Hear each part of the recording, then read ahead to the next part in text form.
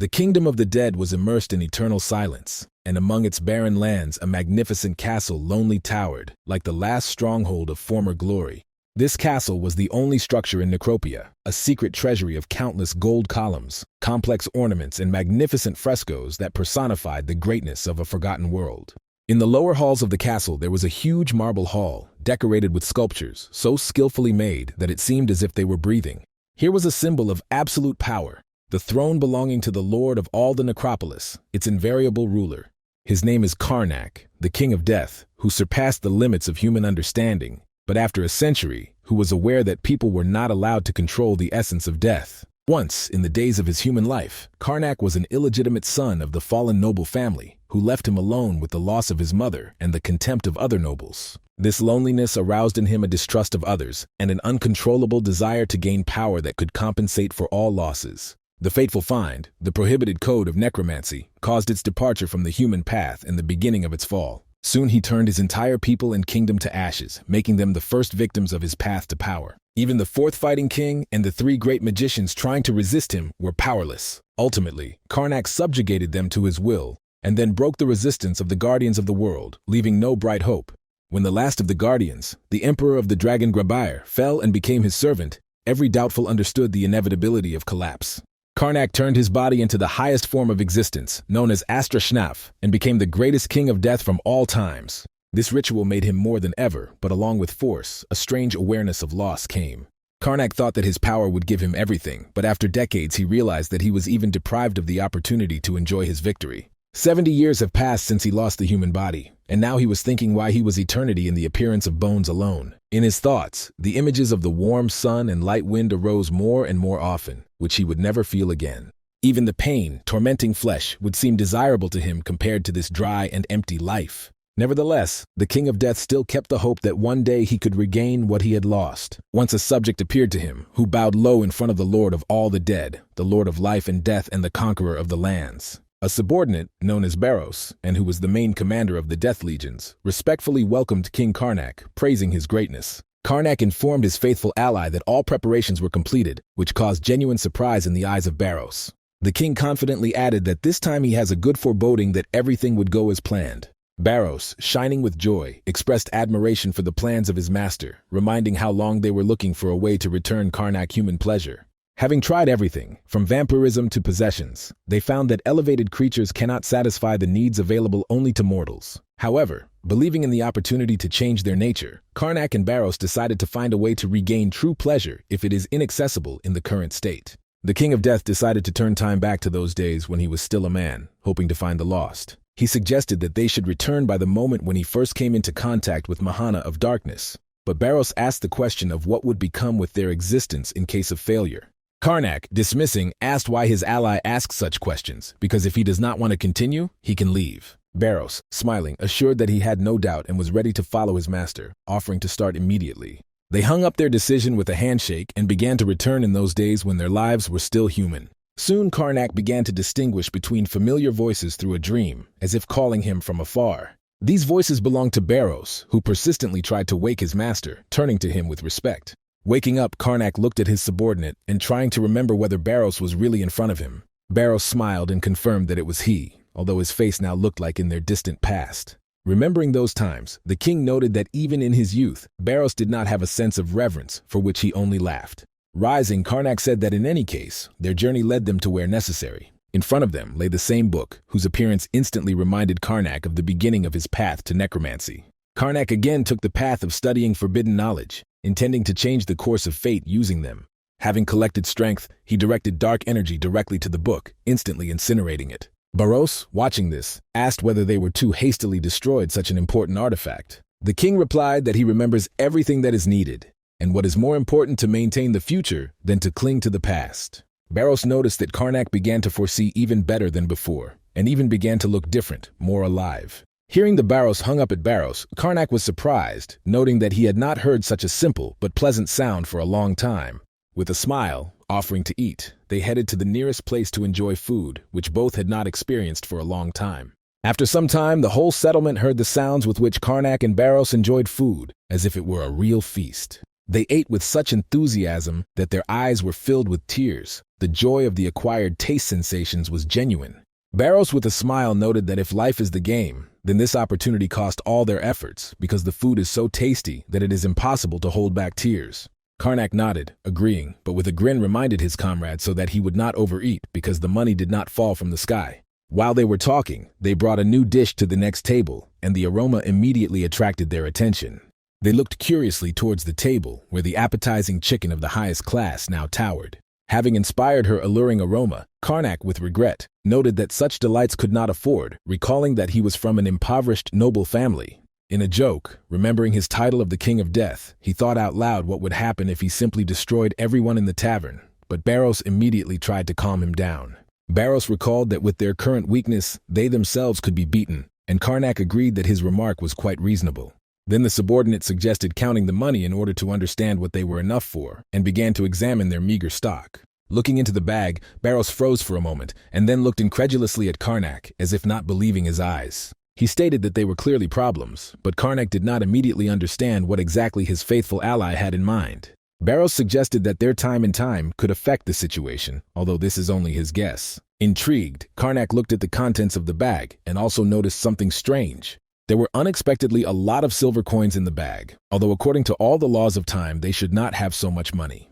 The protagonist thought that something was clearly wrong here, because in their time, the Jestard family was in a deep financial crisis. His grandfather, Baron Grelid, spent a fortune on numerous enterprises, laying the lands, but all his undertakings crashed. As a result, the old man left behind only debts that passed to the father of Karnak, to the Baron Krapp, but he could not cope with them. Two eldest sons from his first marriage were useless lolls, who did not bring any benefit to the family. Karnak himself, being an illegitimate child, grew up in a family that slowly collapsed under the weight of debts and failures. The constant humiliation and contempt of the family made a real boot for survival every day because his youth was full of bitterness and struggle. Now, the money lying in front of him has become not a reason for joy, but a source of anxiety because it seems that the spell of the regression of time worked differently as it should. Barros, fingering the dagger, honestly admitted that, being a simple swordsman, he could not know everything about these magical subtleties. The hero, thinking, came to the conclusion that perhaps they did not return to the past at all, although too much coincided with his memories. Barros interrupted Karnak's thoughts, suggesting that instead of puzzles, it was best for them to spend money on chicken, because worries will not disappear anyway. Karnak looked at his friend and softening said that good food would help them find strength to solve all their problems. As a result, they enthusiastically ordered 2 juicy chicken at once to eat plenty. Soon, satisfied and well-fed, they hit the road, discussing their future plans. Barros irritatedly noted that again to see Jestard does not please him at all, because he never considered them a good family. Karnak, with a grin, replied that their fate depends on the correct actions and that he has long been not the young man that was before. However, the oddities around continued to cause concern from him, and Barros noticed that they were becoming more and more, starting with a horse. With interest, Barros asked if Karnak really did not notice how the manager spoke with unreasonable politeness about how perfectly he cares about horses. Indeed, for a family in decline, it was simply inconceivable to have such thoroughbred animals. And the townspeople with whom they met earlier, those who once despised them and called the scum, now seemed friendly and even welcomed them with a smile. This made Karnak think that everything that was happening was some kind of crazy nightmare. Barros agreed that it was really strange, but advised to deal with these facts when they would arrive home. They were almost in place, and Karnak, looking at his native lands, admitted that he had not felt such a strange excitement for many years. With a smile, he noted that he felt nostalgia, although it seemed to him amazing. Barros, on the contrary, coldly stated that for him, this place causes only irritation because it never brought him joy. His hostility was explained by the fact that his own life in these lands was filled with suffering.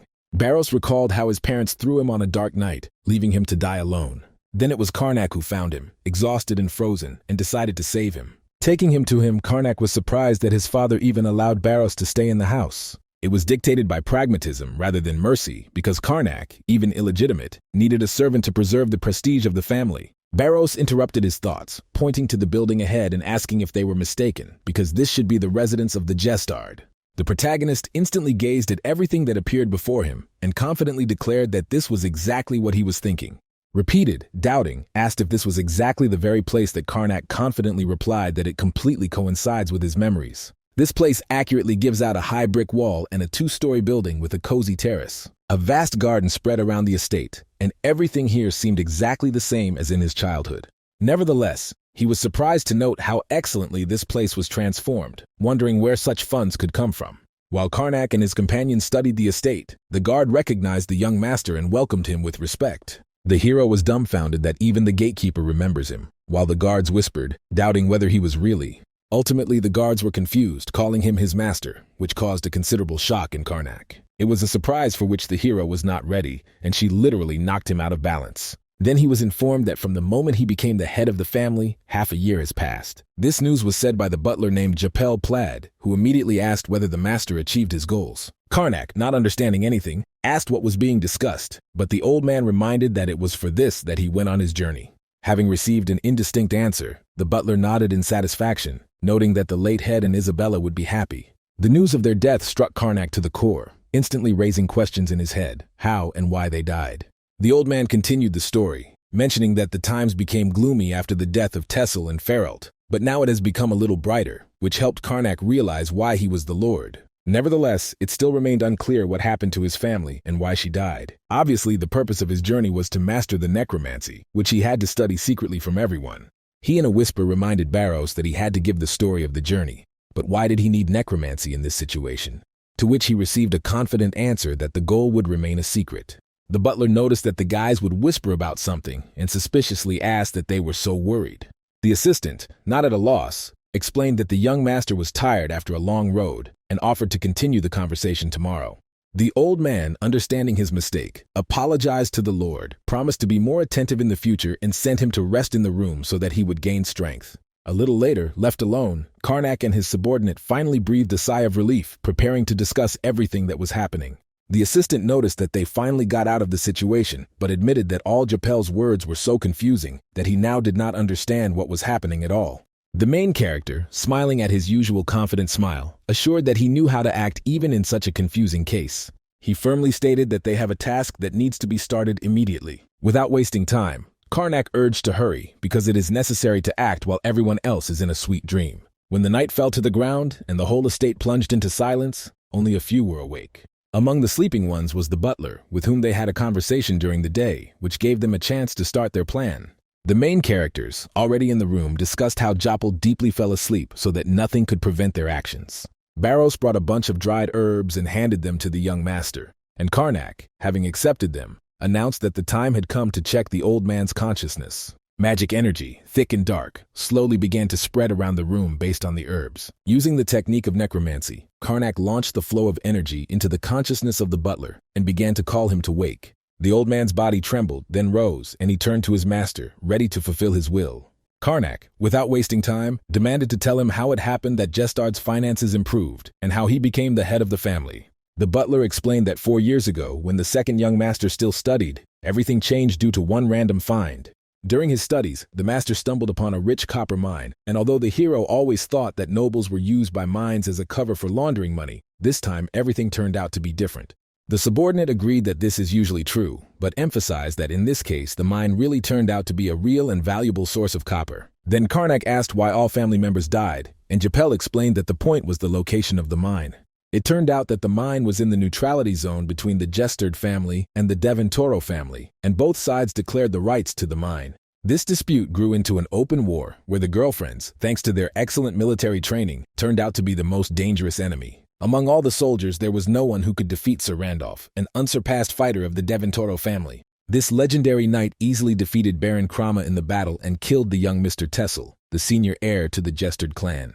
Feralt, the best knight of the house, lost both legs in battle with Sir Randolph, which led him to a desperate decision to commit suicide, and the Baroness, shocked by these tragedies, soon died.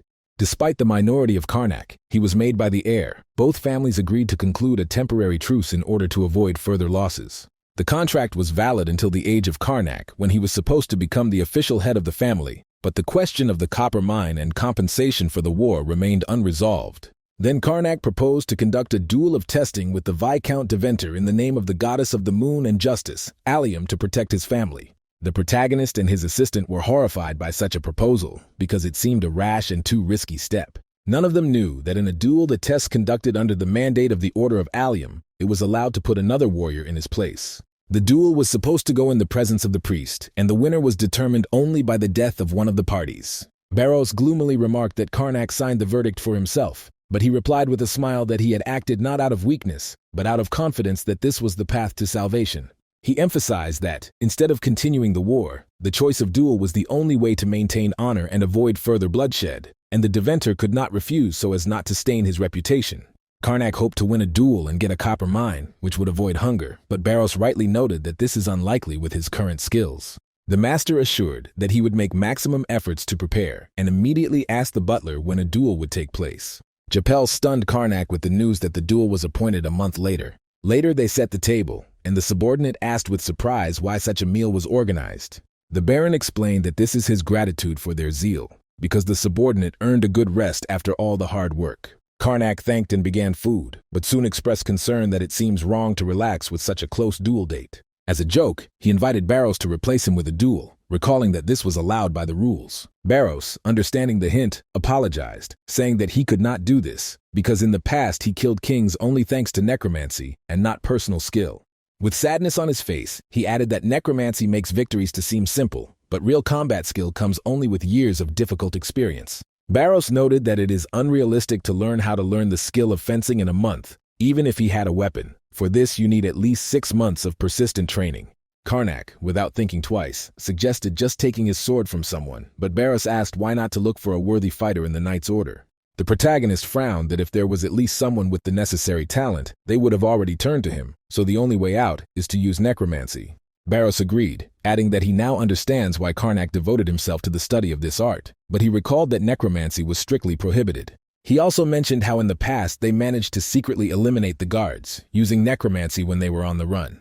However, even then, the priests of Allium quickly calculated them and accused Karnak of using forbidden magic. The priests were sure that Karnak was a necromancer, and ultimately drove him to Barros into a corner. Once in a hopeless situation, the hero was forced to call for spirits that could erase the fate of the living, using the energy of the abyss. Seeing the cause spirits, the priests experienced shock, realizing that they had a really dark magician. To combat spirits, they ordered the use of the sacred talismans of the keepers, hoping to stop the threat. However, the talismans were useless, and none of them could explain why the blessing of the goddess was acting.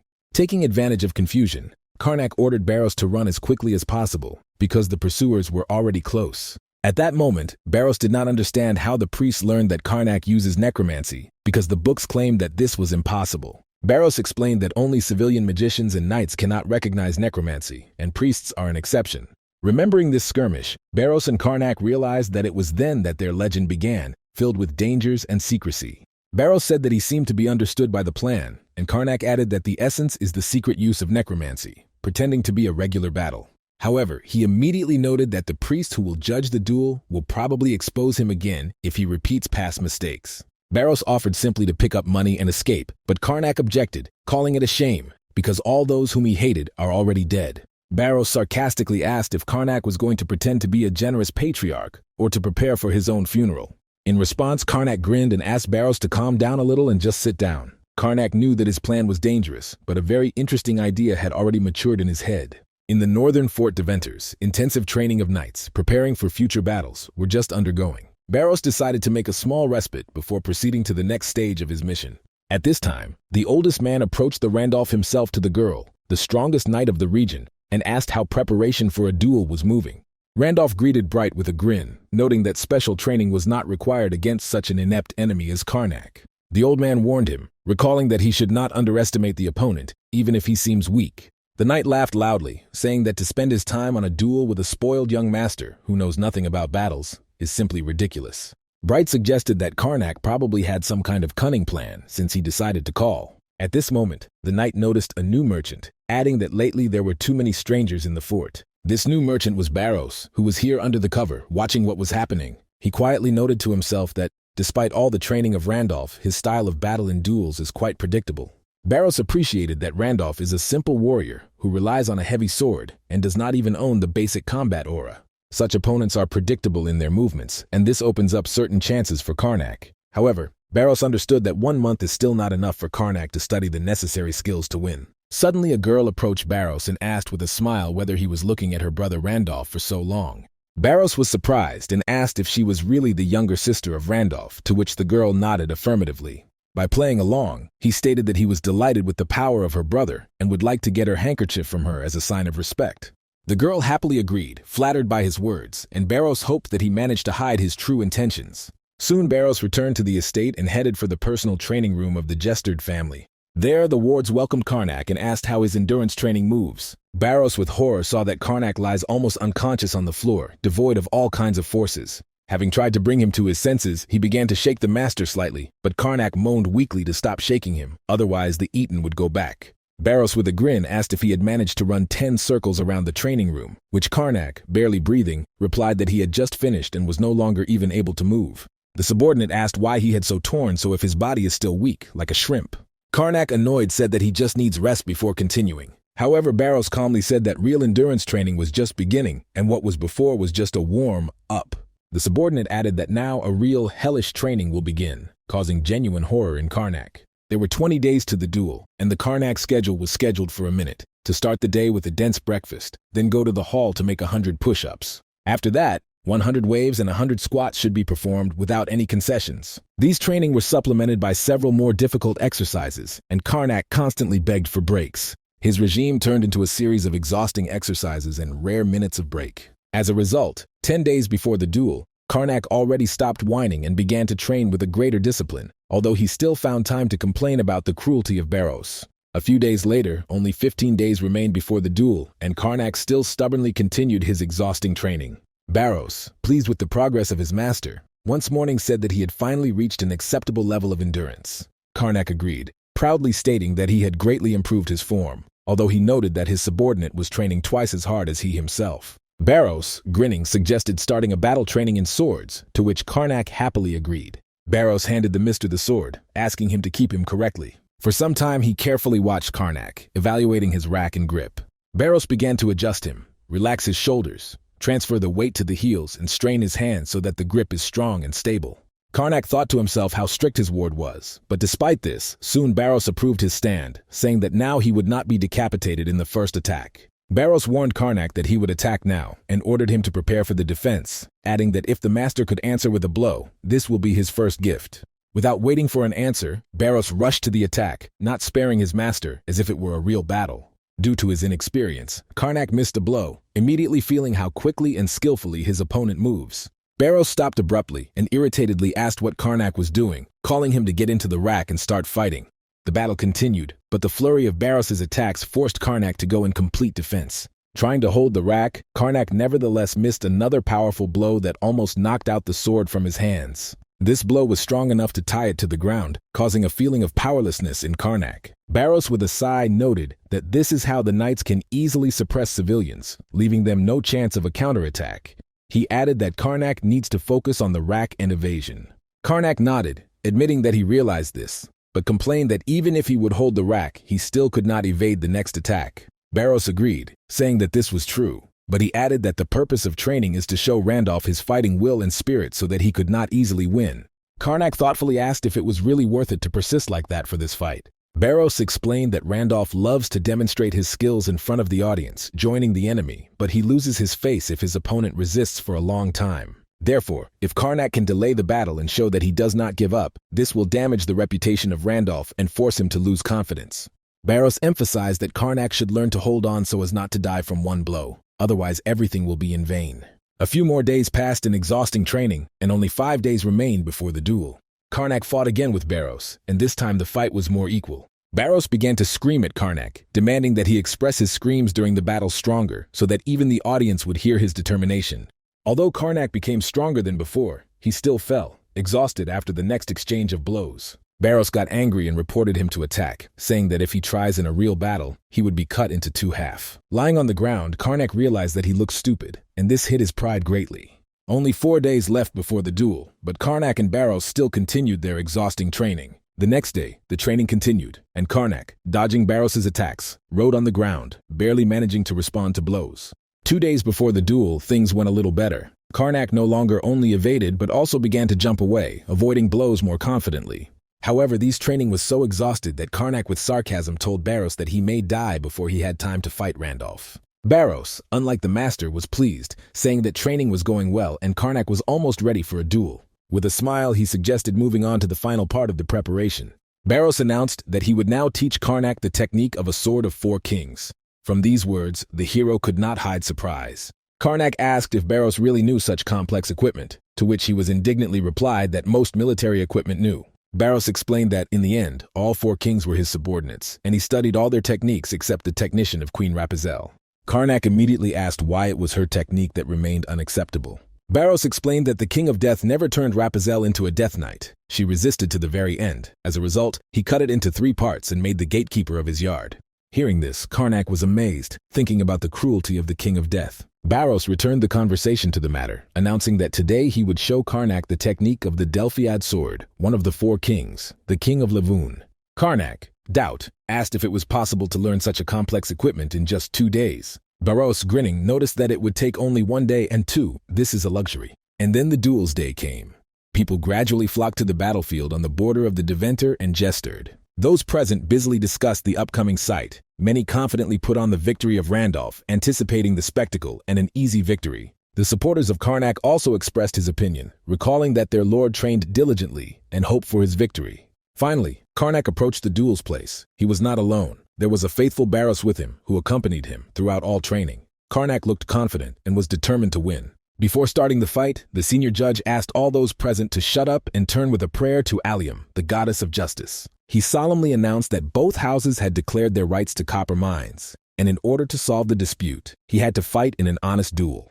Then he asked Karnak, a representative of the Jestard house, to go forward and appear in front of the goddess, a symbol of justice. He also called Sir Randolph from the Deventer, so that he also introduced himself to the goddess, indicating that the difference in equipment was taken into account depending on the skill of the fighters. After that, he turned to the duels, asking the sacred question whether they swear to fight honestly in the name of Allium, and received confident confirmation. The priest announced the beginning of the battle with the words that the war with this oath will become an arbitrator, and the scales of justice will find the truth. When the fighters took their positions opposite each other, he solemnly announced the beginning of a duel. Randolph, without losing a second, grabbed his weapon, deciding to fight with maximum determination. He instantly moved to the attack, rushing forward with unshakable confidence in victory. With arrogance, he stated that even if Karnak trained, he would still remain a weakling. Karnak easily retorted his blow and calmly replied that true power would be clear only in the finale. Randolph noticed the opponent's confidence and mentally noted that he was clearly not as simple as he seemed. Not wanting to stop, Randolph attacked again, but Karnak masterfully defended himself his shield. Supporters of the House Jestard rejoiced, seeing how Karnak demonstrates worthy resistance, and Barros was sure that everything was going on his expectations. Despite the tension, Randolph moved restrained, waiting until he studied his opponent. Karnak realized that his training was directed at this moment and understood that he should show the power of his spirit. With an unexpected tactic, he loosened the defense, shouting so that the opponent boldly attacked. This impulse forced Randolph to think, noticing determination in the eyes of the opponent, albeit without exquisite skills. Then Randolph decided to bring the battle to a new level, activating the hidden potential of his weapons. Karnak was stunned, realizing that the enemy's energy was intensified, and his shield could no longer restrain it. When Randolph's weapons fell upon him, Karnak, showing an incredible reaction, rolled up, avoiding a blow. Karnak easily rolled, demonstrating the technique that he brought to perfection in long training with his student. Randolph was at a loss, thinking what kind of strange and unexpected rifts were. The audience was also stunned, realizing that the young lord, despite the power of the blow, was incredibly agile. The judges Rogos looked at each other. One of them commented that he sees such a parish for the first time, and it is worthy of admiration. Karnak got up easily, throwing the shield to the side, and looking at the opponent, called him a miserable insignificance. He grinned, emphasizing that he was slow as a turtle, and clumsy, like a muscular wild boar, which is also called a knight. The words of Karnak angered Randolph, and he violently replied that he would no longer allow him to mock and close his mouth forever. Karnak only grinned, stood in the combat rack, and invited the opponent to try to make his threat. Randolph froze, dumbfounded by an unusual pose of the enemy, which seemed ridiculous but anxiously familiar. Remembering the teachings, he realized that in front of him is the technique of Delphiad, the rarest style. There was noise in the crowd. The onlookers began to discuss that this technique belonged to King Delphiad himself, one of the 4 fighting kings. The Karnak family rejoiced, seeing how their heir uses the legendary style that instills hope for victory. Randolph, smiling at himself, decided not to succumb to emotions, maintaining composure and concentration. He knew that only a genius with vast experience could master the technique of the War King, and Karnak clearly did not possess this skill. Randolph thought that the rival overestimates his strength, but still appreciated his courage and hard work. Having directed the weapon to Karnak, he stated that he would perform justice in the name of Allium. However, feeling the opponent's evil look, he realized that one zeal is not enough to win. Even before the duel, he discussed with Berosus how the technique of the Combat King can be copied for the appearance of skill. Randolph decided that it was enough for him to demonstrate his strength, so that the audience believes in his superiority. And although Beros's true plans were far from his goals, now it no longer mattered. Karnak, skipping the blows one by one, wondered if all this was really part of his mentor's plan. Despite the difficult situation, he did not give up, knowing that he was obliged to bring the matter to the end. With difficulty restraining tears, he shouted that the blows mean nothing and that no one could defeat the heir to the Jestard house. Randolph looked at him in bewilderment, thinking that this battered idiot was carrying for nonsense. Meanwhile, supporters of the House Jestard silently worried about their lord, proud of his efforts, although they used to be considered a sloth. They began to whisper that, despite everything, he is quite worthy to become their leader. Baros, watching the battle, was glad that Karnak avoids critical strokes and believed that his training was bear fruit. He also noted that Karnak masterfully leads the opponent with his caustic remarks, which clearly angered Randolph. Randolph could not resist and stated that Karnak looked exhausted and is unlikely to be able to do something else. With these words, he fiercely rushed to the attack, intending to finish the battle right now. Baros, noticing his impulse, realized that this moment had come, as was planned. Karnak closely watched Randolph's actions, thinking that it was finally time for the decisive maneuver. He recalled the words of the mentor that the imitation of movement without the power of the blow would immediately give out his weakness, but if everything is done correctly, the plan would work. Randolph, aiming at Karnak's feet, tried to limit his mobility and complete the battle, but Karnak at the last moment went into the protective rack and stuck the sword in the ground, blocking the attack. Randolph in shock realized that his attack was really stopped by this newcomer. Karnak mentally followed the plan, reminding himself that now it was necessary to conduct a diagonal blow-up. He made this maneuver, and Randolph flew out of his hands, taking off up. Without losing a moment, Karnak changed the grip of his sword, preparing to deliver another decisive blow. Having concentrated and following every advice of his mentor, he inflicted a powerful attack, known as the overkill double uppercut, striking the opponent and completing the duel. After it, the blood of Randolph poured onto the floor, and the hero was exhausted. Although the opponent was wounded, insisted on his feet and asked, "Is it all that he is capable of?" The kitten who scratches him would have coped much better than he. After these words, Karnak realized that he had done poorly for him. After what the faces saw, they realized that after this the match seemed to be finished. The supporters of the young master were also puzzled because they realized that it was wonderful and reality is quite cruel and unfair at the same time. Randolph said that the guy weakened vigilance, and he was sure that his peers would laugh at him, but the hero replied that he was risking his life right now. So is it really that he has this concern for him? Although this is not so bad, because the guy will not have to regret him after everything that happened. The opponent felt that his expression on his face somehow changed quite strongly, and at the same time from the wound, which he received the beginning of dark energy. The man did not understand that this was still happening to him, so he immediately began to scream the film. But the priest, who was the main judge, said that this aura is somehow strange. Render in turn tried to get rid of the dark energy that covered his body with the help of a fly sword. Then Karnak rushed to the attack and said what kind of wallpaper he did not come up with dirty tricks. He would not lose. Suddenly, Randolph's legs also began to be covered with dark energy, and he was distracted, the limbs, as if he were moving on its own, so he threw his great power to the head of the protagonist. Those present were horrified and did not understand how a person could have such a force. As a result, they realized that this black aura was controlled by Sir Randolph. But people were confused. Was it really sacred when suddenly Baros shouted from the crowd that it was necromancy, and it should be the power of the devil? After that, the fighting knights and the priest ordered the one who used the necromancy, and they immediately rushed to the attack. The old man also went with them and asked him to change his mind to his name Allium. To accomplish the court and justice over unclean creatures, let him lower his sword and surrender, but with one wave of sword Randolph, he immediately threw them away. The man did not understand what kind of nonsense they were carrying, but he could not cope with this force. The judge immediately shouted to the rest to listen carefully because this is necromancy, so everyone should stop him. Randolph's body exuded this very power, but could not understand what was happening. The first thought that he had visited his head was that this villain Karnak did it with him. Of course, the main character from this outcome of events was very happy and thought that his former opponent was confused, but still should not arrange such scenes. And so he, using the power of his necromancy, directed her to Randolph, after which the body of a man completely covered the dark power. The guard noticed the priest. It seems that he was controlled by the curse. The old man replied, "This is because he still does not know how to manage them, and they have no choice. This person should be killed at that moment, as soon as the opportunity presented, so they rushed to the attack." Randolph really could not cope with the power that enveloped him, and therefore shouted, and after a few moments, his body pierced the weapons of new rivals. And when this happened, they began to leave his body very much, and the dark energy gradually disappeared. In the end, only a lifeless body fell on the field, where an honest battle of the knights was supposed to pass. The guard said that Randolph was no longer breathing, so he asked what to do. The priest asked the officials to the Vinth Devontor estate and let them conduct a thorough investigation. Then he said that the verdict was already adopted. The fighter of the girl called the Dark Power and participated in a duel in this sacred court. It was nothing more than a shame. The goddess does not forgive this, and therefore the fighter Zestard Baron Karnak won. During the search, the estates found a blanket and raincoat symbols of necromancy and evidence were throughout the building. Randolph's sister could not believe it, because all these things were those that he recently bought from the merchant, the priest asked. But what about this suspicious bottle of medicine? The girl said that it was just a hair growth that they bought from the merchant, because the brother was always worried that his hair was falling out. The interlocutor interrupted Milady and said that this could not be more obvious proof of the necromancy, so the hearing will take place very soon.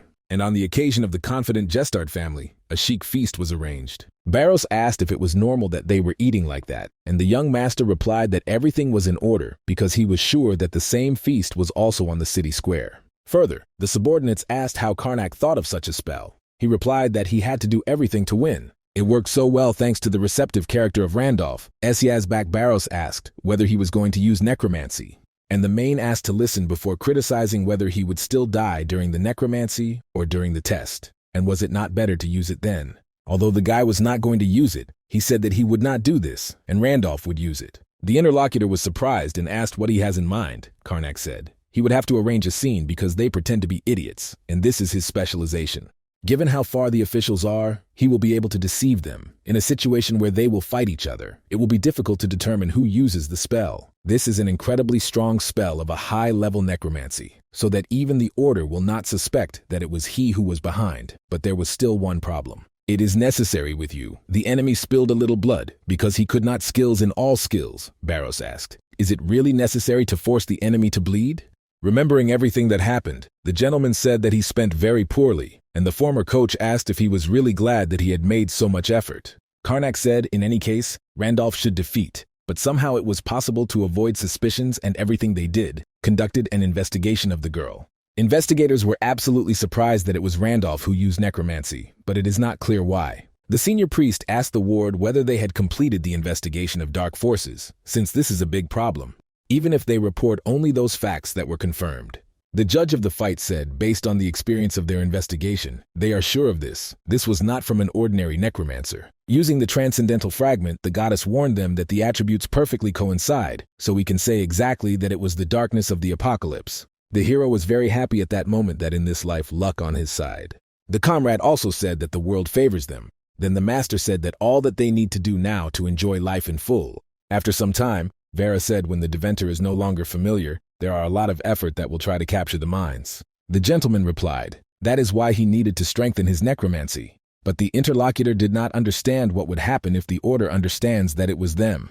Karnak only smiled and said, that is why he needs to find a way to use necromancy so that he was not caught. 3 months later, as usual, he sat on his estate and trained. The magic circle that was used in necromancy also covered the whole room, and the hero, accumulating this inhuman energy, thought that he should focus on its development. He used the negative energy of the lunar light and the darkness of the deep night. It was necessary to call on spoiled energy, filter it, and collect only clean. And finally after that, just sort and process it to create magic. In the end, he succeeded everything that was conceived, and he was glad that it was the perfect technique of chaos magic. Somewhere on the training ground in the same estate, and Barros trained. He thought that 3 months have already passed since he began training as a soldier to become an official knight of Jestard.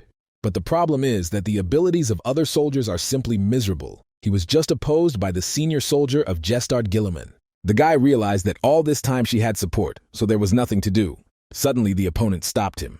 He no longer became very much, so he asked to finish today. The interlocutor smiled and told Gilliman that he was grateful for devoting his time. The man said that he was not even a whole, because now he should study with him, and not vice versa. Still, he increased incredibly, and will soon become the strongest knight throughout the family. Barros replied that he still had to go a long way in comparison with him. Then the soldier said that he would definitely become a good knight, and today the soldiers are going to drink together so if he wants him. The guy replied that the small gentleman had learned an important task for him, so it was annoying, and they said goodbye. And after some time, along with the kettle and with joy on his face, he showed up to the young master, saying that it was time to eat. But the main character met him with the help of magic, directing the equipment at him. The Baron shouted that it was necessary to knock before it out, because it was dangerous, and the ward did not understand what kind of technique it was he had just used. It is definitely not like necromancy, and this is something else. The interlocutor noticed that this is true. It is now difficult to consider this necromancy. This technique itself is more like some mana. Barras was again surprised and asked, unless he could use Manu if he does not change his strength. In this world, there are 4 ways to go beyond human power, and the first is a knightly combat aura. There is also mana used by magicians and divinity of clergy. The last of them and the most dangerous is necromancy, which deals with the force of death as well as darkness. This transcendental force accumulates only that energy that corresponds to the strength in the human body, as soon as enough strength is accumulated, and it will now be formed by force. Because the force is optimized, that it is best suited to the soul and body of the user himself. Anyone who owns this force will not be able to use another power if his soul has already received one of them, so that, having chosen the power to change it. Karnak explained that he did not change his strength, and she was simply in the second stage. The interlocutor immediately noticed how his power changes in the second stage. The gentleman noticed necromancy, using the energy of death and perishable energy, is a literally very dirty mana, which is why he works well with her, because he had rotten education. But there are products that are made using unpleasant methods. For example, fermented. This force was also processed so as not to feel vile, filtering out initially negative emotions, such as hatred and resentment, leaving only the pure energy of darkness and death, and then transforming it into mana. So the work on his mana chaos was completed in appearance. She looked like a regular mana. Comrade said that she really felt closer to mana. And the gentleman after that stated that now he could pretend to be a magician, but there was a snag if he could imitate the amount of force that he had with the help of chaos. The Baron stated with a lot of force there are big troubles. All that it needs at the moment is enough strength to protect the territory. On the territory of Gestard in the western forest, all the monsters were caught to be in the mines. It was a good job, so the soldier said to prepare for the exit. He himself is going to make a report, so not very worried. But suddenly a silhouette of the animal appeared behind him. This very monster was very surprises, so he rushed on the attack on the man who was in front of him. The man immediately turned around and saw that he was attacked, but did not have time to react in any way. And then Barros immediately rushed to the aid of which the animal's blow was rushed and killed it with just one blow. Then he stated that he was a little late and asked whether Gilliman was in order of Lee. He thanked him and said that he felt more confident with the official knight. After that, the guy smiled and said that very little time had passed since he became a knight and still feels awkward. He further noticed that the soldier was saying the island now. He replied that this was so. These synagogues became at least twice as much, so that the rumors are true. The bar immediately asked if, by rumors, he has in mind the oracle of the goddess. This is an oracle of destruction, which was sent by the 7 goddesses that protect the world and humanity by order. The emptiness will open the mouth and erupt fate, which is unacceptable, and it will be demonstrating the light and darkness of a reigning life. Difficulties arise over time. The wrong animals will receive improper power, and the dead will awaken and go on the wrong earth. The king of death will go down. It paints the world with blood as well as tears, and it will become the end that speaks of destruction. After the divination of the goddess, the monsters from a close continent became furious, and the necromancers became uncontrollable, which led to accidents. Then the religious orders of the continent announced the divination in order to prevent all this chaos, after which they began to fight them under the blessing of the goddess in order to protect the world. Barros told this to Karnak and noticed before the regression of such an oracle was not so why the past is constantly changing. The hero told him, it is a little annoying that they did not have enough information. The interlocutor noticed that this was probably connected with the young master, but he replied that the time frame did not coincide because the oracle was long before their regression. Then, of course, it was again in horror speaking. That is why the incident with Rendolph went so easily. It is the collapse of the world, and if they should not do something now. The hero asked what they could do as ordinary village. He does not know who the king of death is here. But is it really so simple to destroy the world? They did it, and know how hard it is. Barros added that there are many different heroes. Do these people themselves will not deal with the problem? And the master suggested trusting the forces of this world. They, in turn, simply should remain on their territory and enjoy this life. 7 days later, a man arrived and said that he was from the order of the goddess of the sun Latiel. He wants with you his interlocutors collaborated in this matter. After all, their organization learned that the necromancer operating in the city of Deratrit fled to Gestard and believed that he was hiding somewhere in the nearest forest. Therefore, the man would like to ask for a guide who knows the way well. Barros thought about whether the master feels this, because they should reject him naturally. Karnak, in turn, said how he could reject things related to the goddess, and the wards could not understand at all that he was doing. The Baron said that as soon as possible to imagine a person for them, and on this they agreed. Soon Barros said, They thought they were not going to interfere in worldly affairs, but the hero replied that this was a good opportunity to understand the situation with one person. At first they will catch him, and then they will easily kill him, and he will show this guy what real power is. Just in the forest, a man was making his way, who thought, did he really lose all the pursuers? Right now, they are the parasites of the goddess. He thought that he would finally stop living as a beggar, but they immediately began to pursue him. So it is necessary to survive in this difficult situation and take revenge. But unfortunately, very soon the knights who chased caught up with him and said that this demonic necromancer stops faster. The suspect stated that he thought why he was so freely fled, and it was just a trap in the end. But all the people who were in the district said that there would be no mercy for him, so they should give up. Naturally, the man immediately began to use his demonic power and asked if they really think that they would allow themselves to catch so easily. A huge amount of the released dark energy immediately spread in the district, and the ghost appeared, which people saw, and they were very scared because it was necessary to remove the protective spell. Karnak in turn was also in the forest, and when he saw this, he thought that he was all crazy, because this technique looked shameful, and he sat on a tree with his ward. Barros noticed that this man did not learn the standard procedure, so he thinks that they already need to start their actions. Let him only look, because this necromancer began to act and run as soon as he spoke about it. The master smiled and immediately stated that they should get ahead of them until the knights were seized. The man who was suspected of necromancy and finally reached some kind of cave. He was very tired and said that he spent more energy than expected. You can hide here. Feels warm.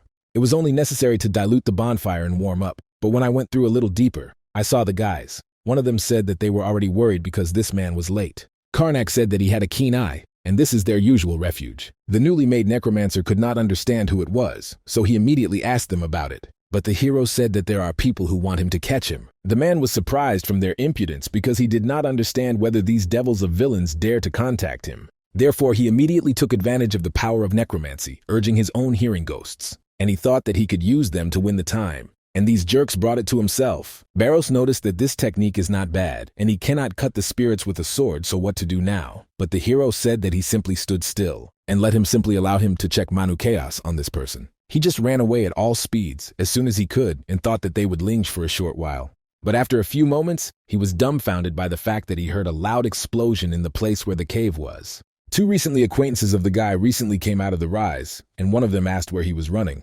Again, using his new power, Karnak ordered her to congelate and explode. After that, fireballs began to fall on the ground, which looked like meteorite rain. Of course, the unfamiliar man did not expect this and asked, was he really a magician? Then he thought that this person was stronger than he thought, and they would catch him at such a pace, so there was no other way. Further, the necromancer stated that in this case he would show him the true power of death and asked him to come out of the word of the spirit. Seeing him, Barros said that there was a lot of energy, and the master did not understand why he called him an evil spirit, because he was not called ghosts. After using his technique, the stranger smiled and said that he was seeing fear on their faces, but Karnak was horrified, not understanding where he saw him. Further, the necromancer shouted that he was already late to pray and directed his spirit forward. But the hero did not flinch even for a second, and then opened his eyes, ordered his knees. So that so-called evil spirit immediately hit the ground. His body literally began to tremble, and it was clear that he was scared.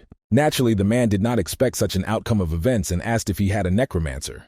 The former king of death was horrified that this man had just guessed about it because it was so stupid. And then he used the second force and noticed that this person does not even know what it is. And the force was called this wounding, and after that a huge green hand appeared over a person, which after a few moments grabbed a person, squeezing him more and more. Subsequently, a man who had removed fought turned out to be enveloped in the ground with blue energy. Turning to him, Karnak ordered to get up, and he began to listen to his new master. The guy asked how he found his abilities for necromancy, and the interlocutor noted that this was just luck. He, as usual, stupid as sorrows on the street, when suddenly darkness swallowed from the lane.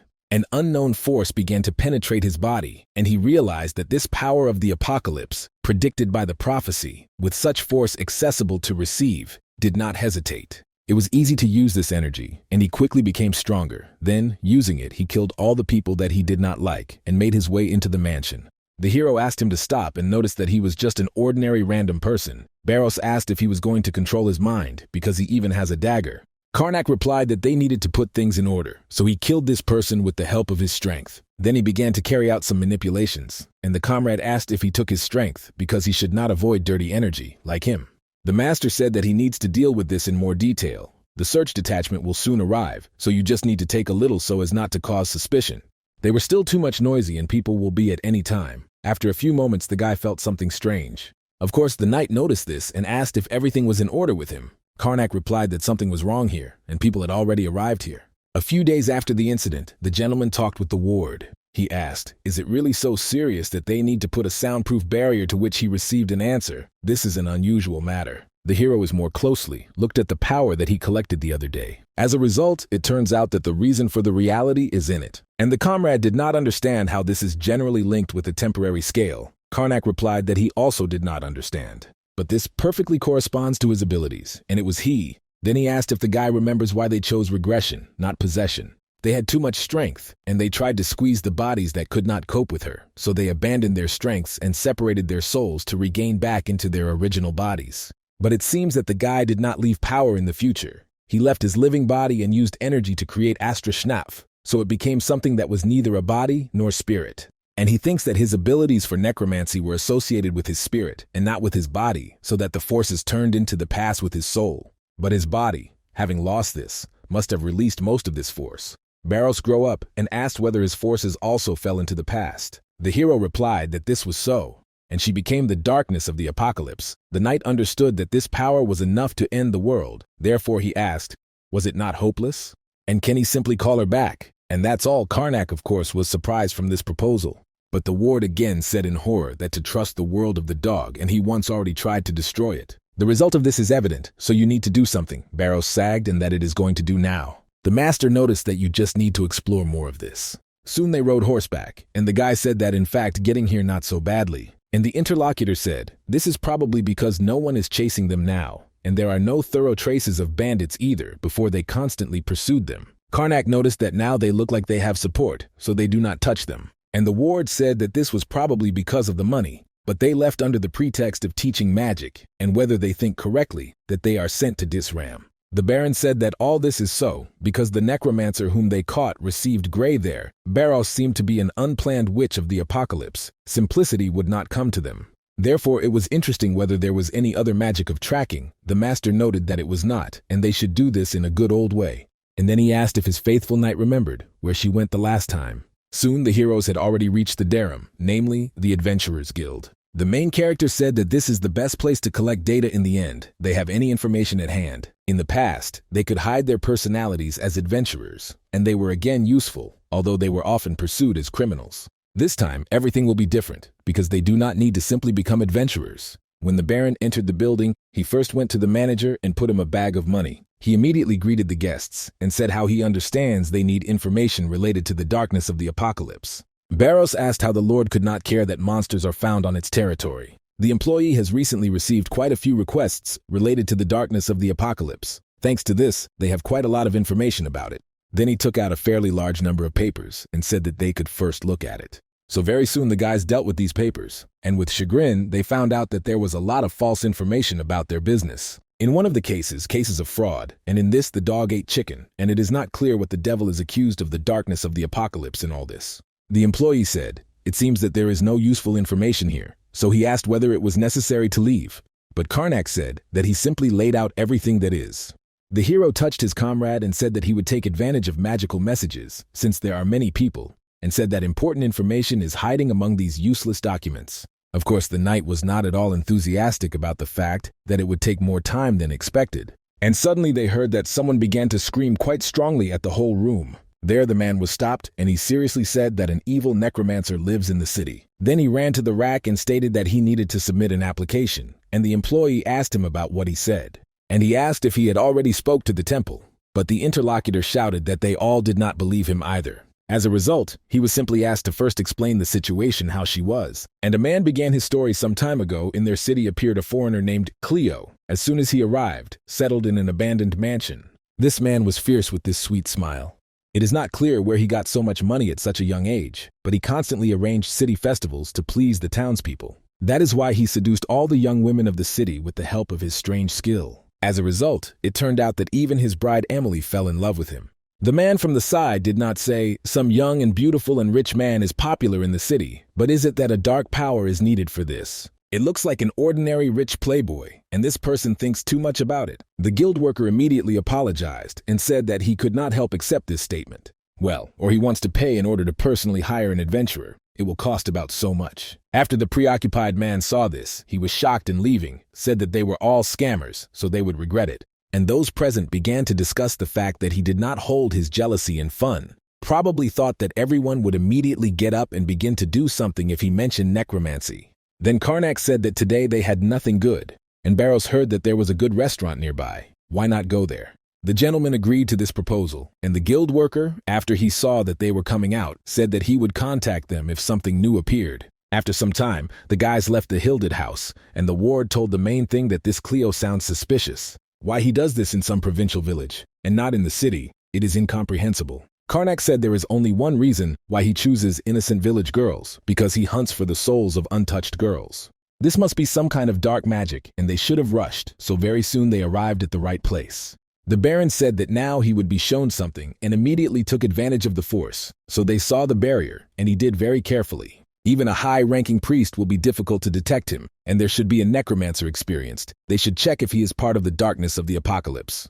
Although it may be that this person is an ordinary necromancer. As soon as the guys were going to explore there, they heard that the priest was returning to them. Once they saw him, so they understood what he was doing here. The clergyman introduced himself and said that his name is Alias, and he is the inquisitor of the first rank of the Order of the Earth, which serves Hatobi. Barros immediately introduced himself, as well as Mr. Karnak, and the interlocutor was surprised that they were adventurers, asking what brought them here. The hero said that he had heard strange rumors when he drove past, and they just wanted to look, and Alias asked they could then provide him with a service. All this will be in the name of the goddess, so they should not wait for anything bad. Further, the priest said that this is not exactly, but there is a chance that a necromancer is hiding in this city. Karnak asked, "Is it not bad?" And the knight noticed why then the clergyman came alone. He replied that the order would not do anything until there is concrete evidence. They do not believe that there is a necromancer, because now there is so much important information. The Baron asked that this situation is not suspicious enough. Elias noticed in such a provincial village it is difficult to pass the rich and beautiful in comparison with the city.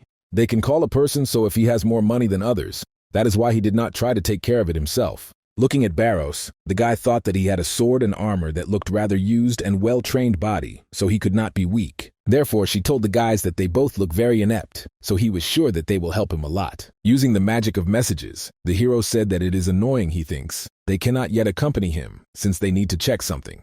The interlocutor immediately asked, but that if he finds out that he was also a necromancer, the hero replied that they were just watching his memory. Then Barros asked to try to avoid this, because he had not yet seen someone remained in his right mind after that.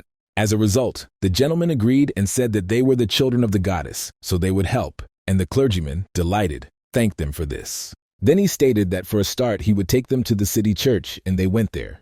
Upon the arrival of the guys, the head of the city church of Graz and the nun Julia greeted.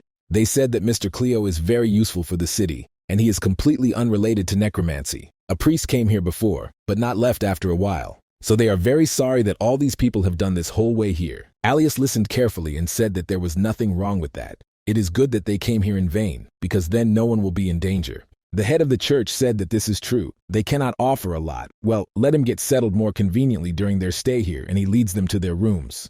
Mr. Cleo came subordinates and said that another person from the order arrived for investigation. The aristocrat asked to report as soon as he noticed something was wrong. At that moment, he was very angry that all these rats continued to advance. Graz just took visitors to the rooms and asked them to rest. Karnak noticed that they did not even respond very positively about Cleo, so that perhaps the whole city was deceived by this person. Alias said that it is pointless to ask people, and he should meet him himself. The hero did not understand whether he was just going to interrogate him.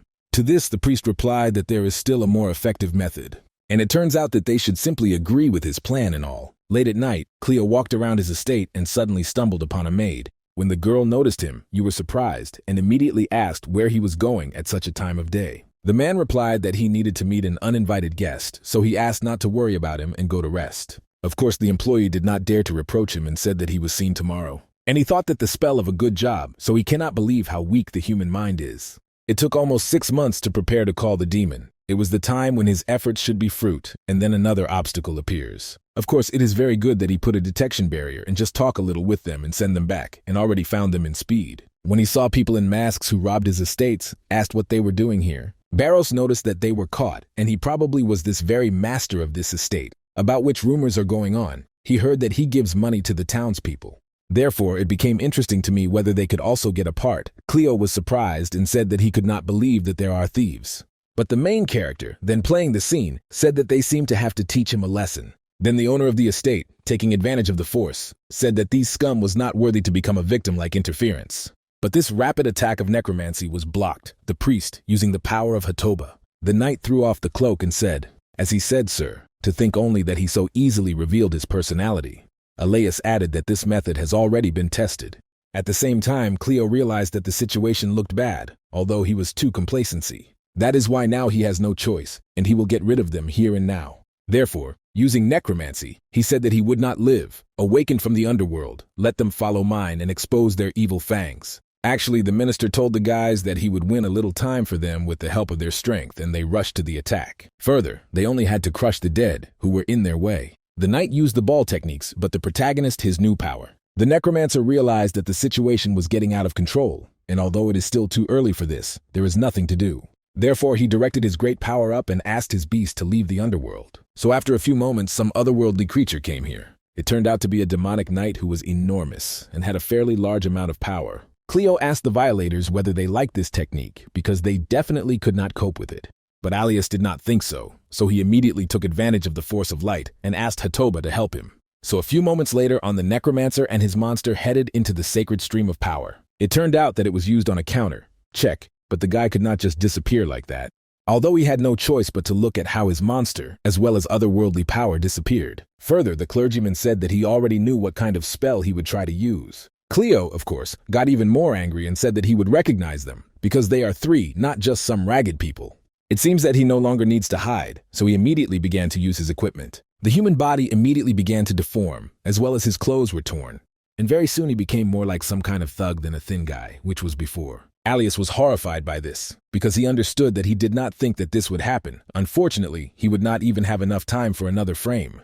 But as soon as he thought about it, the guys who accompanied him and rushed to the attack. Barros, with the help of his weapon in an instant, inflicted several dozen strokes. But the main character, trying to hide the power of his necromancy, directed the magical arrows of another nature. So the body of the creature that was in front of them was affected, and the onslaught of two huge forces could not stand. The monster immediately fell to the ground.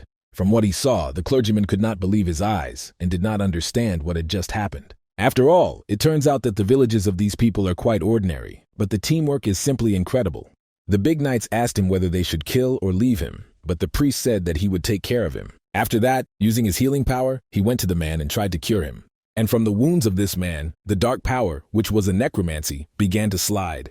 As a result, Alias said, as expected, it was the darkness of the apocalypse. It turns out everything he needs to do is to turn in this corridor, but only he lost his vigilance, as the main character cut him out with one blow of his hand. Then he asked with a smile on his face, perhaps they also needed to start. After a while, Barros asked if there was something interesting there. The hero replied that this man was always a necromancer. He just had a chance to incorporate part of my apocalypse. The comrade said that it was tempting because it is a huge power, but there is something else. And Karnak said, it seems that he was still a member of the cult, reverence for the Tizranic.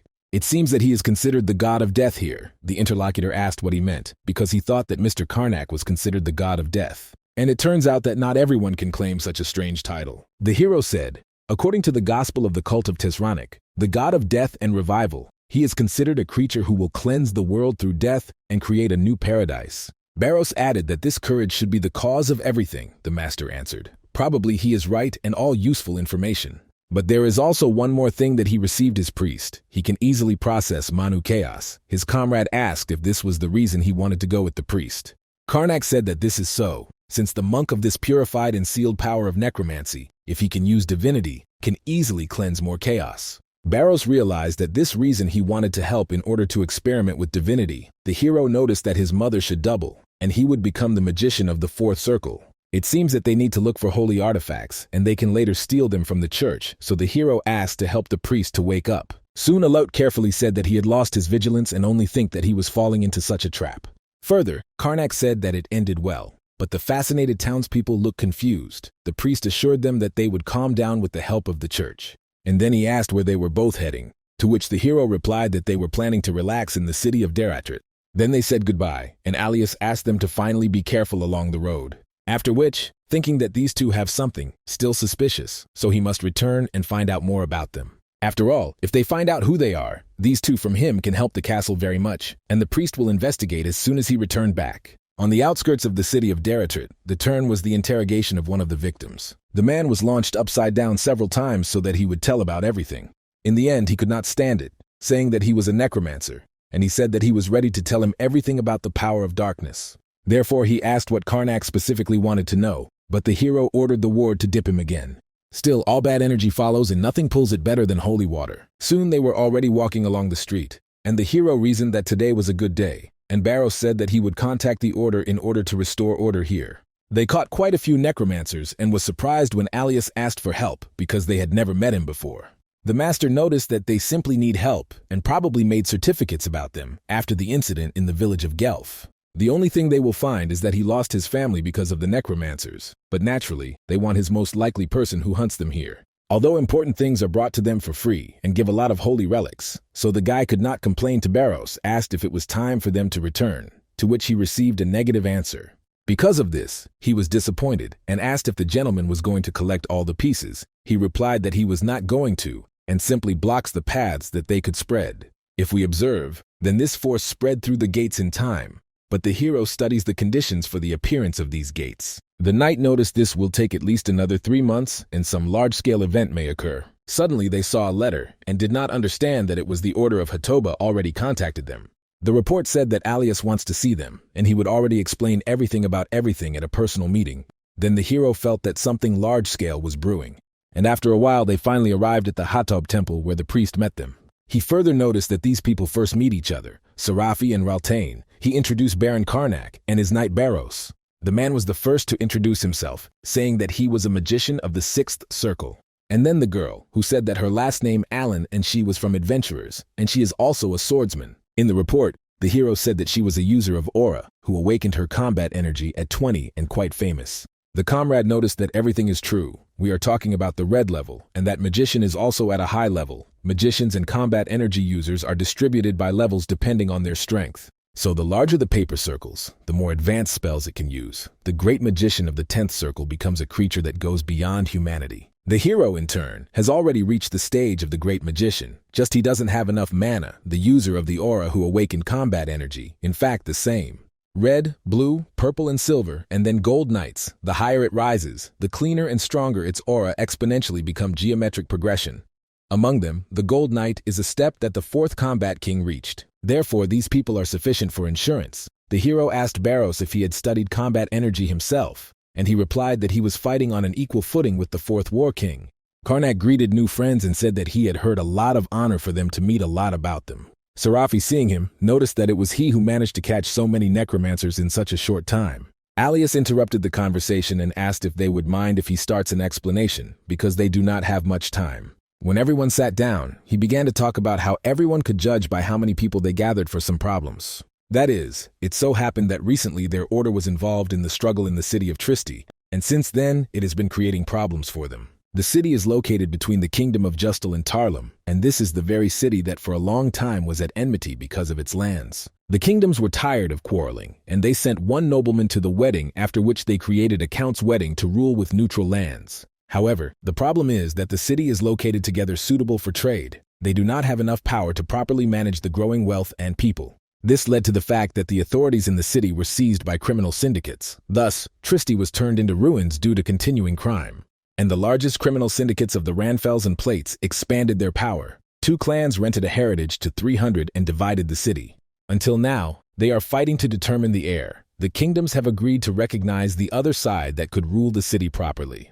So the struggle with the indicator lasted decades, but since the darkness of the apocalypse has come, the top has won boards that began a rapid attack on Ranfelt.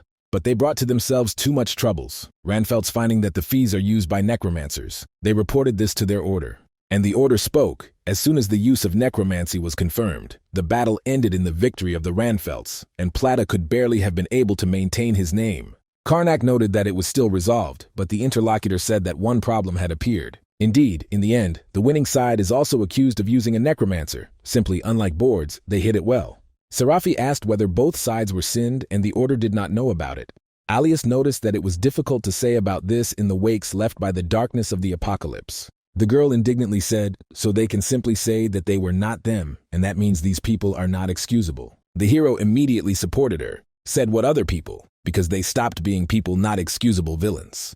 Barros objected to the map, put the reputation of the order, so everything should be done unnoticed. The priest added that everything is true, they should move carefully. If he is blurred, then in the future problems can arise with the capture of necromancers, so you should disguise yourself in order to penetrate the city first. Immediately, the guy was asked why he did not entrust this to the members of their orders. Alias replied that he, of course, was ashamed to recognize, but it seems that the rat did not start. The previous group, which they sent to the Ramfelts, disappeared without a trace, were all experienced adventurers, and they suspect that this is the work of the Hands and Bishop of Straf. He is a high-ranking priest who helped to expel Platov. The hero noticed that the rest, which means they did not know about this plan, and received the answer positive. You see, the priest is enough to do this, and he intends to inform how it is done. They need more precisely evidence of the use of necromancy. Serafi noticed that it could be dangerous, because the whole city can turn against them. Alias said that this is true. That is why he called them here today, because they believe that it is all these people that will be able to stand up for themselves in the worst case. In the underground catacombs of the estate, Ranfelt were a lot of crippled people. Several people arrived there, and one of them said that a lot of time has passed since the order sent them. Therefore, he asked how the interlocutor thinks whether he was not to make a move again. The man answered, if so, then he will be glad to them. Because in the end, they simply send more victims in his direction. This man is just a bishop named Straf. And after an answer, he took advantage of his power of necromancy and killed those who were still alive. After that, he began to absorb their mental energy directly from their bodies. The guy that was nearby said that this was quite a lot, so whether his body will cope with this interesting. The bishop answered, of course no, and that is why he will take advantage of his strength. In different hands, he applied 2 different forces and said that he would protect his body with the mercy of the great goddess. To hope this time they will send the adventurer to them more. After all, only in this case he will be able to get great benefits from their bodies. And somewhere at the same time, the main character, along with his new comrades, arrived in the city of Tristi. There were ruins around, and the priest said that it was a rather large city, with such a rampant crime. Everything is not as it was usually. Also, they need to tightly hold on to their things, when suddenly, from some side, a weapon flew right in Raltain. The blade hit right in a bag of money, and gold coins fell there. Then there were children who picked them up and immediately began to run away. The man was in horror, worried about his money, and Alias said, here everyone was for himself, and it is not surprising that this place was nicknamed the City of Sins. The magician noticed how they could trust the night at the hotel in this place, but the conductor said that he knew one place that is safe, so let him follow him. And when they arrived, the girl along with the rest asked if he wanted to leave them here. It turns out that it was a plate estate. A clergyman with a smile on his face said that they understood everything correctly. Soon the woman said that they did not intend to make excuses. Everyone who plunged their hands in forbidden magic should have been punished, including her father. This was the head of the Sildera family. She added that the Runfels also violated the law, so they could not just leave them unpunished. Alias said that he could not watch as the Temple of 300 performs acts of violence, and the hero, like everyone else, realized that he managed to redirect hatred to the temple in some words. The priest said that he would be grateful for help in the operation against another syndicate. The girl replied that she would do everything possible, but what is their plan? Recently, he has not strengthened the protection, and it is impossible to get to the mansion, if not a high-ranking person. Alias noticed this and therefore he decided to ambush the Ranfelt residents. Everyone was surprised from this, and Raltain asked, was it not too simple a plan, but their so-called lava noticed that he would definitely work. Seldera said that they do not have so many estate efforts, so this is feasible, but there is no information about the necromancers. The priest stated that everything is in order because these people are veterans when it comes to the fight against necromancers. And now, as said, the secret group began its penetration into the estate. Next to the fence were their supporters who used combustible mixtures to distract attention. They set fire to their bottles and immediately shouted that all this for revenge. Then they called them cowardly Runfels and asked to try their new gifts. Now the knights, who were inside the walls in defense, were from this horror. The wizards began to defend themselves, and they said that it was an ambush because of the walls, so that we had to go there and deal with the attackers as soon as possible. And at a time when all the defenders were distracted by the attackers behind the walls, the group, along with the main character, penetrated inside. The hero noticed that the supporters are very useful. The priest noticed that this is true to use this opportunity, because he feels out of necromancy and mansion. But soon the rest of the knights appeared in front of them, who asked, did these villains send boards? Raltain said that now he is greeting elite knights using his magic. After that, he used the technique by the name of the fireball, which fell on people ahead. Karnak, in turn, also did not stand aside and took advantage of the skill called chain lightning. But those knights who fell under her influence were horror, because they did not understand how to pronounce the spell so quickly. The next to the battle was connected by Serafi, who jumped forward in attempts to attack with her sword with a combat aura. The girl made one powerful incision in the air, thereby struck several knights, and the defenders did not understand what the user of the aura was doing here. She could not stop at her, and she simply continued to kill the enemies that were on the way. Barros, in turn, looked behind her movements and said that this cannot be done. Her movements were disappointed. The hero noticed that it was strange to hear from who does not even have a combat aura. But at the same time, several knights arrived on the attack, after which the ward decided to warm up. He does not strain at all, only once waved his sword, and those who attacked were killed in an instant. The hero also did not stand aside and, using his dark magic, killed several victims. Suddenly, the guy saw a clergyman who used his sword and angrily killed people. It was very strange to see him like that, so the hero thought from where he could learn how to own a sword. Soon Alias noticed that they were retreating, and it seems that they had all that they had. Serafi asked, "But why the necromancers still do not go out?" The interlocutor replied that they were probably inside the building, because in the end it would be more profitable for them to fight there. Further, the group of his hero went inside, and there they saw darkness, and also heard the silence. But after a few moments, someone spoke up, saying that they finally arrived. "This is just necromancers, one of them, the user of the aura and a high-wound magician said to be quite famous. But all this is pointless in the face of the power of darkness, and in front of them was a high-ranking ghost of undead." The group at the same time was glad that the evidence was found, so they could just capture them and go back. But the main character, along with his ward, exchanging messages, rejoiced in what these three would bring good money. One of the formanders got angry that they smile and said that they would see how long they could laugh. Then he ordered this very high-level house to the ghost to absorb their vitality, and he attacked. But the sacred minister immediately used the light of the goddess to show everything unclean. The dark ghostly aura immediately began to block the spiritual power. And that necromancer who took advantage of his own was surprised that they had a priest in the team. Serafi also did not stand aside, and then rushing to the attack, she began to fight. She jumped over that ghost and approached the necromancers that were on the second floor. And as soon as she tried to fight these people, something happened. After all, their faces literally exploded, and it was not clear why this had already happened. Alias thought that she killed them, so he noticed that he had not discussed them to capture them before.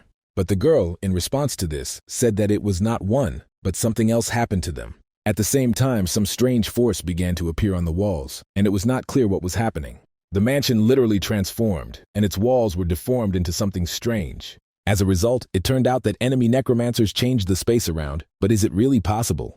And suddenly, a strap came to meet them who noticed that he was definitely good today. He was happy due to the fact that the user of the aura arrived here, as well as the magician of the sixth circle.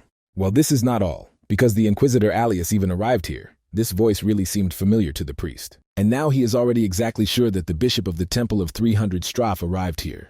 The man smiled and said that he was correctly noticed. They probably came here because they suspected him from the very beginning. The interlocutor noted that he did not want to believe that you were the minister of the goddess seduced by the power of darkness. Further, the rest of the team reported that the exits were blocked and they could not even cut the walls. The head of the detachment noted this because their forces are weakened by the local darkness, and he will immediately try to destroy the energy of death that reigns around. But as soon as he tried to do this, he said that everything is bad because his divine power does not work here. Karnak, in turn, when I saw this, was also very surprised because he stunk that the divine power was nourished by the power of necromancy. The bishop asked if this person thought that the people he faced were still real necromancers. It was not at all like that, because if it were all connected with the necromancy, why were the seven orders so feared by the power of darkness? It is interesting for him to meet that necromancer. While they were talking, the main character asked Barros to prepare. The ward did not understand why this was so, and Karnak was conceived. If they were still not lucky, then this place could even become their grave. The hero said that in this barrier, the divine power and power of necromancy are mixed, and he had not seen such a thing before, so he could not do anything with him. It is necessary to use only Manu chaos and the power of necromancy. Barros asked how he did not know the spell, and how some village priest could crank up, even if he does not know. Further, the bishop said that they have nowhere to run and took advantage of his strength, so that something began to appear from behind the walls. As a result, these creatures were in the necromant puppets of those who are called the golems of chaos. The dark creatures began their movement in order to eradicate those who arrived at this place. And when Alias noticed this, he immediately took advantage of the divine force and asked for the chassis to protect his servants. Although this force stopped creatures for a moment, they continued to break forward further. Therefore, the clergyman said that she would not last long, and the wizard asked to hold out a little more view of what they would do. And choosing various spells, he decided to use a furious flame that burned everything in its path. However, unfortunately, he was not able to take advantage of his technique because the golems nevertheless broke through and threw them away. Then they went immediately to them in order to capture. Further, Straff said that they captured a priest and a strong magician, so it is necessary to lock them in the basement with the rest of the victims. Of course, Serafi could not allow this, so she rushed on the attack on one of the creatures. But unfortunately, she realized that this attack did not give anything. And after a few moments it was captured by this very golem that she attacked. The bishop said that the remaining two were useless, and this woman would come. The guys immediately looked at each other and realized that they were called useless. The necromancer continued to hold the girl and said that she had a good soul. Suddenly the hand, which held her, chopped off Barros and said that he asked her to be a little more careful. On this, of course, he did not stop and with his furious attack rushed towards Golem. So his body after that broke up into several dozen small stones. Serafi could not understand how this happened, so she asked how he did it without using the aura, but the guy could not answer it. He perfectly understood that the weaknesses of chaotic golems are places where there are no mana flows. The only problem is that the stream is constantly shifting, and this makes it difficult to determine the places. The guy thought that the girl is now on his own, because if he had endurance, he was also the end, but if the young master should not intervene. At that moment, the hero understood that the situation is really bad, because necromancy also does not work. Even if he tries to nourish this fog by his strength, he still will not be able to control him. So at such a pace, they will lose, and immediately some other decision is needed. He did not think that there were no necromancy spells that even he did not know about.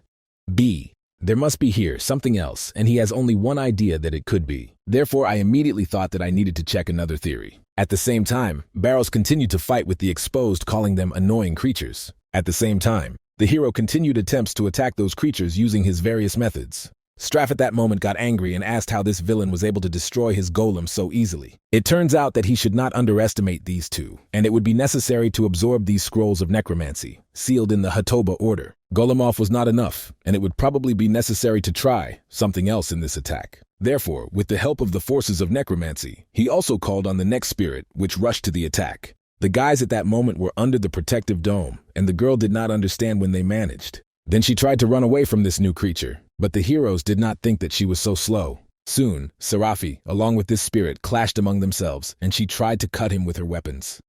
Unfortunately for a girl, this attack was unsuccessful for her by any success. But the creature, using the power of its dark necromancy, hit it greatly.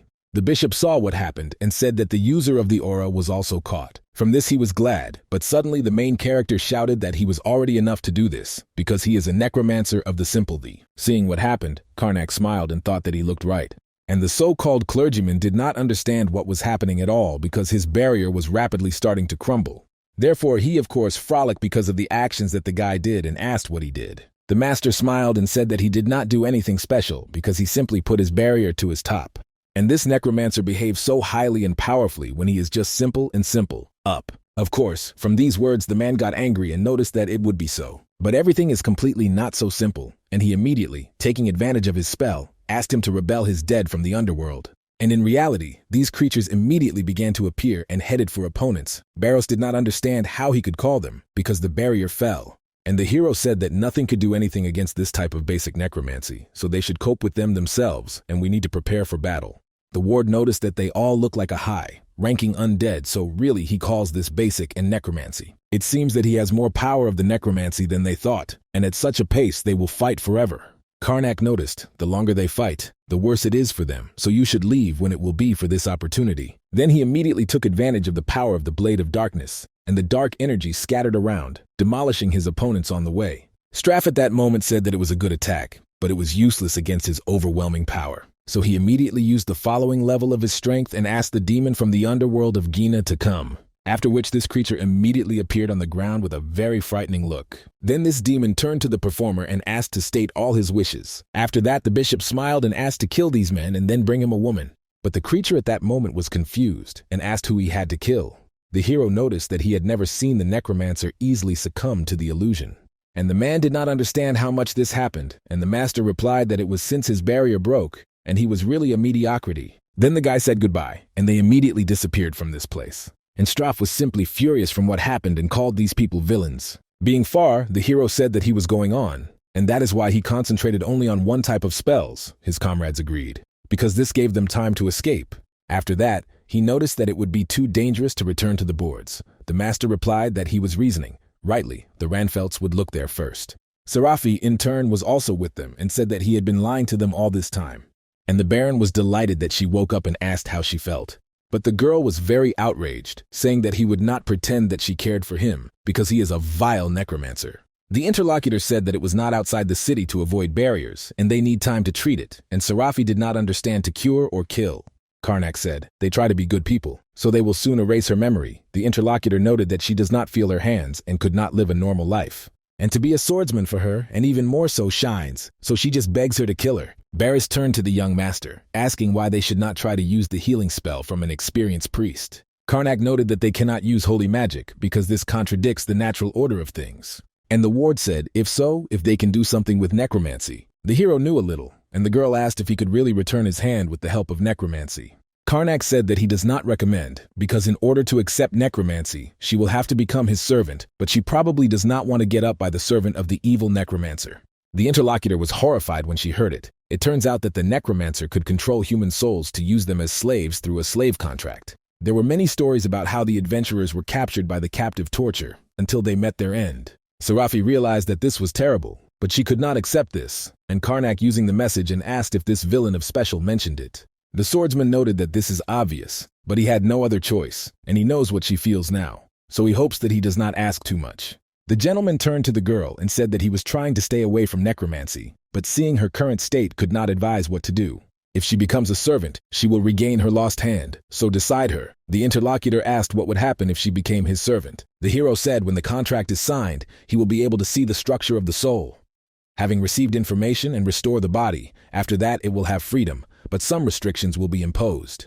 And if she sells it, then this is equivalent to death. The girl thought that it might seem dangerous, but is not too different from the oath of fidelity that the knights give. The gentleman again repeated to lose freedom or the butter of the butcher's decision only after her. As a result, after thinking about everything, the girl turned to Lord Karnak and asked to accept her as her own merit. Using his power of the Lord of Darkness, he asked Serafi whether she would become his servant, and she agreed. Then the guy asked her to open his mind and accept this service agreement, and if she does it, he would immediately regain herself what she lost. After that, the forces of darkness began to penetrate into her body, and the girl saw dark traces in her arms. Then she, with great surprise, felt that her hands began to work. At the same time, the gentleman again turned to her and called the full name, said that now she was his servant. The swordsman was very happy about this, so she told the master that everything was true. Barrows said that she was well done, and then asked what to do with the stolen alias and Raltain now. The hero noted that the power of Straff was stronger than he thought, so it is better to use the place of the mana of chaos.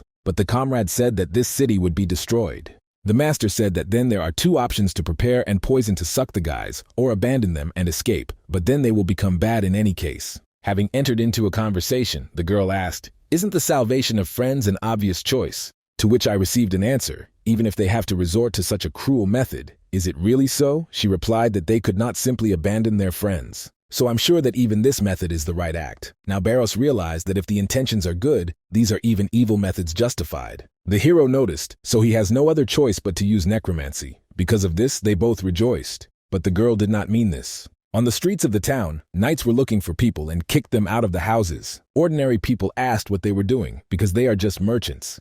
But they told them to cover their mouths and follow them, because they need to catch strangers. Several men who were in one of the lanes did not understand what they were doing so late at night. The one who said this saw another knight and asked what he was doing here. Let him move. But he was angry that he orders him. Therefore, the guy noticed that he really thinks that he does it because he also wants. Suddenly, at the same time, his weapon began to move on its own, and he literally attacked his interlocutor. He, of course, was very angry and asked what he was doing. Did he really want to fight? But a comrade in arms said that this was a misunderstanding, and his sword moved himself. Although the man was no longer stopped, and he immediately rushed to attack him. The rest, when they saw this, asked to stop, because you need not to fight, but to do business. But the one who killed another swordsman noticed that that man was the first to start, and when she said in this, "You have changed his face to the face of the monster." Therefore the rest shouted that here an evil creature should have faster to kill him. The one who was considered the monsters at all could not understand what they were doing, and about whom, in fact, but they attacked him and immediately killed him. It turned out that the family was manipulated by the god of death of Karnak, using necromancy, said that this city is so terrible that everyone is panic as soon as there is a problem. Serafi asked why he was making such scenes, and the hero noted that he was just creating an army of undead. This is the best choice to withstand Strap, and, fortunately, in the city there is enough death in order to use it. However, there was not enough body for control. So he had no choice and just needs to be created. Barrows said that this is an evil method. We need to save friends, the girl thought. If he hadn't said it, they would just run away. To all this necromancer does not seem as angry as rumors say. He aimed only on Ranfelt members and leaves ordinary citizens alone. The knights that were below continued to fight each other. They even recalled the old grievances that were brewing all this time and fought even more diligent. Karnak was glad of this, saying that this should be enough to level the situation. Further, using his hearing, he asked his army to wake up. As a result, she directed her dark energy to the fallen warriors so that they came to life. After that, the dead actually began to rise and go for the battle. When the girl saw this, she realized that she was mistaken because he was too cruel. She said this only from this that the undead army was so huge that it covered all the streets. Serafi realized that this terrible person was the auditory, but it is not clear whether she would cope with this onslaught. Soon, the bishop of the bishop arrived at the battle immediately with them. The hero noticed, although everything goes according to plan, but the power of the necromancy of the Straf is stronger than he thought. It turns out, he was able to call the Dragon of Death and 7 flying creatures. I even thought that there should be the only one who is able to use the spell, since it could be changed. People managed to get some of its objects. Then he said that they should go or they would be noticed. The newly made servant asked what exactly they would notice. Karnak replied that the zombie is just an illusion, because most of them are so. Did she really think that he could do everyone in such a short time?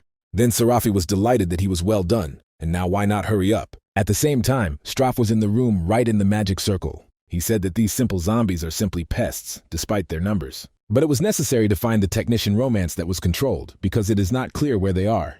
Suddenly a man heard a guy who said what a large space under the estate probably was such a basement. And while the bishop could not believe his eyes, the hero asked if he was really hoping that they would see him soon. He looks tired enough, so probably the battle of the zombie exhausted him. Serafi noticed friends and probably this is an altar to sacrifice them to the demon, but they are still alive. Straf asked the hero, was it really his hand? But it seems he was mistaken in something, although this is true that he was tired. But this does not mean in any case that he will not be able to cope with them, and will make them regret that they have crawled here. So immediately directed the army of his dead to attack new rivals. After that, the swordsman with whom the protagonist arrived rushed on the attack too. And Karnak, who was on the second line of the battle, began to call his army from the underworld. The skill with which he used was called the Echoes of the Underground World. As a result, the dark forces began to attack the dead, so the number of enemy army has changed very soon. The bishop was terrible from this, so he asked how to quickly deal with it. If they manage to do this, then he uses his trump card, after which he asked to respond to the call of Demon Jenna. Barrows and the rest saw what happened, and he asked, was he really tired of? And he called the demon. At that moment, the gentleman said, this is the same guy that the last time now is repeating too much. He thought further that the power of his necromancy reached the limit. So he directed the speed to the enemy, where we were to our strength, which began to hit it with technology. The bishop did not understand what was actually happening and how his technique could suppress. Then Karnak smiled and said that this is called the contrast calls. If the demon was seen enough, then let him return. But the demonic creature immediately shouted, which could simply break its squares, and something like this would definitely not stop him. After that, a huge explosion occurred at the place where he started to appear, a wave from which he spread in different directions. The creature was already fully appeared and turning to calling, reservated to say that he would want. The bishop was glad that this technique works well, so he asked to kill men and bring the woman to him. In response to this business, he shouted that they would immediately fulfill their contract. And the girl felt that incredible pressure was brewing, and the hero did not understand why this call gates stopped closing. Therefore, he told his wards that everything did not go according to plan, so let them go and fight. Of course, this swordsman was not delighted, but they had no choice but to rush into the attack. Their blows were powerful enough to hit any creature. But the demon was nothing, and he said that these insects are quite funny. And then he grabbed his own weapon and stroked a powerful attack. The swordsman, of course, managed to jump off, but the explosive wave overtook them. Then the main character connected to the battle, who asked how about this. And huge fire shells flew towards the Gienna demon. But with the help of his strength, he was able to easily defend himself. Serafi said if he were a user of aura, would be allowed to start at the level of the Purple Knight. And Barrows added, if he only aroused his combat aura, he would not fight like that. Hearing this Karnak, I realized what they need to do, so I shouted to the ward that be. The guy replied that they would begin immediately, but the girl did not understand what kind of plan it was. Soon she saw how the protagonist uses her junior of her romance on her Barossa. He turned to his servant, and Serafi thought, didn't he say that this guy was not his servant? Karnak asked to open his mind and accept this order of his master. So the souls of the girl and the guy at that moment changed, and this skill was called possession. Barros in the girl's body said that he had not moved to someone else's body for a long time, and she was just horrified by what happened. Then the master ordered his ward to go forward and fight, and the guy apologized to Miss for lending her body for a short while. The demon was ridiculous, and he asked how a villain who owned aura could use someone else's military aura. But the swordsman with a smile on his face asked, and who generally told him that he could not use it. After which he attacked the creature, and his attack was crowned with success because the demon was wounded. Then Barrow said that using someone else's combat aura is his horse because it was based on his previous life. The creature thought that he was perfectly aimed at his weak place, and he definitely became stronger than before, so it was difficult. The girl at that moment thought that for a blue aura stood up by a blue knight because Sir uses his body or how. Barrow said Miss Serafi that her hidden power is incredible. Thanks to this, he can fight more comfortably. Then he rushed to attack a dark creature, inflicted several dozen blows to him. The demon was horrified of this and did not understand could he really lose like that, although he could not believe it. Therefore, he tried to attack the knight, but he easily returned from his attack. Then Barrow stopped and with a smile on his face asked, "Is it all that he has?" But the creature, which was the monster, said that the monster is he. But at the same time, one should not think that he won only because of this. As soon as he ceases to possess this human body, everything will be finished. Therefore, he immediately directed his attack on the world of his opponent and towards the protagonist. So after a few moments in the place where he was all this time, there was a huge explosion. The creature because of this only laughed brightly, anticipating his quick victory. But Karnak was intact and therefore asked what he was doing. It turns out that the one who called and the one who caused such stupid because they constantly lend themselves to the illusion. Then the hero asked that he really thought that he could not understand what he was thinking about. Seeing a lot of illusions, we made a confusion because I did not understand who he should kill from them. And already at this time, Barros was behind him, who struck several more blows and thereby struck the creature. The demon wondered that he had already overstrained himself to get out of the counterprize, and now he does not have enough mana. Then he only declared to think that a simple person could do this with him. After a few moments, the call company returned right at him. This is exactly what Barrows said when he immediately saw. The demon told them to wait, because he would walk. But as soon as he returns, he will find him the first thing, and then he would do that he will not be able to die or live this promise from hell. Karnak asked if he was really trying to escape after what they did, really think they would allow him to allow him. Then the hero took advantage of his strength and shouted that he would die here and right now. So she enveloped the body of a dark creature that he spoke to them. The demon did not understand what, in fact, was happening, because it flowed in the opposite direction. After that, he began to literally break up into parts of his body disappeared. Therefore, in the end, nothing remains of this dark creature. And the illusion of the protagonist after that gradually began to disappear. And Barros and Serafi again changed their bodies. The guy thanked her for allowing her to use her body, and the hero noticed that now they had only to deal with another villain. The bishop, in turn, raised his hands and said that he was published in this case. She will also tell him everything that she only knows, and it is interesting that he wants to know. Karnak was surprised and said that he probably did not understand something. It's easier for him to get his soul in order to interrogate why to complicate. Then he asked the girl if there was a reason not to kill this guy, and she refused. So the guy directed the power of his necromancy to this man with whom she had a conflict. He realized that his life was in danger and therefore tried to escape. But of course nothing came of him, and he was killed, and the master approached him and said that now is the time to work. He gradually began to strike at the same clot of the soul, and noticed that it was quite generous, about 30 servings. The ward also rejoiced because of this, saying that they could go home. The hero replied that they had collected enough, so it was worth returning. Barros confirmed this, but Serafi said that they could not just abandon these guys here. Karnak replied that he just forgot to do something about them. Soon, both guys were conscious, but in shock that these three defeated the strap, because this man is completely not the one they could defeat the three of them. The gentleman replied that they were lucky. Sometime after they were wounded by the golems for the residents, the zombie army suddenly collapsed. It seems that some other necromancer took advantage of the bustle to raise the uprising, but if we recall the character of the strap, then everything becomes clear. They did not miss this opportunity, and with the help of Miss Serafi they defeated him. The clergyman now realized what happened while they were unconscious. Then he noticed that he had nothing to talk about, because this is probably a blessing. The hero added that they did not touch the corpse of a man, so let him conduct a ritual of purification. He agreed and immediately went to use his divine forces. Then it was surprised that he received an incredible amount. Compared to other necromancers, he had at least 10 times more than the apocalypse. With the help of reports, Barros asked why the necromancy remained. Did he not remove it with information? The master replied, it would be obvious if he had taken everything, so he did not touch. Further, Alia said that they finished. After that, the soil should stabilize, but they can leave the rest of the work, so they need to return. Soon, the priest was informed that Serafi became the knight of Baron Jestard, and he was no less shocked. Therefore, he asked why this happened, and the hero thought, was it really so surprising? The girl said from the events last night, she realized that the Baron was the one who should swear allegiance to, the priest noted, in which case it was good. Karnak added that it really thinks they will return to officially devote it to the knights. So this is a farewell, and he thanks for his cooperation, and when the opportunity is presented, they will meet again. Arriving at the Jestard estate, the protagonist was happy to meet the maintenance staff. The plan bent and said that he was glad to see everyone again. Further, the butler asked if he was great all this time, but suddenly he saw a girl behind him. He immediately wondered who this beautiful woman could be that the Lord brought the daughter-in-law. Therefore, everyone asked what kind of person it was. The hero replied that this Serafi Allen would present her now. From now on, she is a new knight of barony. The girl also greeted everyone, and people were surprised. Turkish said, even if their territory is on the edge, but they cannot take anyone to the knights. Barros immediately asked her to show them all her strength, after which the girl immediately took out her weapons, and the rest saw that she had a combat aura.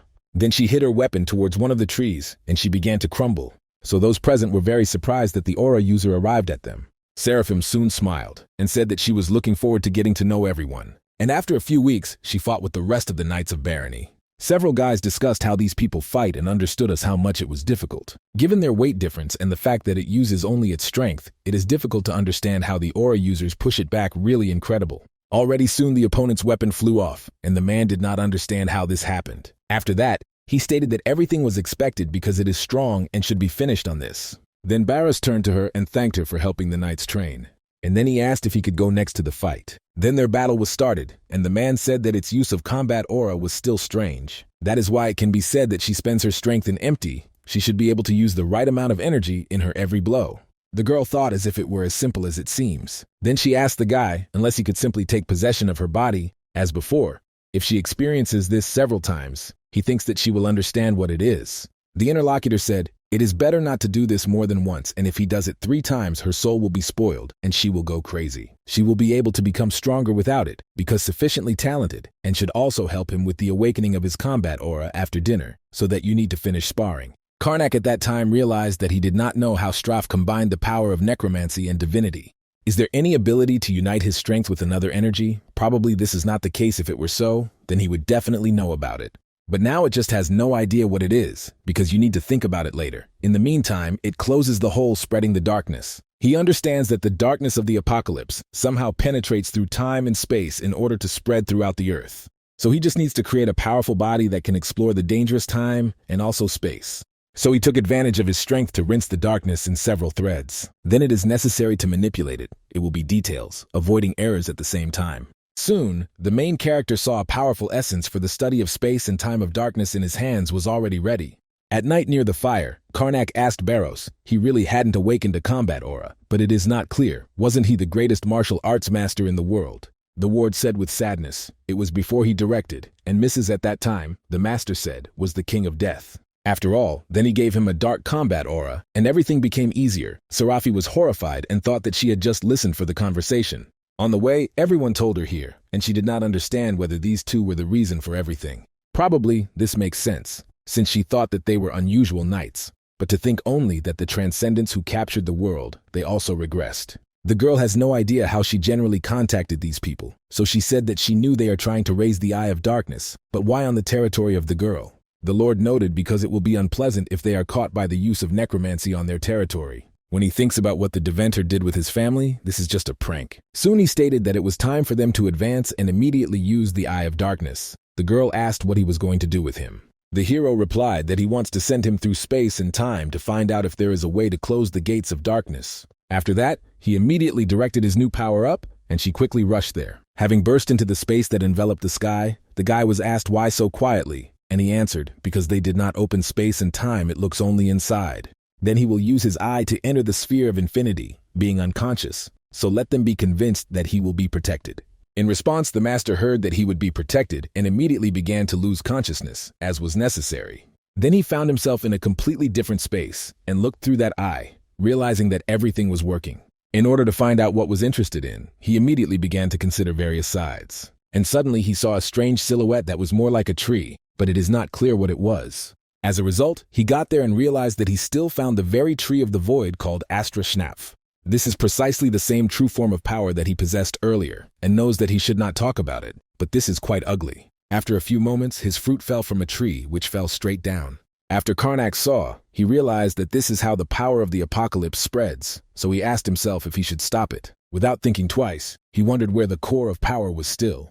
And the dark cloud of power that was in the center of the tree spoke for himself. The hero thought that it was from there that he might be able to get some information. But only he tried to get there, as he heard his voice so that the mortal would not fit, because this place is forbidden for those who were destined to disappear. Karnak asked who it was, and the voice replied that he was death and darkness, which are designed to destroy all living things. Something strange began to happen further, so the hero asked what it was. He thought that it was probably the darkness of the apocalypse, but how it can easily control its strength is incomprehensible. Then the voice shouted so that this mortal in the name of Tesranik would return. After that, the manipulating power became the main character even stronger, and he began to disappear from here. With his body, which was in the real world, something began to happen, so Barros tried to wake him up. He asked if everything was in order with him, but the master asked what happened. The comrade said that his body began to steam, and he lost consciousness. Karnak said that they could talk about this later, but as they called God, in whom these cultists believed, Serafi said that he probably speaks of Tesranik. This is the dark god of death and darkness, to whom the order of the black god serves. The hero noted that it was he. And it turns out that this god was there. The ward asked if he really has that god's cultist really wants to say that he is real. The gentleman said that this could not be all the same, but then it is not clear why something similar exists. In the order, which Barles recently spoke of, there was just a meeting. The Father of Death informed those present that a problem arose in the sanctuary. The Dark Lord asked how such a sanctuary was considered a sanctuary, because no one can get closer to it. The Priestess of Destruction was also surprised, saying that it was all strange, and therefore stated that she should check it all. She understood that the problem of the sanctuary, which means had to do something. A maid entered the room, who asked the mistress. She poured her. The woman asked, she could not have lost weight. Let her tell him that she was looking for him. Her name is Elazar de Repsalon, and is the imperial magician of the Empire line, and one of the 3 archmages as well as the Priestess of Destruction. At the estate, the hero told the wards that in the end he could not find a way to stop the discovery. After that, he tried several times to approach him, but to no avail, and if it continues to continue, they will easily find them, so it is dangerous. Well, there can now understand this is that the Order of the Black God believes in this Tesranik. The only question is what position they occupy. These are people who use the power that falls from the tree, or these are people who interfere with the tree to get power. But if this is the latter, this problem, to disturb a tree means that they are able to influence forces outside of time as well as space, and means that they can create their own space. This is a difficult task, and even he took years. So we can say that if the Order of the Black God has disturbed the tree, it has an absolute power that exceeds even its possibilities as the King of Death. If they have such a force, they don't why do something superfluous. That is why they were able to restrain the creature of the Tesranik in the void. Barros did not understand where he came from at all. Serafi noted that if part of his strength has gained consciousness and became this creature, Remachina replied that this was quite possible, but how she could accept consciousness. But Karnak, thinking about it, explained that this is quite possible, although this is nonsense. The swordsman asked if the tree called himself these wanderer and acts like God. This means that the guy can now create the gods, but the master noticed, who said that it was true that he simply says that there is a chance. In order to calm them down a little, the girl said that they still did not know the truth. Soon Karnak added, first he needs to study the Order of the Black God. The lower members will not help, so you need to study senior officials. Barros noticed with their current methods, it would still be difficult to find them. And the hero added, it seems that they will have to enter the Order of Kings. This order is a special imperial organization created to hunt members of the Order of the Black God. After the era of chaos, by order of the Order of the Family of the Goddess, the Inquisitor and Darkness Hunters killed necromancers. Despite this, the appearance of the Order of the Black God throughout the continent began to cause various problems, especially when it turned out that many of them are highly ranking nobles or royal persons who entered the Order of the Black God. It was difficult to cope with everything on their own, so 7 nations gathered together and created a special unit of the Order of Kings. Its members received the right to be censors. They can conduct an investigation and arrest those who are suspected of belonging to a cult, and in rare cases to execute, so the conditions of entry are very strict and can only be through referrals. Then Barros said that he was known as a hunter with darkness for a long time, and perhaps you need to work with the capital, and the girl asked if they wanted to become part of the order. If he does not want, she can give them the opportunity to apply right now, because she will ask for the referral. From this guy they were more than happy because they understood that they would go there soon. After some time, the bustle again happened in the barony. After all, the master ran away again, and the butler realized that he did not say a word. Baron himself was now in the city of Deritrid, and his ward asked if it was possible to leave so. The hero replied that as a lord he should not leave for a long time, and the old man would definitely stop. Suddenly, a man approached the detachment and asked for an apology for being late. The partners were not at all angry at all, but on the contrary, were delighted with the fact that their referral was already here. The hero asked Alias how he feels, and thanked that he came, although he contacted him at the last minute. The clergyman answered, of course, he was glad to hear him. That night, Karnak asked the girl, is she really Alias, but is his order unrequited with another? The servant replied that they were not separated so much. To catch the necromancer, you still need a clinic. Since the order needs a cleric from the order of the 7 goddesses except members, there are conditions. That they should receive a recommendation or undergo a check. The first-rank inquisitor, such as the Alias, obviously has the right to give a recommendation. The hero asked, but how did she know all this? And the interlocutor replied that she had heard everything from Alias himself. He called them to the incident with the Ranfells to give a recommendation. Now the man said how it was a shame when they said that they were suddenly going to return to their territory, and he was just about to recommend them in the order of their kings. But he is very glad that they returned, and the Baron noted that they almost missed a good opportunity. Further, the Inquisitor handed the letter of recommendation and said that they could take it to the headquarters of the apartment. Although this does not guarantee their entry, but still this is possible, and he wishes them the blessings of Hatoba. Karnak, of course, thanked him. They and his detachment immediately headed for the capital of the kingdom of Estil-Drunt, namely to the headquarters of the Order of Kings. People there looked quite serious from the usual mind to the strongest of them. The hero noticed, as expected, they were better than you could see, and Serafi added that she saw 2 aura users, and the capital was different. Suddenly, the old man appeared and said that these 3 were probably waiting for a long time. They confirmed the letter of recommendation that they brought, so now they will lead them to the head of the order. And soon the head welcomed them inside. First of all, he introduced himself, saying that he was the commander of the Order of the Kings, and his name is Arentel. This man is a purple knight.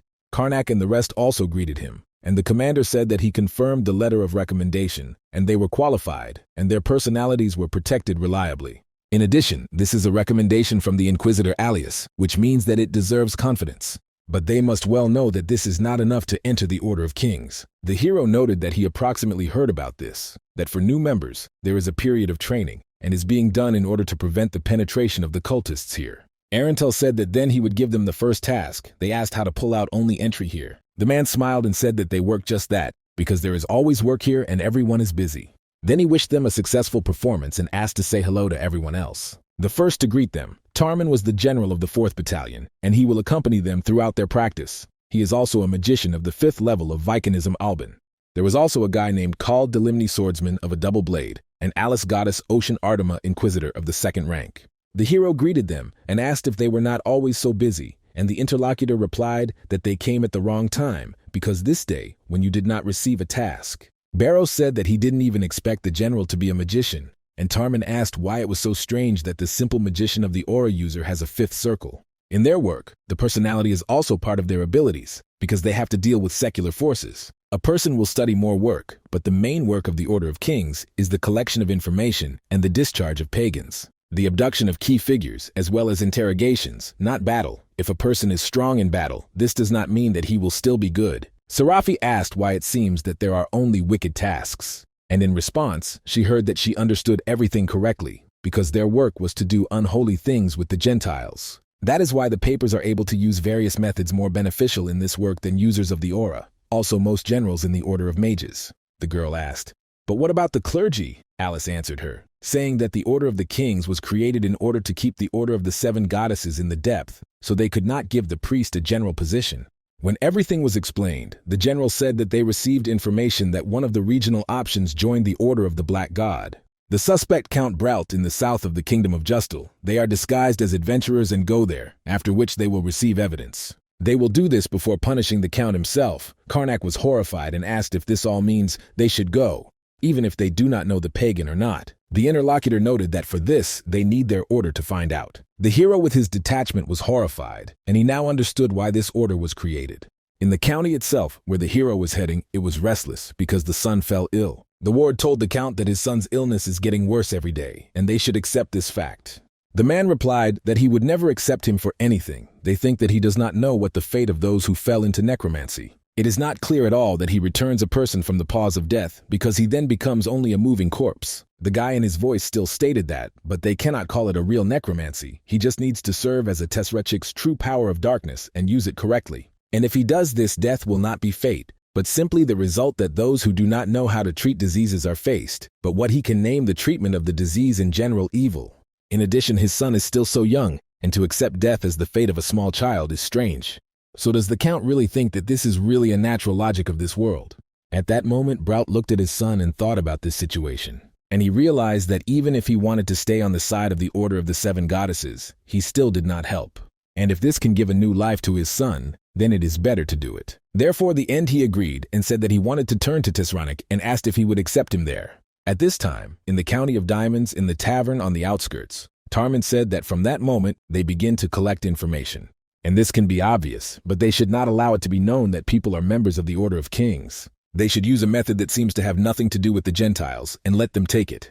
Helen is a well-known metropolitan criminal, put on the wanted list. He talentedly disguises himself, so he has not yet been caught. Barros asked how he was related to them. The general replied that now they have no time hunters from this moment at all, and they pursue this criminal. This means that they are trying to collect information as their headhunters, and then they should be divided into 3 teams and go to the investigation. Karnak went with Called, and they asked the townspeople if they knew this person. But the general went with Barros to the Count. The man asked for forgiveness for a sudden visit, and they came from the Guild of Adventurers and are their headhunters. He thinks that the offender escaped to their county, so whether they can ask him for cooperation. The man noted that he, of course, will help them dangerous people wandering around the territory. It is bad for them, so that he will cooperate. Tamrin thanked him for it and said that they would not do anything that would cause him trouble. Returning back to him, he asked if he told the Count. The interlocutor noted that it was pure truth and suggested returning to the hotel. But the swordsman could not understand why it was to meet with the Count if it was all they were going to do. The general replied, although it seems that this is not so much, but this was enough, therefore, he already understood everything. Soon the whole group gathered together and they should have exchanged information. Called said that Count Raoult lost his wife and his only family early. Karnak added, they say that his son suffers from not the incurable disease with which even holy healing spells cannot help. Then the head of the detachment said that this is an ideal case for the cultists. Called added another suspicious moment of a sharp decrease in crime. The Count led the exile of many criminals, but if these criminals should be in other cities, whether they heard about such stories on the way. Alice noticed the mass disappearance of a vegetable phenomenon when it was with necromancy. Then Tamrin said that they visited the Count himself and found something interesting. Thick curtains hung on each window, as if it was necessary to overshadow the sun. One of the subordinates said that this situation is familiar, which means this is a vampire. And late at night, the Count along with his son had dinner. Father turned to the boy and asked if he would despise him. The boy smiled and asked why he would hate him for the first time. For the first time, he realized that life could be so calm. All people should kill in order to eat and survive. And he just drinks what he gets by order and does not harm anyone. So his diet has changed, and this is the best than death. The man noted that he was glad that he thinks so, at the same time thought that his son had not changed, because he was still polite and vigilant. Therefore he understands that the level of the Black God is not Yuriteki, but simply a new truth of new eras. When Tesronic steps on these lands and washes, his son will be able to live a normal life. Of course, a man knows that this can be inconvenient, but let him suffer a little more, because he will not live in this body forever. On the way, Serafi asked why they needed to continue the investigation. Alice replied that they should remain vigilant until they found absolute evidence. They need to tolerate a little more. Suddenly, a man's conversation was interrupted by a man. He also asked if they were really a bustle of their heads. The Inquisitor replied that everything was true and asked what was the problem. The man said that they found the wanted person, and the Count asked him to convey this to them, and the interlocutor did not understand how they found the wanted so quickly. Soon, the group gathered again in order to talk. The general noticed that the Count told him about the refuge of a non-existent criminal. The cleric said that he correctly understood. He said that the offender was returning to sleep there and arranges an ambush there, of course. The main one, he realized that this was all a trap. Called noticed, given that he indicated the night, then he was definitely a vampire. The head said that it was nonsense, that he really expected that he would not come across such an obvious trap, or how. Then Karnak noticed, unless it makes the situation difficult if they ignore this information, the cultists will find out that they suspect them, and then the search for information will begin. Those present were surprised at him, looked and stated that he was right, and the hero could not understand why they were all so stupid. Called asked the captain that they had to do this trap, and they definitely made it beneficial for themselves. Tamrin said that they had no choice and needed to play into their hands. And already that night the whole detachment was in the house to be indicated by the count. They thought that everything was much calmer than expected. Suddenly, Serafi asked how strong the vampires were. They answered the magician several times stronger than when they were people, but they should not be afraid. The girl again asked, unless the ancient vampires are not very strong. Then the swordsman answered her that they were often found quickly, and usually they could not stay alive for a long time. Tamrin added that they cannot use aura or magic, so they will become weaker. Then Serafi understood everything. The general looked at Karnak and his ward and asked if they were worried. He knows that it was not good to be arrogant, but not better, but in the kingdom, so they can do the vampire. But at that time, while they sat peacefully and spoke in the building, a fiery arrow was already flying. So after a few moments she ran into the building and there was a very strong explosion. Fortunately for the entire detachment, Alice took advantage of the protective magic and put the barrier that saved them. The attackers came from the darkness, the main one said. As I thought, this is the order of kings. Not a single hunter could dodge such a blow. Seraphim saw the aura and said that vampires could not use it. Called recognized this man and noticed that this was Sir Durold. It was he who was the strongest knight in the Count of Brelt, but why the user of the aura became a vampire? Then Tamrin now said that the Count collaborated with the Gentiles. With the authority of these order of kings, he declares them the enemies of the goddess, as well as the king, so that you will kneel and accept the sentence on the order of the king. The knights at that moment began to laugh, saying what knees they were talking about. It is not clear who to come to. The general said, if they do not obey, the only way out would be to be carried out in the execution, so that he ordered the detachment to punish them with the name of the king. Of course, the swordsmen were the first to rush into battle, because they are an advanced detachment. But the Count's warriors also did not stand aside, and now they called themselves the Warriors of Tyrannic. These people actually used the power of necromancy and fought with bare hands. But Kaldu, this attack was completely nothing, and with his strength he easily struck his opponent. And the knight, at that moment grabbing his wound, cursed these royal dogs. Then the Inquisitor connected to the battle, and stated that impurity should burn in front of the light of the goddess. With this attack, the enemy detachment could not move normally, and it was necessary to first remove the priestess. To do this, a squire rushed from the advanced unit to her. But Tamrin was next to her, and therefore he said that he could not allow him to do this. He immediately took advantage of his magic and in order to attack, called for a golem who defeated his opponent.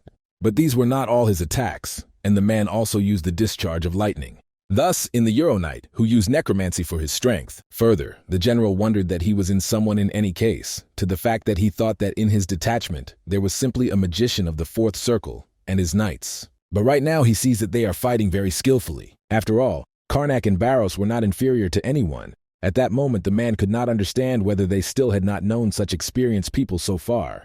But unfortunately now the point is not whether they will win. And all this is because this fight depends only on the struggle of the aura users. Even if he is not both Red Knights, whether Serafi will be able to win Durold less experience. Both opponents at this time just collided with each other in a furious attack. Their collision power was so large that it did not scatter in different directions quite far. The knight said that the girl has such a beautiful face, and for her age the skills are also good. But in any case, he can say that she is definitely not an opponent for him. The battle for some time continued very fierce, and everyone had something to do.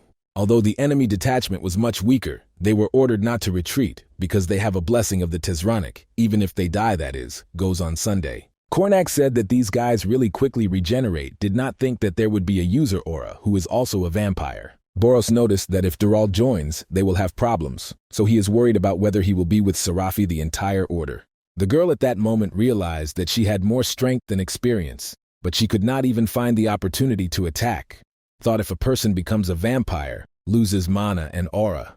And from the very beginning, it will be necessary to accumulate the dark mana, so what is happening, it is not clear. The mountains just asked to see how the great power granted to him, he could use the aura, despite his darkness. Using the magic of messages, the girl asked if vampires have weakness, because the heroes should have many, have seen in their lifetime. Barros said, if he knew that, and you had already ended, Karnak answered. They were so weak that he did not even find out and remembers them a little about them.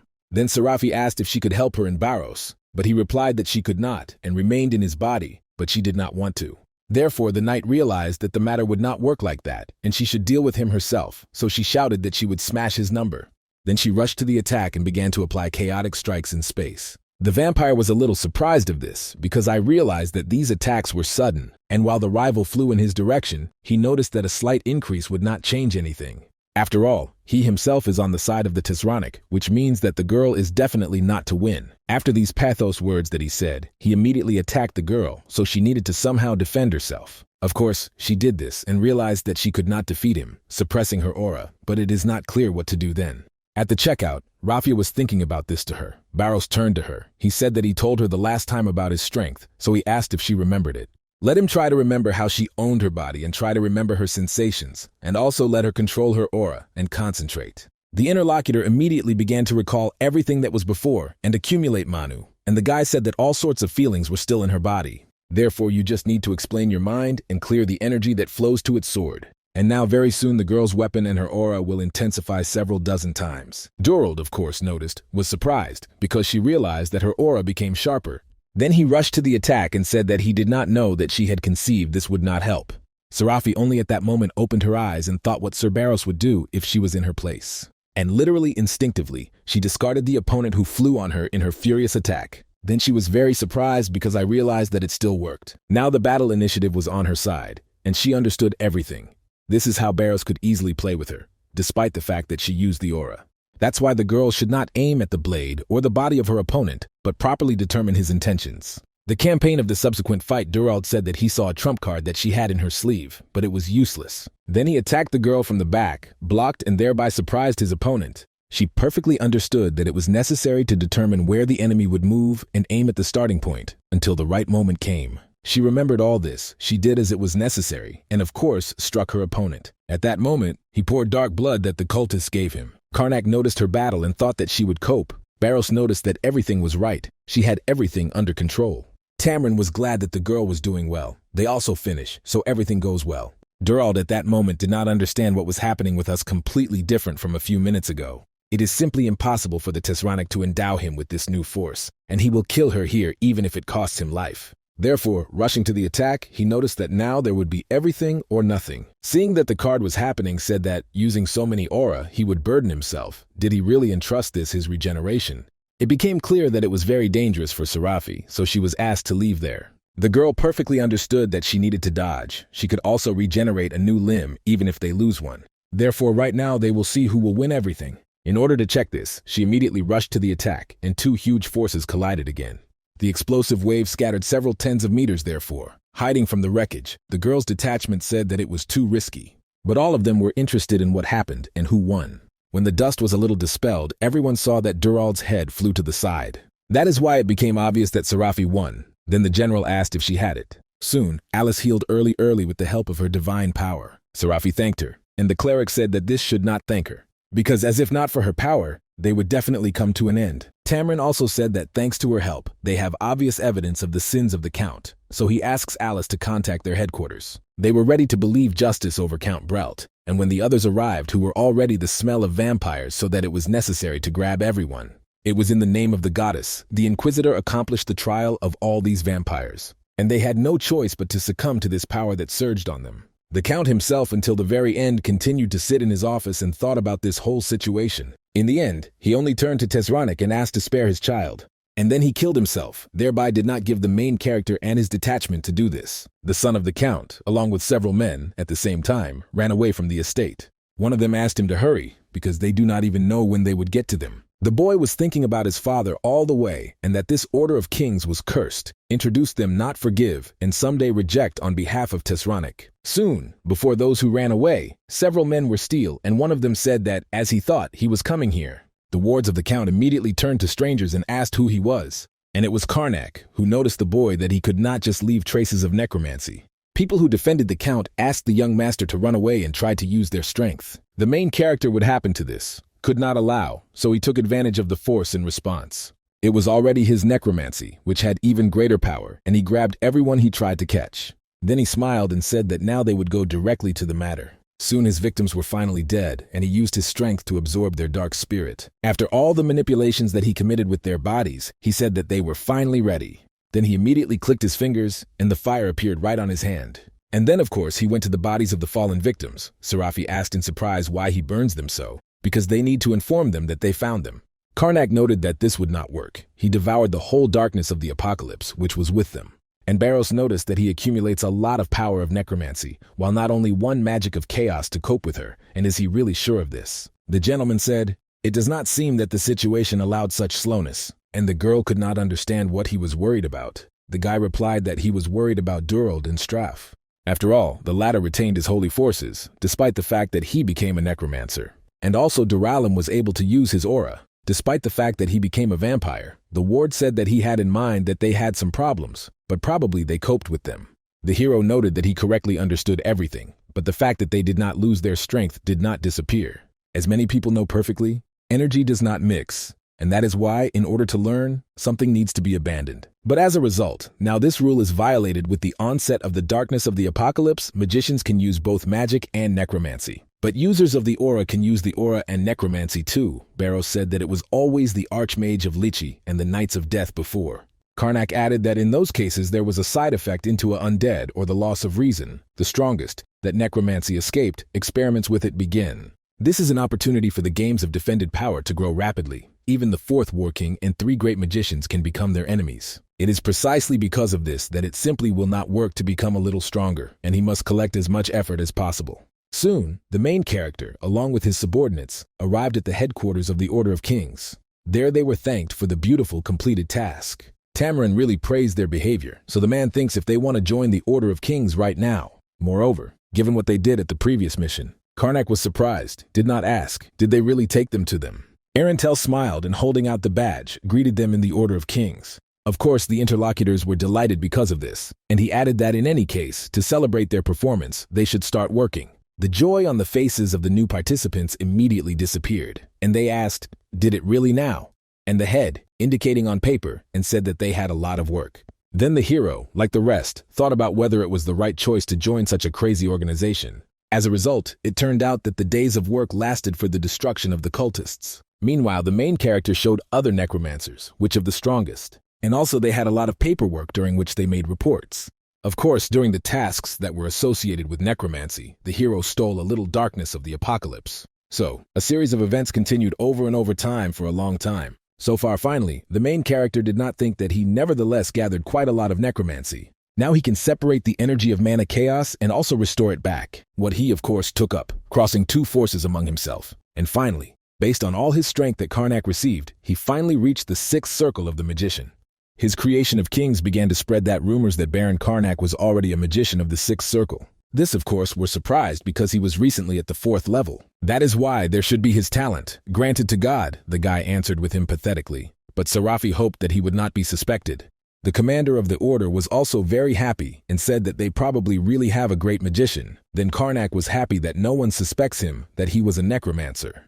Then the man said that he has good news for them. The captain's place in the 7th division was freed, so he wants the guy to occupy him. The hero was surprised from this, but Aranel said that everyone had already agreed. Judging by his contribution, he is more than worthy of this position. People have high hopes for them, so let them continue to work hard. Karnak said that he understood and rejoiced at the increase, but that means more work. A week later, the protagonist, together with his detachment, were in the southeast of the kingdom of Justal on the border of the Arthra fortress. In the basement of the central tower, the clergyman begged the goddess to give the sinful soul a nap of repentance. She shook because she heard the screams that came from the room. The girl was from the 7th division and the follower of the goddess Latiel, and the name of her Melia.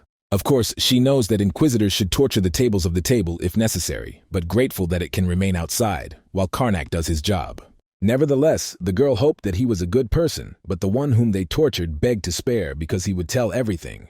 The master said that this would probably drag on for a long time, and Serafi said that they had made enough to pretend to be interrogated, and Melia would believe. Soon Barros reported that this man was dead. Karnak was delighted from this and said that now his turn to act. When he used his strength to him, the guy said that the Tazranik is the destructive god of darkness and death, as well as God, who would bring a new order to this world.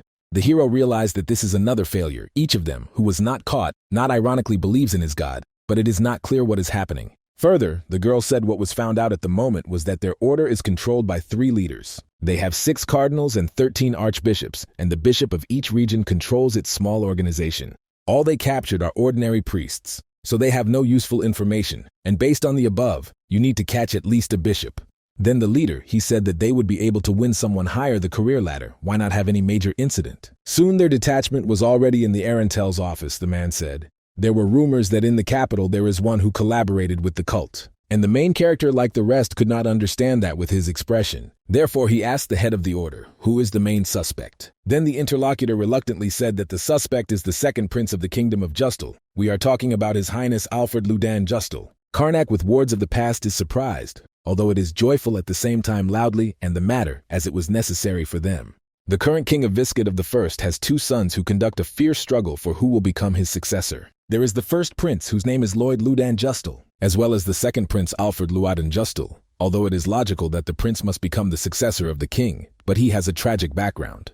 Melia from the clan of Count Filler was accepted into the family through marriage by calculation and became a real queen. However, in the past few decades, their inability to have a child has become a serious problem for the future family. Therefore, in order to receive the heir to the throne, the king had no choice but to accept Calpia from the clan of the Marquis of Talion. And 3 months after she entered the family, the news came about her pregnancy, and this child was Lloyd. The king was carried away with happiness, and declared the prince his successor in the name of the goddess Allium, but then the Queen Melia was able to give birth to a child, and he became the second Prince Alfred. The royal court was confused because the senior prince was against the second in a straight line of blood, since it was difficult to determine who was more important than the king's decision was difficult. An indecisive Viscus, who could not make a decision, told them that he would accept him when they would become adults and finish the conversation. The couple noticed that he was obtained, dismissed the decision, and this entailed many consequences. The hero noticed if he had thought that he had in mind if something happens to one of them, the second would become a successor. And not surprisingly, 2 families who have developed the princes for more than 20 years does not cease to be at enmity. The guy replied that this was all the circus, and Serafi noticed if the reason was not enough, is it not easier to choose by abilities or character? Karnak noted, if you choose this, Lloyd is calm and assembled, and Prince Alfred is cruel and arrogant, and as for their abilities, they are still too young. The girl asked if there was a reason why the king did not choose Lloyd, and the head replied, it seems that he was incredibly weak. Apparently he was never healthy. Despite the fact that he had been learning the possession of a sword for a long time, it seems that he could not demonstrate his skills. But Prince Alfred is strong and gallantnoy in martial arts, so it complicates all. Then Barros asked, but who reported that the prince had come into a conspiracy with the Dark Order? The gentleman replied, it seems it was a spy thrown by Prince Lloyd. Since he was concerned, he sent an unofficial report to the Royal Order. Before Arundel headed the Royal Order, he was vice commander of the Imperial Knights. Therefore, he was able to find out the handwriting of the first prince. This is all that the hero knows at the moment, and he was told that they would later send a messenger with details. The ward asked if they should meet with the spy of Prince Lloyd. Karnak then offered to go inside. And when they entered, it was simply obvious that it was that nervous guy. So the main character immediately went, reached him, and immediately turned. But the stranger in the mask was immediately alert and asked what he needed. Karnak thought that the actor was definitely bad from him. Therefore, he showed his certificate and asked if he received an order from Sir Lloyd. Further, the man is in a cloak, probably noticed those who were chosen by Sir Arundel. Barros felt that the atmosphere was very heated and said that he needed him to call his personality. The interlocutor said everything that he could do now to name his personality, to show his face. And when he did this, Karnak, along with the others, were very surprised, since in the end it turned out that it was Prince Alfred, but it is not clear what was happening then. The hero thought the one who informed the prince himself is him, but this is strange. Alfred saw their faces, noticed that they were confused to see him. He knows that the person he wears belongs to Alfred, but he is not the one for whom he gives himself out, because he is Lloyd and the first prince, as well as the legitimate heir of the throne. As a result, His Majesty reported that their souls had changed places. Then the hero realized that he had not realized everything, as he was too shocked. But now, when he looked closely and can say that in this body the shape of his body and soul does not coincide in this soul, and the soul is also broken. Further, the prince believed that it was difficult for him to believe it, but the baron said that in the necromancy, there are many spells that could cause this. Luda was immediately delighted, and said that he knew that to contact the Order of the Kings was the right decision. He believed that the one who came would understand that he was not imposed on the necromancy spell. But whether ordinary magicians can recognize it, to me to recognize it, the hero replied that this is not so. It is impossible to with a simple magic eye. He can understand this because he sees the facts, but the prince asked how the one who is not a necromancer could believe that he is Prince Lloyd. Then Karnak stated, it would be strange if he had sentenced himself to someone else, and said that he had reported himself. Members of the Order of Kings also own knowledge of necromancy. Now the principle of everything became clear, and he said that then there is no way to use and prove that it lies with a necromancer spell. The hero noticed that first it was necessary to consider the facts of this event, whether he could explain what happened on the day when their souls changed places. His Majesty said that it was 5 days ago. On that day he passed the daily procedure of holy healing magic before bedtime. Barros was surprised from this, and asked if he was really treated daily, but the man asked if there were no rumors that his body is very weak. The interlocutor hesitated and replied that it was really so thinking that even a zombie could be stronger than him. The prince continued to say that he fell asleep without any problems after that. Anyway, the estate is always protected by the holy barrier, but he woke up already in his brother's body. But then the question is the necromancy is so strong? Karnak said something does not fit in his head and thought it means that they were able to impose a necromancy spell that could break through the barrier. Then they had to prepare something in the estate, but there was nothing. Lloyd continued to talk about when he woke up. He was in a rather strange place. He, in turn, could not understand at all where he was, and he did not understand why he felt healthy because he did not hurt anything, and the temperature was asleep. Besides, the pain in the joints also disappeared somewhere. Suddenly, the man saw a muscular body and there were also some magic circles nearby. The first thought was that he was abducted because he does not understand where he was. Then mysterious people entered the room and asked whether Prince Lloyd woke up. The man looked at them and said that this was a strange place with unknown people, but it is not clear what they did with him then. The interlocutor used the Seneca of romance and said, "It seems that he is not in the know, so let him show him all this." With the help of his own strength, he created a mirror, and then the prince saw his new face. It belonged to his brother Alfred, so the stranger said that they had changed bodies. And all this happened only thanks to the great power of Lord Tisronic. The prince realized that this is precisely the cultists and asked why they changed their bodies. Suddenly another man entered the room, who immediately greeted the prince. Lloyd saw that this man was Sir Sebastian, and he was a minister of Alfred. The prince was surprising that he betrayed his leader. But his interlocutor asked about this in surprise. Then the man said, if not so, then why did he put Alfred in his weak body? Sebastian answered, thinks this is one of the options for interpreting this situation. And Lloyd understood by his reaction it seems that his brother is behind all this. That's why he asked what he needed from him.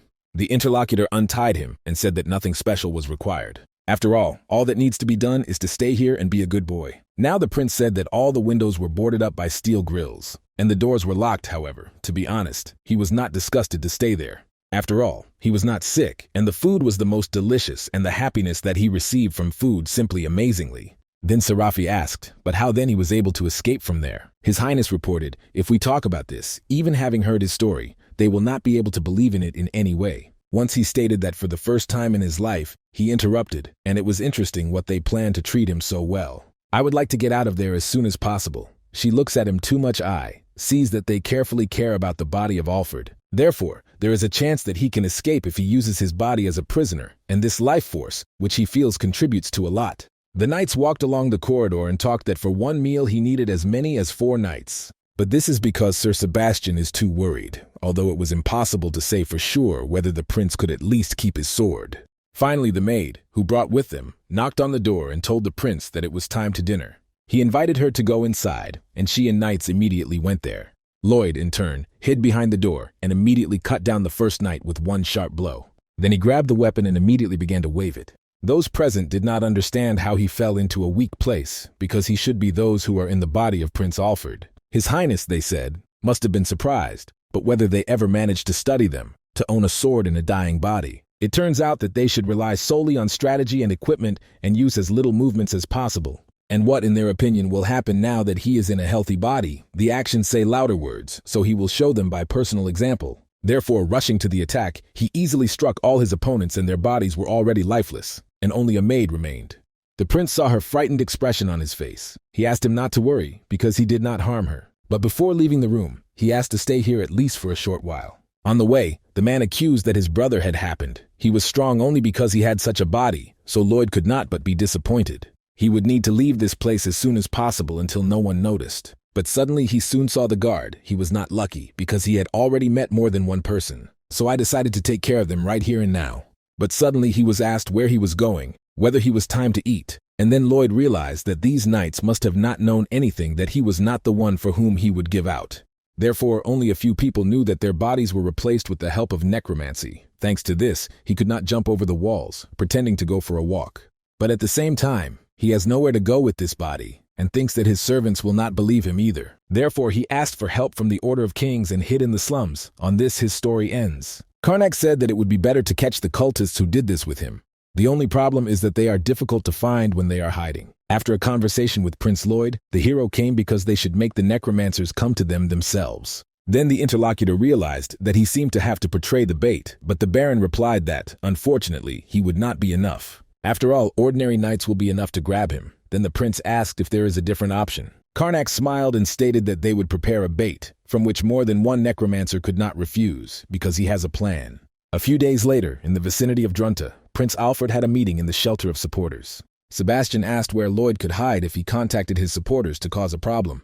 The Bishop of Detsras replied that this would not happen. The spies that they launched into the palace have not said anything yet. Kale said if Prince Lloyd had thought something, they would know, but Ult added, that's true. They also prepared measures against his possible actions. Therefore, they just need to deliver Prince Alfred's body here at the right time. The bishop said, if we say in the necromancy spell, which he put on the Ring of the Soul, not damage so that there should be no problems yet. Someone said even if they are not, they should remain vigilant. Is there a way to use necromancy to track the prince's body? She heard this. If it were possible, they would have done it. All the conditions should be met, but even they do not know what they are. Then Sebastian said that their only way to continue to look for him on his own. And suddenly one of his subordinates burst into the room and stated that the prince was found. The man was surprised and asked where he was, and he was informed that he was in the south near Darlene Street. The main thing was thinking that there were supporters of Prince Lloyd, so he asked if their people made contact with them. The interlocutor said that this did not happen, and then Sebastian said that this was pleasing. It was necessary to send a squad of Scarlet Flame behind them right now. Having learned this information, he was delighted and said that His Highness could translate here. On that street, which was recently discussed, there was a rather troubled atmosphere. The prince, walking along the road, heard several men, so he asked if he was really dealing with him. One of them immediately called him Alfred and said that he had come for him. The interlocutor asked, but did he really somehow look like a prince? Therefore, the person who spoke to him thought about the fact that he was not in his mind, then went further and stated that he was ordered to deliver him to a certain place, even if he was resisting. Of course, this is done for His Highness, so they asked to do nothing. Suddenly, after a few moments, Serafi came here who asked the prince if everything was in order with him. Then she stated, if these people want to pick him up, then let them first try to defeat her. Soon the squad of Scarlet Flame saw a strange power. It was the power of necromancy, but they could not understand whether this is really the evil spirit of the necromancer. Energy immediately spread throughout the area, and they were attacked by this dark power. Several people could not believe that the prince contacted necromancy, and someone was already running away, trying to escape. But the ways for escape were cut off, because the tentacle of the monster appeared from the dark holes. Of course, they immediately attacked those who tried to escape and dragged them inside. After that, those people who still survived killed these creatures. But still, one of the men still survived and tried to run away from there. But the prince himself thought that it was just terrible magic, and whether it really became so interesting. A few days before the incident, they told him about the bait for necromancers, but he asked to tell in more detail. Karnak said that the necromancers, afraid to be issued for those, often do not hide themselves, if only it is not about the fight against a strong enemy, so they will put the enemy in the same conditions. The necromancer will be as a bait. His Highness was very surprised of this, the hero said. They expect that they would not call the order on them, because they will also unite with necromancers. Necromancers in turn can steal each other's strength to become stronger, so they will undoubtedly appear. Lloyd noticed that it was still strange to cooperate with the necromancers, and the Baron told him that it would only look like this. If they use the confiscated things of the necromancer and use magic to deceive them, it will be indistinguishable from the usual necromancer. The prince realized that the Order of Kings considers such things necessary, so you need to adhere to this plan. And at the present time, they finally met, and Karnak asked if everything was in order with him, and he said that yes. Then he noticed that it was like necromancy. Although he knew that it was magic, pretending that nothing had happened, Karnak noticed that it pleases him. After that, Lloyd said that one of them ran away really enough. The hero answered him enough because he reported what happened. That's why it remains only to wait for the necromancers to swallow the bait. Soon it happened, because the person who was left alive spoke about necromancy. A member of the detachment of the Scarlet Flame that was sent there saw it with his own eyes. Sebastian was horror and was speechless. Therefore, he asked if he really collaborated with necromancers. Then Detsras came up and noticed that now this specialization of them asks to provide it to them. The main thing was thinking that his skills deserve confidence and noticed that he entrusted this to them. The bishop, along with his subordinates, went on a mission and said that he would certainly bring the prince here. At that time, I already thought that they destroyed the squad of Scarlet Flame, so they are unusual necromancers, so he would take every drop of this power. Try it to the necessary street, he informed his subordinates, and then said, if they are also necromancers, they should aim at their strength. They will lure the necromancer here, and he will remain in the shelter and arrange an ambush on them. But if everything works out, he will give half the strength to them too. The guys had no choice but to agree to this, but they realized that they were a bait. Kale took advantage of his own strength. He began to call the damned souls of warriors so that they wake up in the name of Tezranik. The knights who rebelled from the dead began their way, and the guy said that they would find their enemies in the name of darkness. Karnak, of course, saw himself, he said, as expected. They sent a necromancer, and his magic of tracking tracked them down. Lloyd asked if all these ghosts want to get to them, but Barros noticed that he was really hurrying. Next, the hero invited his comrades to arm himself and advance to the battlefield. At the same time, he said to His Highness that this time he would move themselves, but the man asked, did he really need to go this time? Karnak noted, it would be bad if he is ambushed, and they will interrogate them, after which he would return with the information. The prince thanked them and said that he was leaving it on them, but at the same time, looking at the things they took, asked why they needed it. Then smiling, the guy said that it may look stupid to this optimal anti-cult weapons. The perfumes that the enemy has taken, the necromancer at that time penetrated through the walls of residential buildings. And the people who saw them were very afraid, because this was not there before. So because of this evil spirits, a terrible commotion soon happened in the whole city. Barros, along with Serafi, sat in ambush. The girl said that these villains lure innocently citizens into a trap. And the guy noticed that they still did not harm anyone. The interlocutor added that he meant whether it was needed. And the swordsman said, the more corpses, the more servants will be. Of course, Serafi was in shock from this logic, because she thought that all necromancers were deciding. And while they talked peacefully like this, just a ghost caused by necromancers made his way to them. Kale, who called on all of them, told his partner that the lost spirit had fallen. She asked the interlocutor where he was, and suddenly behind him, he heard some strange noise and realized that there was the power of darkness. Kale immediately sent the called spirits there, and also said, to comrade after him. And with these minions of the necromancer, Barros and Serafi fought. The guys saw them and immediately thought that these people should also be necromancers. But at the same time, it was completely incomprehensible to them what they were doing to go out to be waving some strange weapon. The man used a mop and with the help of it easily discarded his opponents. And the girl did not stand quickly using a frying pan in her hand. It was not clear to these guys why they had such things. Perhaps it was a necromancy that they did not even know. Barros in turn told Serafi that their enemies are already here, so they would begin to implement their plan. Therefore, they even more fiercely began to use their weapons and struck the spirits in front of them. Kale, of course, did not understand what they were doing, but said that first to deal with them and then decide everything. Therefore, taking advantage of his strength, he used the field of necromancy, namely a skill called the Swamp of the Dead. Barros saw what happened and realized that this time these necromancers have some kind of skills. That is, it turns out that he really has not seen this field of necromancy for quite some time and needs to move. So using quite strange maneuvers, he dodged at the hands appearing from the ground. Kale thought what was happening because he was just moving. But Serafi did not do this so simply and constantly hit her hands that they were drawn to her. Rani could not understand why this woman was so cool. Further, comrades of the protagonist aloud said that they would do something now. The necromancers were interested in what they were going to do and soon saw how the mop and a frying pan flew up. In bewilderment, one of the guys asked what would happen this time. And the swordsmen literally the same second pierced their blades into the ground and began to use magic. After that, water appeared from their weapons and headed right towards the rivals. Kale asked that this was still happening because their field of necromancy was swept by their energy and necromancy. Then Barros smiled and told the rivals that they could not resist them with such tricks. The guys did not understand what spells they use, and they had to quickly deal with all this. That is why Ult resorted to his strength of hell and began to transform with his body. Demonic energy spilled out and he was demonized. The guy shouted Serafi that he would leave it on her and jumped aside. The girl agreed with his proposal and immediately rushed to the attack on the newly made demon. Ult asked how she repelled his attack, must have been strongly strengthened, but she cannot compare with his demonic form, no matter how hard she tried. The rival smiled and stated that he was not very good and turned into such a grotesque uniform. From these words, the guy of course got angry and calling her a scoundrel, said that he would end her here and now. Further concentrating the energy about himself in his mouth, he literally spat it towards the girl. But she immediately applied her skill and easily repelled this attack again. The demon was very angry from this, and Kale noticed when they waved this thing, all their attacks are blocked. Therefore, it was not clear what they used, and Karnak ruled this force. He was glad that no one suspects him that he was using it, because this is literally nothing. A frying pan and a mop is just a distracting maneuver to hide the power of darkness. Even if they believed in his history, they would have to understand everything soon. Kale understood that this situation was very strange, and it was interesting what was really happening. Moreover, the necromancers are here, but the energy of death comes from somewhere else. Turning in the other direction, the guy noticed that she was coming directly from another building. So it was amazing for him. Was it really a redirection, and these people are likely to simply play with them? Therefore, he turned to a comrade and said that he would have enough to spend time on them, because he not only distracts attention from someone else. From the real necromancer is located on the roof. Then the Karnak's comrades realized that they guessed and decided to finish it, but here and now. as a result of which they immediately rushed on the attack on Ult, and he shouted that they were idiots, and they had already bought their spells. Now all they need is to defeat a real necromancer who closes somewhere. Therefore, taking advantage of his strength, he directed the eager energy from his mouth right in the direction of Karnak.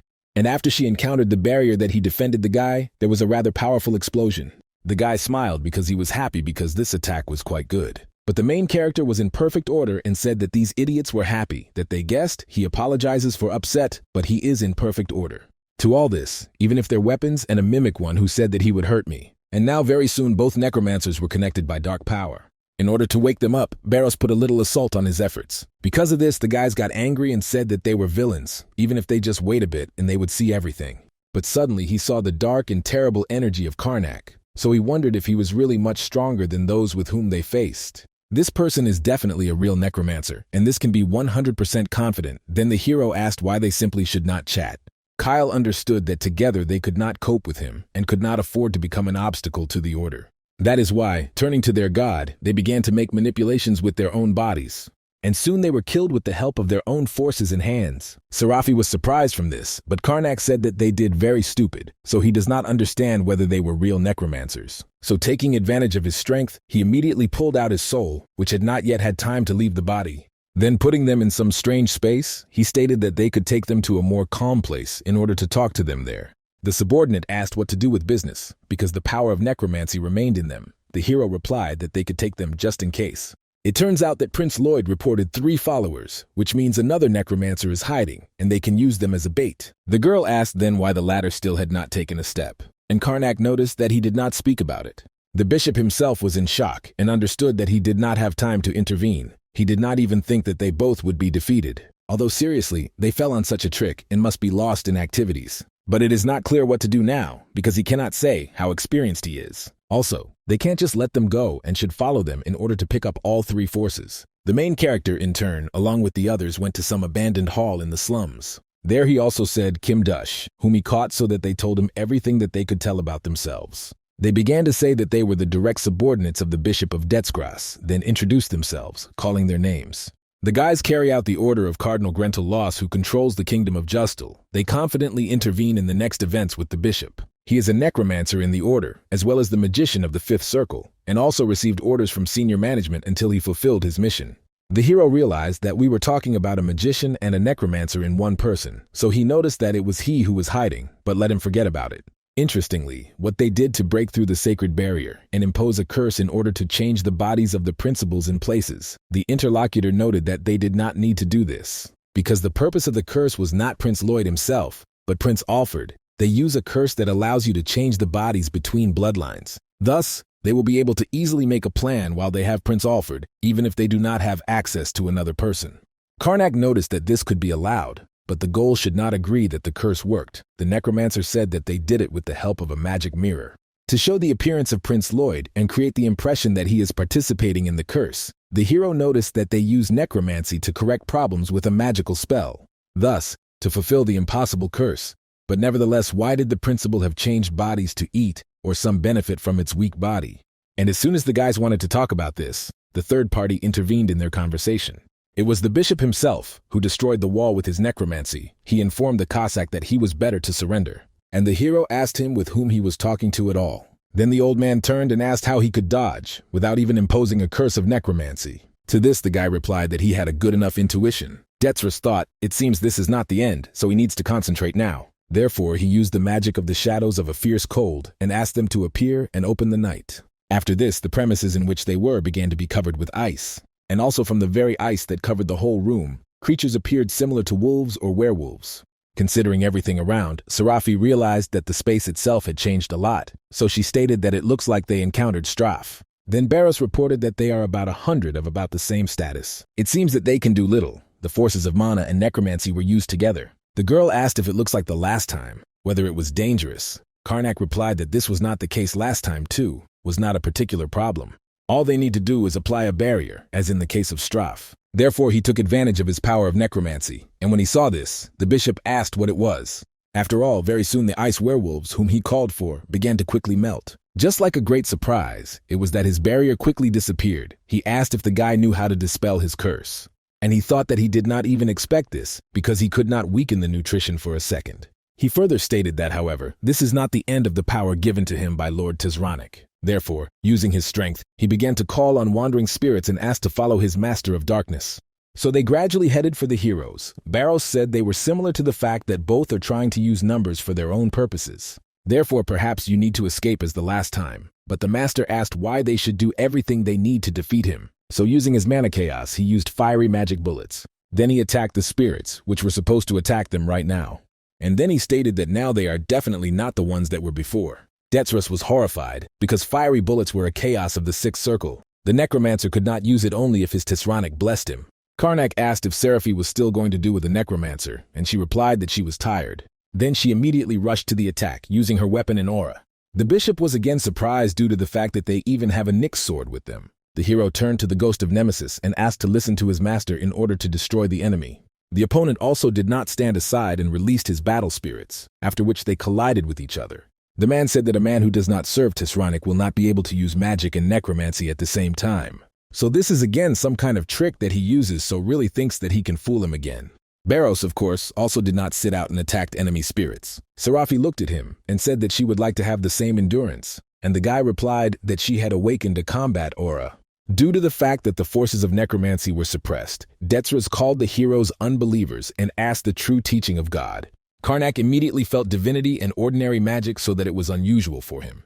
And their opponent immediately took advantage of the power of necromancy and used the skill of the soul of the earth. So the soil immediately began to crack. A golem appeared from under it. When the hero saw him, he said that he expected something more impressive, but the ward said that it was still quite burdensome. Seraphi volunteered to fight with him, but the guys did not really want to stop her. But the bishop continued to use his strength, and the armor soon appeared armor. When the girl noticed this, said that now it became more complicated. He has not only such a body, but now he also owns a sword. The master asked not to worry, because he still had weaknesses. In order to further strengthen the power of his own goal, Detzrus asked for a blessing from his god. So the armor who wrapped the creature immediately flew off him. And then they gradually began to go back, even stronger, strengthening his body. When the procedure ended, the bishop asked the creature to put an end to them quickly. This night Ghoul should fight enemies and defeat them quickly enough. Karnak said that the merger of magic and necromancy was used here. It must be combined in himself, the golem, and the art of death armor. Detzrus managing the power of his being, he immediately rushed on the attack on the guys, but he made it a fairly large distance using his weapon.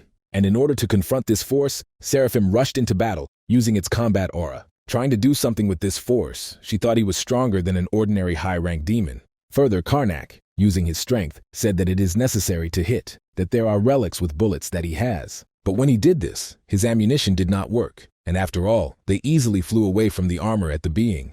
Therefore, with chagrin, he said that this did not work, and the comrade asked what they would do. Then the master smiled and stated that he did not expect this, but while they were talking peacefully, the golem rushed into the attack on them. So in the place where the heroes were all this time, a big explosion happened, but they fortunately survived because at the last moment they managed to get out of there. Barros said that she would take care of Detzrus, and he asked Seraphi to take the Knight of Golem. So he discussed his rather quick plan. They rushed to the attack. Necromancers noticed what was happening, so he informed his ward so that he stopped them. And Golem rushed at Barros, who aimed right on his owner. But he, of course, managed to successfully dodge his swift attack. But Seraphi also rushed on the attack and said that he had forgotten about her. We do not go to it quite strongly. He did not even move after that, and he just turned to the enemies and once again attacked them. The bishop was very happy from his own forces and said that this was a real power. The girl noticed that her attack did not work and asked what to do now. The swordsman, turning to the master, noticed that he was calm, which means he had a plan. The interlocutor also asked not to take her own eyes and tell him about everything.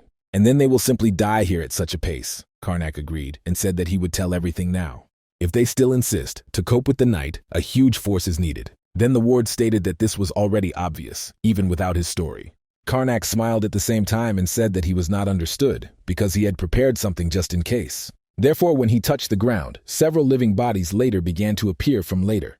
It turned out that these were just the same necromancers with whom they had fought for a long time, and they were now his servants. The hero said that these are really those necromancers and in their body full of power necessary for them. The bishop noticed that his subordinates would now fight him and was surprised. Kyle immediately took advantage of his strength and asked him to become damned warriors. And Old again found a demonic form, with the help of which he also had to fight. The old man was horrified and did not understand who at all could control the forces of the dead to the necromancer. It is terrible that someone was capable of such a complex technique. While they attacked him, the man shouted to the night goth him to deal with them. And then the creature headed for dark spirits. And Old, taking advantage of the moment, tried to attack him from the back. But Golem noticed this attack and quickly turned around, immediately threw it aside. The bishop was surprised from whether this was really so, asked, "Are they really idiots?" It turns out that they really fought well enough, but now it's all in vain, because they will never kill him too. They did not stand next to him, even when he was alive. The hero, using his strength, asking what he said, "Is he only not alone here?" After that, his chaos bullets attacked the creature that was ahead, and the hero ordered his subordinates to attack and stop staring just like that. The swordsman who obeyed him immediately rushed to the attack, saying that now it was possible to fight. Kyle, calling for the servant, actually his comrade, asked to destroy the enemies of his master. Therefore, the fallen warriors, along with Old, immediately rushed to the attack.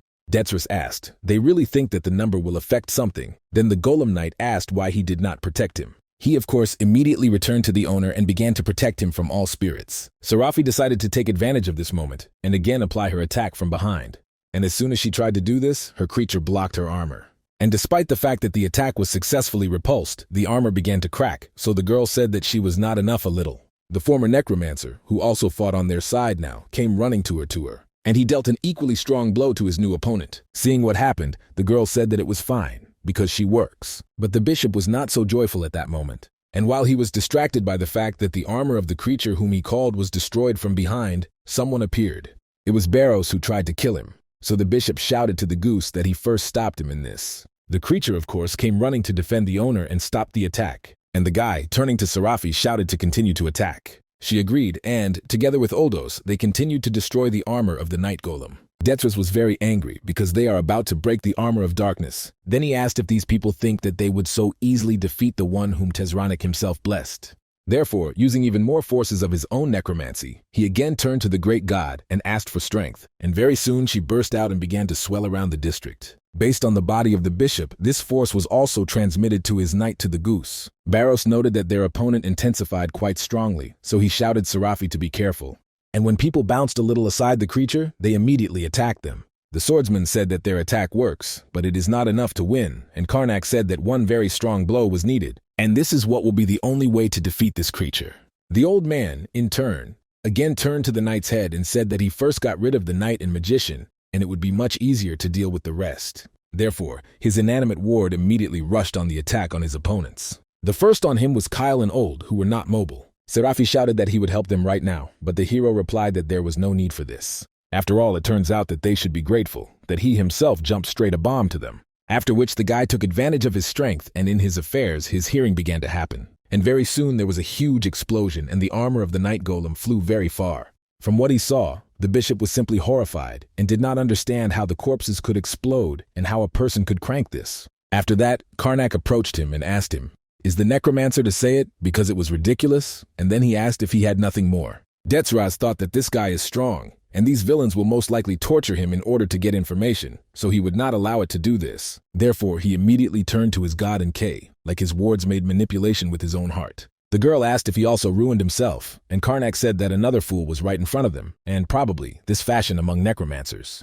Suddenly he saw that something began to happen with the body of their former opponent. After all, the soul with the help of the power of necromancy immediately began to rise up, and the hero realized what it was. After all, this technique of transferring souls to the contract is most likely the soul goes immediately to Tezranik. Karnak was horrified, saw a disappearing soul and a quarter for himself, that I had not seen this before. Barros noticed that this was really an omission because they could get all the answers. And while the guys discussed this among themselves, Serafi drew their attention forward. She asked, was it not the soul of Detzkrus? The bishop was really in front of them and asked why these guys are here and where is the Tezranik? The swordsman smiled due to what happened and said, it seems he had problems with magic. And Karnak added that he probably had no communication channels. If he studies the necromancy of the very beginning, he needs a strong basis. And until the guy spoke, he was already reaching his hand to him.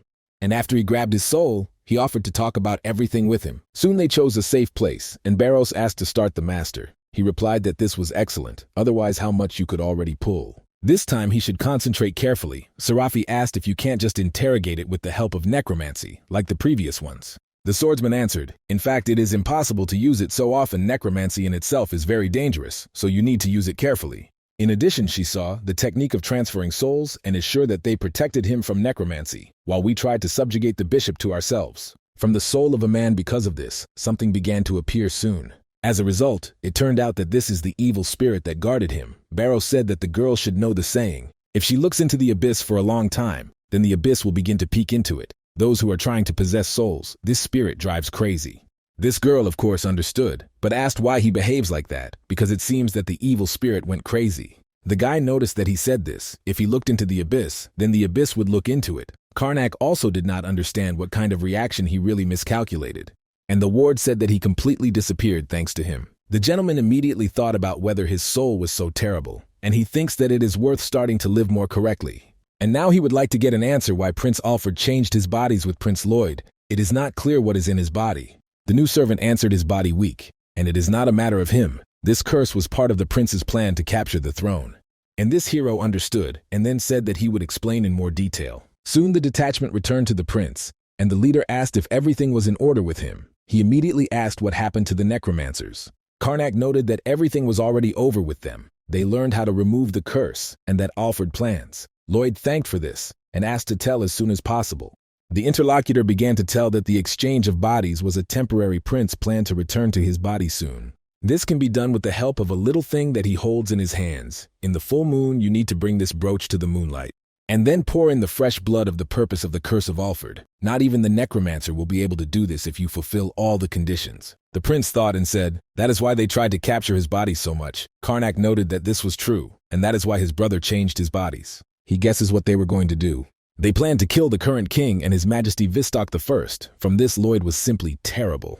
And Karnak continued to speak for sure during the dinner with His Highness. He would try to slaughter him, because the king would not be afraid of his son. And when Alfred would return to his body, he would just have to do with it. The interlocutor understood everything, but the body of the second prince is weak, and hardly an attempt to harm it would be successful. The hero said, even if the murder fails, the plan would have been crowned with exactly success, and he would either be executed for this attempt or put him in prison until the end of his days. And then Alfred will become the only heir to the throne. Lloyd noticed that you did not even know about his plans. But now, when his body is no longer there, he will not be able to move freely, so it may be worthwhile to just hold the ear to the full moon. After all, suddenly he was mixed up with the poison before everything returned to normal. Karnak said that he needs to be patient. If you damage the body, then problems may arise when removing. And the interlocutor said that if so, it would be quite annoying. Further, the hero said perhaps the second prince did not know that his real body was gone. Alfred stopped at the estate of His Majesty Lloyd and secured the necromancer to contact his accomplice. But they removed the necromancer, and he will not be able to find out about what happened. Therefore, he is interested in how His Highness believes that the second prince will make. Lloyd noted that he would have postponed all his plans in his place, and so common sense tells him. If he had common sense, he would have stayed away from necromancy. The Baron said that he was thinking so too, but he is unlikely to retreat from his plan. Then the prince noticed that it was really difficult, because no one would believe him, but Serafi asked if he needed to return to his old body. After all, this body is strong and healthier than its present. Karnak said that this is impossible, because relocation does not last long, because this body does not coincide with the soul. In addition, we must not forget about side effects, because with a long mismatch in soul, the body can simply go crazy. The princes are close by blood, so he thinks to hold out for a couple of months. His Highness from this was horror and did not understand what would happen otherwise. Then he asked what to do. Is there really no way to stop his brother and the full moon very soon? Karnak thought that he had already caught a high-ranking sectarian, and maybe now it is worth making a friendly connection in the royal family. Therefore, he asked if he wanted to defeat Alfred. The man answered that of course he wants it. The hero smiled and said that in this case he has one idea. And in the palace there was not quite calmly. After all, Alfred in the body of the Lord could not even move normally. It was completely incomprehensible how he could live with such a body. But these are all trifles, because today he is going to end and say goodbye to him. Although he will lose his connection with the sect, he cannot postpone his clan. But then, because there is still a month to live in this body, just a terrible horror. Suddenly the knights from the Maid came to him and asked to follow them, because they needed to leave immediately. He was surprised and asked what they were talking about. The girl immediately grabbed him in her arms and said, because it was difficult for him to move, she would take him, but he did not understand why she was doing this. And one of the knights said that Prince Alfred was threatening him with a sword. Because of this, the guy himself was surprised and understood that Lloyd was not one of those who are in hastily. Then it was unclear that he had planned it. But a man in the prince's body at that time shouted to everyone to kneel before the future king. The knights could not understand why it was he screaming at everyone and asked him what he was doing. The commander of the palace guard Gilead said that his highness would not forgive this, but the prince shouted that Lloyd's only goal was enough for him, so let them leave the road. He does not want to shed the blood of the innocent, and he will still serve him soon. At that moment he thought that he would show Alfred what he was capable of. The commander sent the guard forward and said, "It seems the prince is not in himself, so you need to be careful." Lloyd further said that he asked to get out of him to leave and not fight him. But he could not do anything, and soon a skirmish occurred between them. And based on the prince's strength, almost all the guards were soon defeated. Gilead thought about when Alfred learned to drive a sword like that, because it would be difficult to defeat him without injuring. Suddenly a flash appeared in the sky, which was rapidly approaching the palace. It turned out that it was magic, after which a powerful explosion happened. The knights in confusion began to think that it was really Alfred's accomplices. Suddenly they saw that Karnak had arrived with his detachment. The commander of the detachment, after he saw them, asked who it was. The hero took out his certificate and said that he was a carnival from the royal order. He came by order of Prince Lloyd. They helped the royal family and the prince sent them this letter. Gilead immediately read him and said that this was actually the handwriting of the first prince, but what he was planning. Then the man wondered that this is excellent. If something happens, he would shift the blame on them. Suddenly Lloyd, who was in his brother's body, asked who these are still, but whoever they were, they still could not stop him. Karnak noticed that for starters he would kill Prince Alfred, and the guard said, "You need to be careful with him, because he is a prince." The hero noticed that he understood everything and sent Serafi to fight with him. Those present, after she exposed the sword, noticed that she owns a combat aura, and then the prince along with the girl rushed at each other on the attack. Although they showed that you were really fighting, it was clear to them too that this was not necessary, so they literally played a role in the theater in this production. And after a short match, Alfred's body was as if it was pierced by a weapon. Then he fell, and the guards asked, "Is it really over?" It turns out that this girl defeated him so quickly and did not even spend a drop of blood. And Karnak at that moment took advantage of his magic in order to knit him. Of course, he succeeded, after which his majesty began to scream so that they would not touch him. After all, he does not dare to do this. After that, the commander thanked them for his quick determination and said that they would take care of him further. Then he ordered his subordinates to throw him into a royal prison. And Karnak turned to Gilead and said that he needed to talk to him. The maid told Alfred that his brother arranged all this and is in the royal prison. They say that the royal order was also involved in this. The man was surprised because of this. Therefore, he asked what about dinner with his father, because he is soon enough. The interlocutor informed him, since the prince's safety was already cancelled above all, and Alfred was even more in shock from these words. After he was left alone, he realized that his plan was just a drainage, and thought about how to remove the curse, while his body was in prison, because the full moon was already.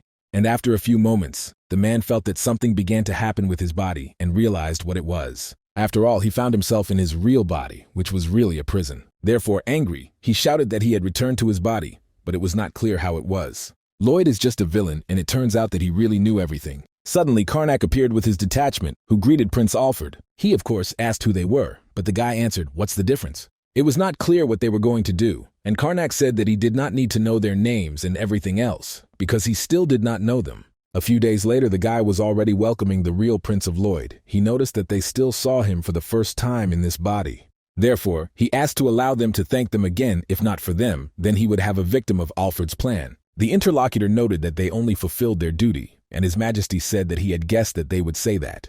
Now all the supporters of the second prince fell, and people in the palace and so notice where that his associates are cooperating with sectarians, and thanks to them, the investigation ended faster.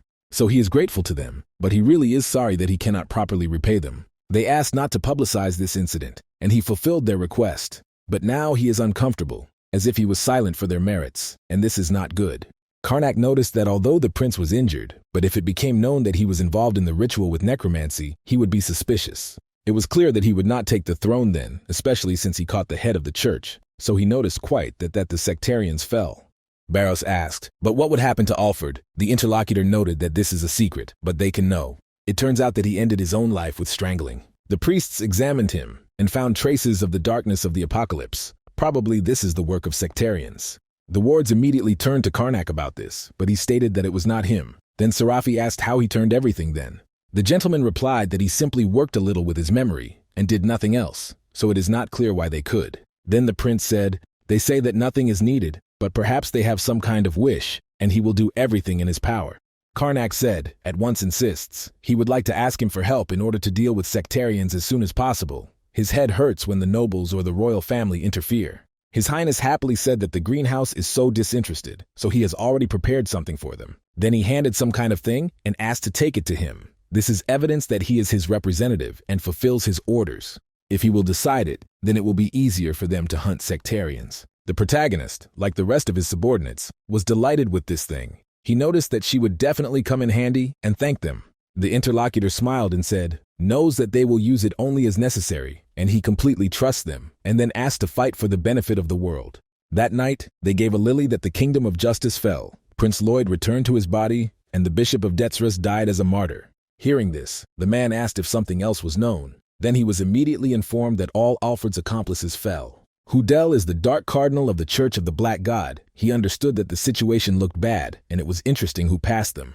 Then the interlocutor handed him some kind of capsule and said that this was placed here by Prince Alfred. Cardinal noted that at least it worked properly here. Then he thought that his plan failed, and it is not clear what to do now. Eleazar ordered them to hold on to justice so that it was impossible to leave this kingdom just like that. A few months ago, she said that he needs to deal with the northern eastern part of the continent. We are talking about the kingdom of Justile. She has a rather bad premonition, and you need to focus on everything unusual. The woman is the Holy Apocalypse, and her name is Eleazar de Replanon. The man said that this rather blurred formulation of her attention attracted, probably, something specific. She asked to find out who did what they attributed to them. Now Hoodel did not understand what this means still attributed to them. The person who was in the office noticed that there is another problem. It so happened that the soul of the second prince is with them, but the soul of Detzrus disappeared. The cardinal did not understand how this is possible, because it is not clear how the soul, the abyss branded by the Tezronic, did the priests of the goddess come strongly. He immediately got up from his place and shouted that he himself would check everything, so let him prepare the ritual. Soon everything was ready, and the gatekeeper darkly asked the bishop to answer for the services of his master.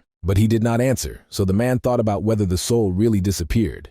Perhaps this is the truth of the hands of the followers of the goddess. Although rather it was not the case or divine spell they could do this. This requires incredible power, and he never heard of anyone with such force. Therefore, there is a high probability that it was a different necromancer. According to logic, such people should sometimes appear. But still, it is again unclear. Someone how strong? What can erase the stigma of the Black God? And it is precisely difficult to believe in. Prince Alfred probably saw something, therefore, it is necessary to talk to him as well. The cardinal immediately took advantage of the power of his necromancy and asked the heretic to rebel from the dead. After that, the prince's soul immediately appeared the front one.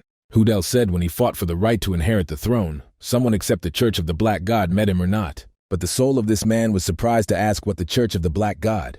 The man was surprised from this question and asked, didn't the Church of Humor help?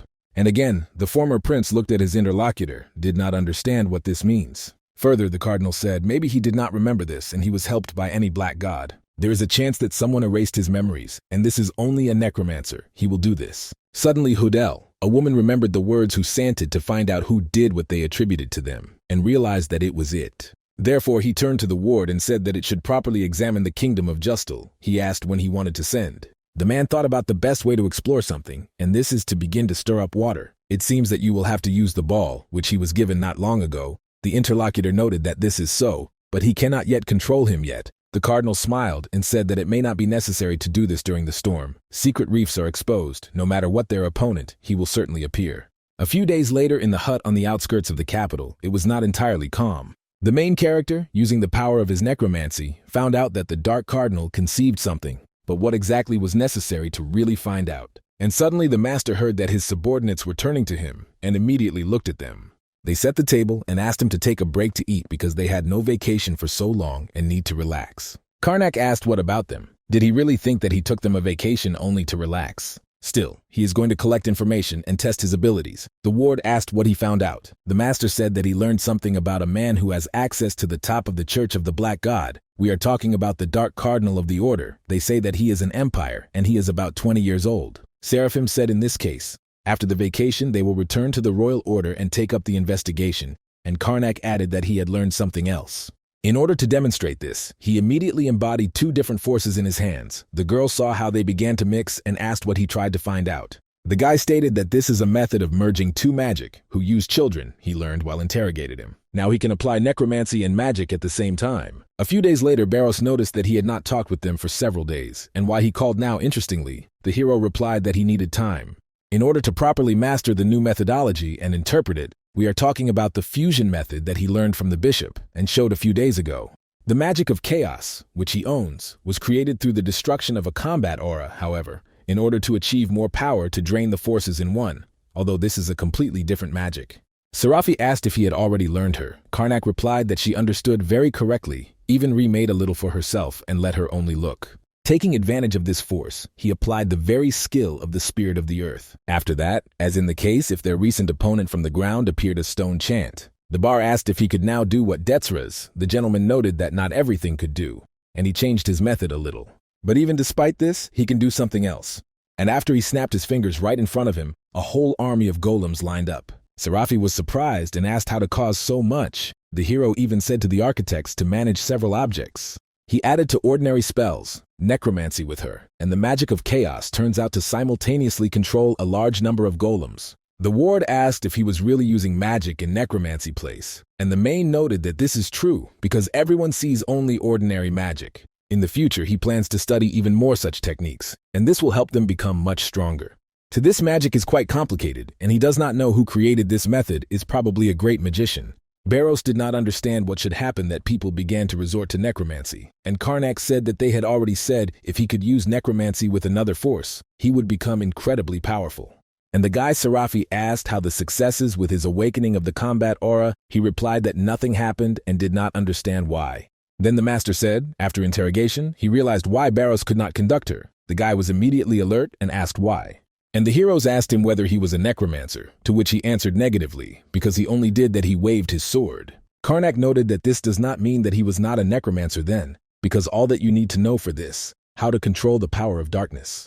The butcher said, since they returned to the past, they stayed away from the power of darkness because they were afraid for their health. The master said that this is true, that the problem is not in the body, but in the soul, because it is already tarnished with the dark energy that he received, being a knight of death. Let him only think that he owned a dark weapon, so what it differs from necromancy, the ward was horror, and asked the owner whether there was a decision.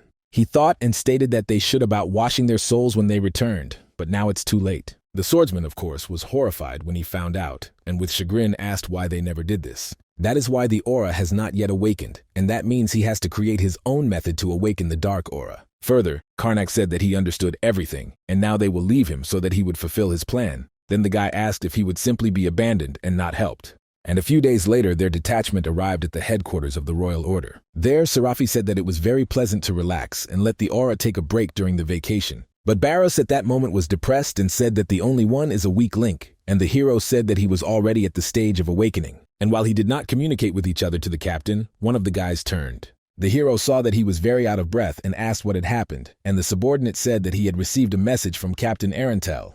They say that in the Zatelba area in the southern part of the kingdom, a vampire appeared. The captain immediately asked how many cases of the attack were 1 or 2. But the interlocutor dumbfounded him by the fact that over the past 10 days, more than 500 people died. Soon several people gathered for a meeting in the order. There, the captain thanked them for quickly responding to his call. The man asked to understand that the matter was very serious. The meeting was attended by the commander of the 1st Battalion and the wizard of the 7th Circle, as well as Trip Adjutant, the 1st Battalion of Blue Knights, and Harris, from the Battalion of the Red Knights. Serafi immediately used my messages, and she said that there are the strongest knights in the Royal Order, which means that the problem is really serious. Arentel said that some people only returned to the headquarters, so he would explain everything in detail. It began 10 days ago, in the village in the district of Jatelva. All residents of the village and livestock were found dead and bloodless. The church considered that this was the work of the vampire and immediately began the investigation. But as a result, even investigators died and 4 villages were destroyed in 5 days. And in the end, the largest city of Zatelbi attacked Achendab. As it was a very large city, there were many witnesses. Thanks to them, they managed to recognize the personality of the monster. They turned out to be a young girl with a strange ball in her hands. Thanks to the testimonies of eyewitnesses and the notes of ancient manuscripts, they managed to understand that the whole reason is happening. His peculiarity is that he enslaves his master and turns him into a killer. This is a demonic sword that eats blood. They called it a village in general, where he was first noticed, so his name Merd. The hero was surprised from this weapon, and Barros said that no magic sword could have such a force. Further, the captain said to release an evil artifact into the world, to cause random riots. This is a sign of the work of sectarians. Therefore, the Church of the Goddess suspected the followers of the Church of the Black God, and the 5th Battalion of the Royal Order went to the scene. She literally just informed him that the 5th Battalion was completely destroyed by those present and were surprised because of this. Barros said that he had heard the headquarters of the problem, but in order to be so very surprising, Arantel added that this is really the most terrible. This has happened since the founding of the Royal Order, and they cannot just sit back and look. That's why he called the best here. Jigen asked the tribe who could defeat the 5 best battalions, and he replied that it was simply impossible.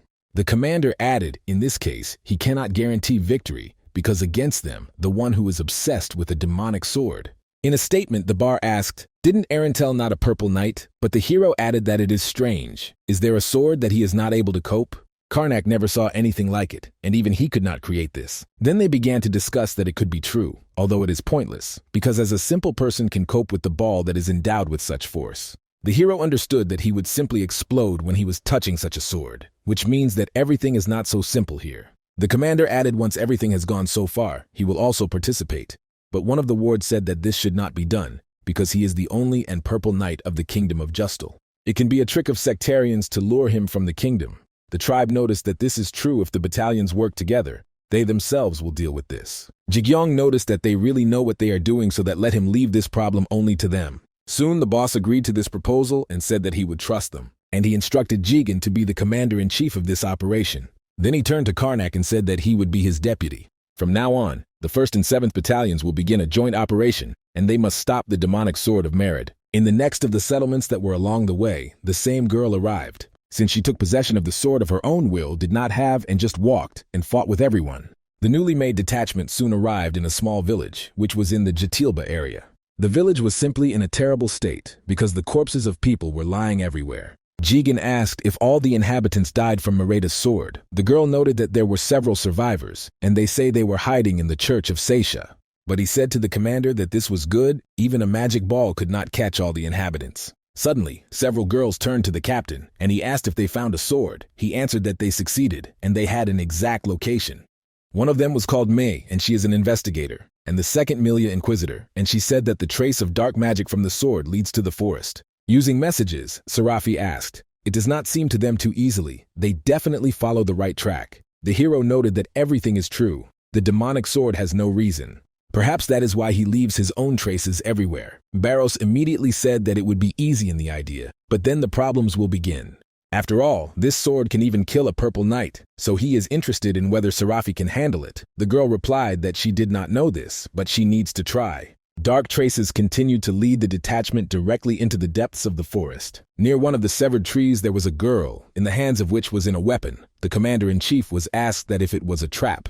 He, in turn, immediately asked not to forget this magic sword, which becomes stronger with blood, so it is impossible for someone to suffer from him. After that, he told Barros that he would lead the detachment that surrounds this sword. The guy replied that he understood everything, and then he took to gather his detachment, and Jigen told the rest that they would attack on the other hand. He ordered his deputy to stay here, because if the obsessed tries to escape, then it was he who will intervene. So it will be much more reliable, and therefore Karnak with this easily agreed. Soon, an uncomplicated operation was finally begun. Barros, along with the rest of their detachment, began to gradually surround the demonic weapon. People, if quite slowly to him, and as if it seemed that everything was in order. The commander-in-chief first of all thought that first I needed to assess the situation. Therefore, he immediately took advantage of his magic and applied a fiery blow directly to the place where the girl was sitting.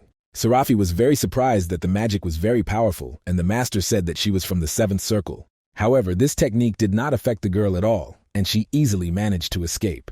Jigyong looked at her carefully and asked if he managed to injure. The demonic sword immediately noticed the one who attacked him and immediately rushed to the attack. Some man saw him, he was attacked, and immediately called for defense by a tribe, as well as Harris, who successfully defended him. And while one of them restrained the attack on the front, the second came from the back. But unfortunately for him, it was not possible to crank up a successful attack, because the girl easily fought off her from both. And then she rushed to the attack, and in her way the three of them continued to fight among themselves for a while. One of the wizards immediately took advantage of his strength and asked her to freeze, because the Lord of Winter orders to do this. And at that moment, an ice spear fell on the girl. But the demonic sword also noticed this attack and again, with ease, defended itself. And even so, a small part of the icy energy nevertheless fell into her arms and other parts of the body. But for the subsequent battle, this of course did not affect her. After all, the man who were behind immediately rushed on the attack on her. And she, of course, was again unsuccessful because the girl was calmly defended. So that moment laughed terribly, fighting off from two people at once. The commander-in-chief was surprised that two were attacking, and the sword withstand everything, so you need to strengthen this attack. To do this, he turned to Lord Karnak and shouted to attack. The guy understood everything, and then said Serafi to prepare for the battle. Why did she rush into the attack and connected to the battle of two men? But as a result, her girl beat off and also continued to smile brightly. Seeing this, Jigen said, "It seems that the sword was completely orientated at the battle. If they continue in the same spirit, they will be able to win." All wizards were immediately ordered to attack with Captain Kurna. The hero immediately took advantage of his staff and asked for a very sky that they observe his earth to fight. And suddenly, with a girl who took possession of the weapon, something happened. She seemed to be very scared at that moment and began to scream very much. The knights were surprised from such his behavior and asked if it was the magic of Lord Karnak. The hero himself was also a little surprised from this, because he did not expect such a reaction. Suddenly, the girl began to run away from somewhere quickly enough. As a result, it turned out that she was simply trying to escape from the battlefield. She did it so quickly that after a few moments she was not on the horizon. The commander-in-chief was dumbfounded that the sword just escaped, but it is not clear what was happening. Therefore, he turned to Lord Karnak and asked what he did. The guy immediately asked what he was talking about because he did not even have time to do anything, and everyone could confirm it. Then Jigyong said that this is really so, and probably this is true, and the girl which was nearby said that he probably uttered the spell in time. Then the tribe noticed. Perhaps he realized that in the minority he ran away. The main one added that he was ashamed to say this, but also faced with this for the first time. Obsessed with a magic sword loses the ability to think, and is not strange that he escaped. Karnak noticed, in any case, they again need to track Mard. The commander-in-chief immediately turned to the clergy and asked him to find, but the interlocutor replied that they had a problem. It so happened that the magic sword changed, and after the escape he did not leave a trace. The man asked if she really wants to say that they missed him. Then Serafi turned to the captain and said that the sun is sitting. It is dangerous to fight with Mared at night when the power of darkness dominates. Jigen said that since they cannot deal with him right now, then it is necessary to draw up a completely different plan, and then ordered everyone to retreat to a safe place. So soon they were already in a small hotel in the center of Achinbad, and the commander-in-chief thanked everyone. He said that it would be grateful if they all come up with a new plan together. Fortunately, Mereda is hiding on the outskirts of the city and she will not go to the center. So tonight you can be calm and can already disperse to us all. When the heroes remained in the room of Barros asked where Madame Millie, Serafi answered, should go out very tired and immediately fell asleep. But it was completely incomprehensible what was happening, that Mereda's escape was simply a coincidence. So they turned to the owner. And the ward asked him to admit honestly how everything was actually. It is interesting, after all, what he does without their knowledge behind them. The gentleman answered, if we talk about this quite honestly, then in fact he was terribly curious. Barros immediately asked if the evil spirit of the damned ball was frightened, seeing his young dark soul. The main character immediately denied this, and then said that it was possible. And the interlocutor noticed how not to twist with his current force, Merid was unlikely to be frightened, except that he would have been that before the King of Death. Karnak said that this is how the sword could not see his past through space and time, and the girl added, perhaps this is just a coincidence and the truth. And while she was trying to say something, the stomach began to rumble quite strongly. Barrows said that he was also hungry, and at first he had to eat. The gentleman agreed with this judgment, saying that in the end they did all this for food. That's why they soon immediately rushed to eat. Through that night, several nights were already ate. One of them said that there was a lot of things to do tomorrow, so we had to return to the rooms, and the interlocutor agreed. Then they began to chat that the damned sword was running away, and this strange incident, and their commander Karnak is quite strange, because he was doing something unusual. Especially when the three of them with their comrades, they look at each other and are silent. And while the men chatted peacefully in front of them, they saw something strange in front. I would consider the best that was there. They came to the terrible conclusion that it was Merid, but it is not clear what he is doing here, because it must be outside the city. Besides, they are not even equipped, and you need to concentrate and report to the commander. The girl at that moment smiled brightly and prepared to attack them. And in the morning, the hero with the rest lined up near the bodies of these people because they still died at night. Inquisitors realized that all blood and sucked, the state of bodies and identical to the victims of the damn ball, and this is exactly the body of his hands. Jigen asked if Merid was walking around the city center, but the hero thought that this could not be, because he did not feel the aura of darkness. Further, the commander-in-chief asked if he did not feel anything in any of the priests. They replied that it was really so. At that moment, Barros asked the master, did he really feel nothing either, and he replied that he had heard absolutely anything. Then Jigen asked if the priestesses could feel something. One of them said that there could be no traces of the use of dark energy. No. The man did not understand how this could be crank up, and the priestess asked that if the necromancer dealt with them, and the sword simply sucked blood from the bodies, then this is possible when the blood absorption process passes out, then the aura does not suck out. Milia added them somewhere far outside the reach of the reach, and the bodies were simply transferred here. In any case, both options lead to one conclusion. Most likely the people have an accomplice of a third party who can control the damned sword or help him. In itself, a sword would hardly have thought of such a tricky dexterity.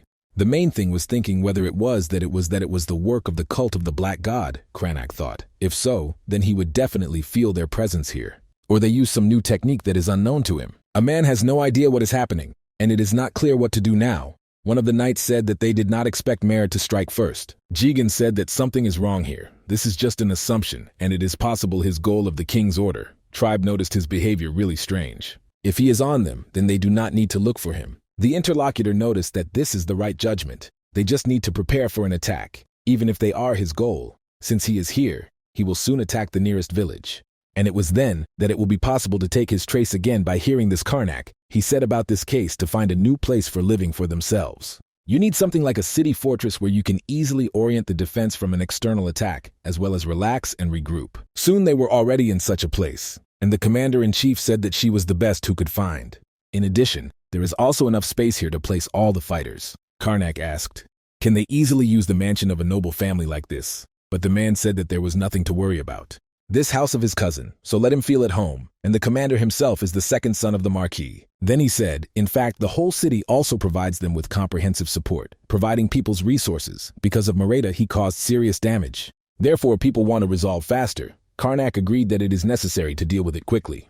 After that, Jigyong said, in any case, until the news about Mered, everyone needs to prepare properly. And so, as mentioned earlier, throughout the entire period, the knights were preparing for the battle. Serafi sat sad and said that the third day was already coming, but nothing was happening.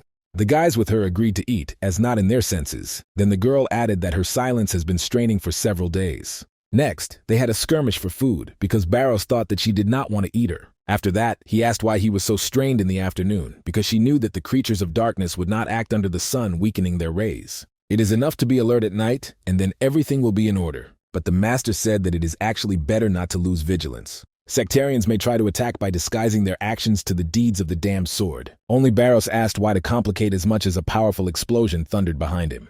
The hero immediately looked at what happened and saw something terrible. The knights, who were in the epicenter of the explosion, did not understand what was happening, but in the dust it was visible. The girls would make. And when the dust sat down a little, people saw that there was a marshman obsessed with the sword. It is amazing that he came here, because he should not have complete force in the daylight. So does Mareta really no longer lose power from the sun? While the knights talked among themselves and the girl in the country did not stand and immediately attacked them. The man who fought with her last time noticed that it became much easier to dodge. So he, like the rest, can declare that his strength has definitely decreased. That's why it became clear that even one aura user could cope with him. Therefore, one of them asked where they all were, and suddenly heard that Serafi was nearby and would soon be here. That's why it remains to hold out very little until her arrival. Of course, the obsessed did not want to wait and immediately rushed on the attack on them. The girl became much rapid and than before, but she did not attack the knights who were in front of her, but went forward. They immediately asked why she just flew through them somewhere, and it became clear that she simply goes the other way. As soon as the obsessed appeared near several knights, she immediately attacked them. But fortunately before them, they still managed to dodge them, although they did not understand what was happening because she attacked someone, but did not touch someone. The man who was nearby asked what it was, whether he understands correctly that a demonic sword pursues only Leffen from the 7th Battalion. It is completely incomprehensible why this was aimed at one soldier. At the same time, when panic reigned, Serafi arrived at them and asked if everything was in order. And suddenly I saw that Mareta was reality here, which tirelessly attacked only a man. The swordsman, of course, could not leave everything as it was, so she protected him with the help of her weapon. And when this happened, the obsessed immediately looked at her in surprise. And the girl rushed on the attack and asked what she was doing here. But the demonic magic sword, of course, did not answer this, and then he simply attacked it. And then immediately began to hide, and Serafi did not understand why this was happening. But then she rushed after him, because she said that this time he would not be able to run away. Although, when the girl went upstairs, she saw that there was no one there and was surprised from it. After all, I realized that the demonic ball managed to hide completely in a short period of time. Several high-ranking knights were horrored that the demonic sword attacked in the middle of the day. Besides, after the battle, he simply fled without killing anyone. The commander-in-chief said this happened not only in the afternoon, when their guards were reduced, but he also fled at the moment when he was in an unknown position. This only proves that this creature has its own thoughts, because Marad must have his own consciousness in order to do it. Harris noticed that it was enough for him to have his own thoughts, and Jiguan asked what he was thinking about this then. Then he said, in any case, it becomes clear that a demonic sword, hunting the order of the king. Although he was not sure of this, and asked Karnak whether he was coming to mind, the hero noted, something strange happened during the last attack. Together, where the obsessed, large number of soldiers appeared. However, apparently the weapon persecuted only one specific Lathan. Harris noticed when it was a speech. The two victims were also from the 7th Battalion. The chief noticed that she behaved really strange when she first met the Duke of Karnak. It is not clear what the 7th Battalion and a demonic sword have, Karnak said. It seems that Mareda was not aimed at their battalion, but the interlocutor said that he was choosing victims of them. Sarafi asked why not confirm this by himself, the man asked, but how to do it. Then she said that they could reorganize the sleeping room. The 1st Battalion will be on the outskirts, and the 7th in the center, after which they can place Lathan, which has just been the target of their camps. If they do as she says, when Marad attacks again, they will be able to get a hint. The chief said that this is a good idea, and then you need to try it. And the same night, everyone was a little alert due to the incident. Lathan sat inside and thought that it was generally incomprehensible why he should be here and wait for the attack. Besides, why the demonic sword hunts him. One of the knights told the commander whether the demonic weapon would really try to attack again. And he said that if he tried to attack once, it would do this the second. Since it doesn't matter to him night or day, they will have no choice but to stay guard. Suddenly, one of the subordinates turned to Jigon. He asked him that if all this was a misunderstanding, perhaps the fact that demonic weapons aimed at him is just a coincidence. And as soon as he managed to pronounce this phrase, as the ceiling was struck by the obsessed and burst into their room. Then she smiled, and it was clear that she was ready to fight them. The commander-in-chief was surprised that she was already here and said that she could not believe that the goal is really Lathan. But also in this room were knights with a combat aura, so they immediately rushed to attack the girl. But she, of course, immediately dodged this swift attack, jumped up. Sarafi told Harris to take care of the left side, and he left the right on her. As soon as the obsessed one heard this, facial expressions changed a lot again. After that, without taking any action in the attack, she rushed to run away. Of course, the knights rushed into the trace of her because they did not want her to run away again. Sarafi said that this time it is necessary to try to catch it, and you need to reduce the gap as soon as possible. Therefore, they soon managed to do this, and they attacked the girl again. But of course, the obsessed one felt and rushed to the attack. The man said that it was dangerous and should use the aura shield.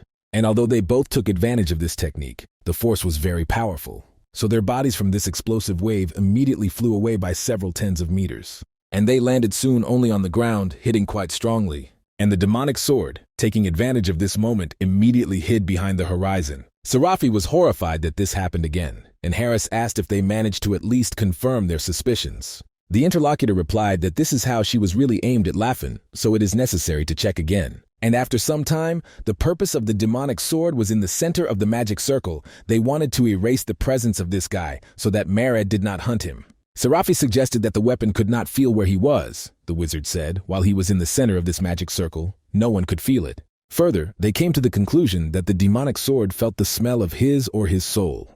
And this magic circle acts as a barrier that prevents anyone from feeling inside. The girl said that this should work. She understands that Lathan is crowded, but asks to hold out. It should be safe for his long-term perspective. The guy, of course, agreed, but was disappointed that he actually lives in a prison cell. After some time, the knights were worried about the state of the guy. It seems that he was stuck in this room since last night. The guys noticed that he was tired, but he feels better because Marad does not pursue him. And a few moments later, after these words, the explosion again thundered. Those present were immediately alerted because they did not understand what actually had happened. And due to thick dust, a demonic sword again appeared in another of his next attack. Those present thought that he was hunting only for Lathan, but he was in another room, so it is not clear why he was here. At that moment, obsessed at that moment, only smiled again and prepared for the battle. Then she attacked a certain guy that she was in her field of view. The attack was quite accurate, so it was easy to determine who fell on. The guy on whom the attack was committed tried to run away and realized that he was his next goal. Then he realized that he was attacked quickly enough, and he would not have time to dodge. And to great happiness for him, soon Seraphie appeared, who successfully defended with the help of her combat aura. Then she said that I had to first deal with Maradov, so she asked the tribe to help, and he rushed to the attack. The obsessed changed again in her face when she saw that she was attacked. Then she quickly left the room in which the battle took place. The man realized that she ran away again, but it is not clear why so fast. Soon, the commander-in-chief arrived at the scene, who noticed that again the attack was on the 7th Battalion. This is the fourth goal, and it cannot be that it is just some kind of coincidence. Therefore, he asked Karnak whether he had an idea of what was happening. He said that he had absolutely nothing. Then one of the subordinates turned to the commander. He said that this is a crazy idea, but he can share it if necessary. Of course, he has no arguments about these thoughts. Jigen and his deputy said that they still have no idea and let them tell everything. Frost asked if they thought that the target is possible is in order, how close they are to him. Mreda ran away when he saw Karnak, and this is in the exact order of the participants who were closer to him when they pursued him. Barrows said that if you think about it, it seems that he is right. The guy added that he understands this stupid idea so that he just shared his thought. Then the main asked Harris what he was thinking about this. He said that the attacks were true in this order, want to believe or not, but there are no other options, so they can try to prove whether it is true or not. So he asked who was closest to Sir Karnak, and the knight said that we were talking about a craft. Then Harris asked why they would not try to confirm their suspicions during the next attack.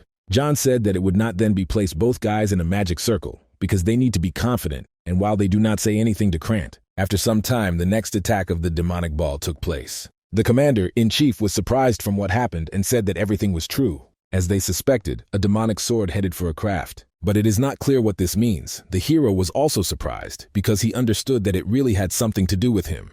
At the Jigen meeting, the reason why we are aimed at the 7th Battalion and the connection with Karnak, he does not suspect how it is connected. However, now they know that the actions of Mreda follow the legislative model, and if they use it, they can limit its actions. Therefore, they use this information to attract a demonic sword, and if you install a trap using members of the battalion, then everything will be easy. The Trib noted that it makes no sense to stay here, because demonic weapons can track them at a distant distance. Serafi agreed with this, and she said that the battle outside the city would lead to a lesser consequence. The commander also agreed, and said that a wide field would be fine for them. There is an open field to the north, and they must break the camp there, and then wait for a demonic sword. Everyone should prepare for moving until the end of today. Soon they were in place, and Jigen was sure that everyone was surprised by a sudden change in the place. But all this was done for the sake of Mreda, so hoping for understanding. This is their plan, because here, in their ranks, there will be Leifin and Frost, and right now the ravine has a trap to stop the weapon. As soon as the sword appears, they use magic circles to erase the presence of guys, and use this advantage to lure it into a trap. Their goal simply to seize weapons and save the obsessed little girl, let them avoid harming the girl and focus on destruction. One of the knights asked the commander, it would not be easier to defeat the owner, who is a little girl. Jigyong said that he understands this difficult order, because the stake is life, but they are the royal order, working as the king's name, so they should still try to save human life. Serafi asked the guys, didn't they feel a sense of duty, but they replied that they did not have this. Further, the commander said, in any case, they will wait here until a demonic sword appears. They recover in the place responsible for people and watching. At night of the same day, one of the knights turned to Karnak. He asked the commander how he thinks when he appears. The hero replied that it would not take much time where he attacks them every day. And only they talked about this, when suddenly they reported that the demonic sword was already here. The obsessed actually was very rapidly approaching the knights. As always, she was brightly worried before fighting people. The commander-in-chief, in turn, immediately ordered his subordinates to go to his positions. Well, all of them immediately obeyed him and began to disperse. Barrows told the knights that they are the first line of protection. Let them remember that the demonic sword craves their blood. Therefore, it is necessary to focus on protection and make the weapons spend their energy. Of course, they obeyed the guy and immediately rushed on the attack. But as usual, the obsessed did not attack them and only flew near this crowd. The knight immediately shouted that everyone would hold their positions and not allow her to run away. Let them force her to move to their goal. People, in turn, continued to fight the obsessed, interrupting her path forward. But at the same time, she was so strong that with easily they won them. When Barrows saw danger to his people, he asked everyone to return. And demonic weapons immediately attacked the square near which the land was destroyed. The attack was strong enough to kill a lot of people in the district, but many, fortunately, managed to dodge this terrible technique. Then the guy realized that the sun had gone, and a direct struggle would be dangerous for them. Therefore, he shouted that Merid will now be stronger. That's why let them focus on his blind areas. Of course, the wards agreed to this and immediately attacked the girl from the back. But she, as usual, easily repelled this attack, so throwing the attackers to a normal distance.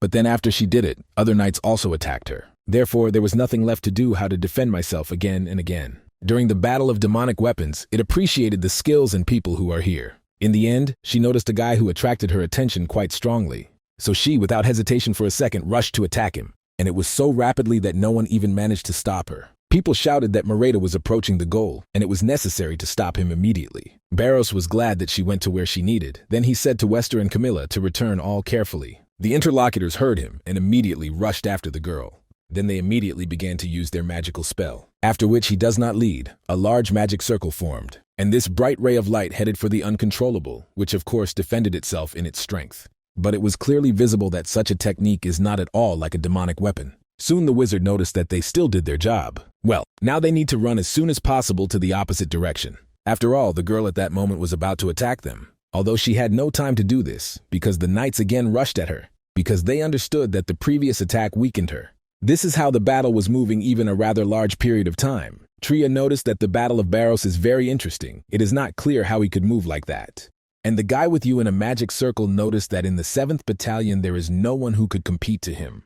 Is the 1st Battalion not known for its skills, and the tribe is really impressive, but the man noticed that he was attacking only in the weak places of the enemy, without spending time on this, as if he knows how the enemy will move, and he heard rumors about this guy, but he is more impressive. But such a strong swordsman is difficult to use a fighting aura for some reason. Demonic weapons still continued to fight the knights. Barros thought that they managed to lure him in the right place. It seems that the obsessed is tired, so it is interesting whether they should transfer it to the next line of defense. Therefore, he immediately ordered those present to stop. Everyone paid attention to him, and the man continued to say that they retreated. Demonic weapons were a little discouraged because it was recently attacked, but now no one is touching. That is why at first it was confused. Then the obsessed smiled immediately and rushed somewhere in the other direction. And there was just the same man whom she tried to win. The guy informed those who were in the shelter that she was here. And Serafi, along with Harris, realized that now there would be their way out. Of course, the girl rushed to the first for a battle with her. And when holding my familiar face, it was out of this again because of this. And the man asked if they were able to counteract her attacks. It seems they managed to significantly weaken Mard. Serafi shouted that now is not the time to stand in surprise. Let him hurry and move the train to the plan. Therefore, Harris pushed Frost from and told him to move to where he needed. While the guy was trying to run away, but while the combat user, the auras tried to stop the obsessed and block her path. Finally, the goal of demonic weapons reached the desired point and reported it. Then Serafi told him to hide inside the magic circle and hide his presence. Mered saw him running away, so he immediately focused on him. And in order to kill this guy, a rather powerful attack was released, which literally in a matter of seconds has reached its goal. But fortunately for Frost, he still managed to dodge her and stop in a magic circle. Immediately after that, his presence disappeared, and the obsessed from this was surprised. The knights noticed that she stopped and realized that it was good, because their plan works. Then Serafi looked at the cave and noticed that there was only one step. The commander-in-chief noticed that everything was going according to plan, so he turned to Leifin and said that now his exit. The guy immediately reluctantly began his movement from the magic circle. Of course, obsessed with him, she felt and immediately tried to go there. Her movements were actually very swift, as the last time. Then the commander-in-chief said that she was already inside. Then he asked her new goal to be behind them, but the Trib did not stand aside and immediately rushed to the attack. Further, a good battle took place between them, and no one was inferior to each other. But in the end, the man was still thrown back with the help of the power of demonic weapons. After that, the obsessed girl with her fighter attack headed for Leifin, and the commander-in-chief could not let her like this that he took advantage of his magic. The demonic weapon felt this attack and immediately stopped, because now he had to protect his own body from magic arrows. After they ended, the wizard directed a few more pieces, but the opponent again with the ease of them dodged only now in a different direction. And while the sword disoriented the Trib, immediately attacked him. This attack was so unexpected that she even wounded the girl, but because of this, she got even more angry. That is why one of the men of your own attacks attacked him. The knight who tried to defend himself from this noticed that she was still so strong, and then the rest of the knights arrived at his aid to defend themselves from this attack. Then they informed Murad that this was the end for him. The obsessed immediately got angry when she saw them, and it was clear that she would take the next step.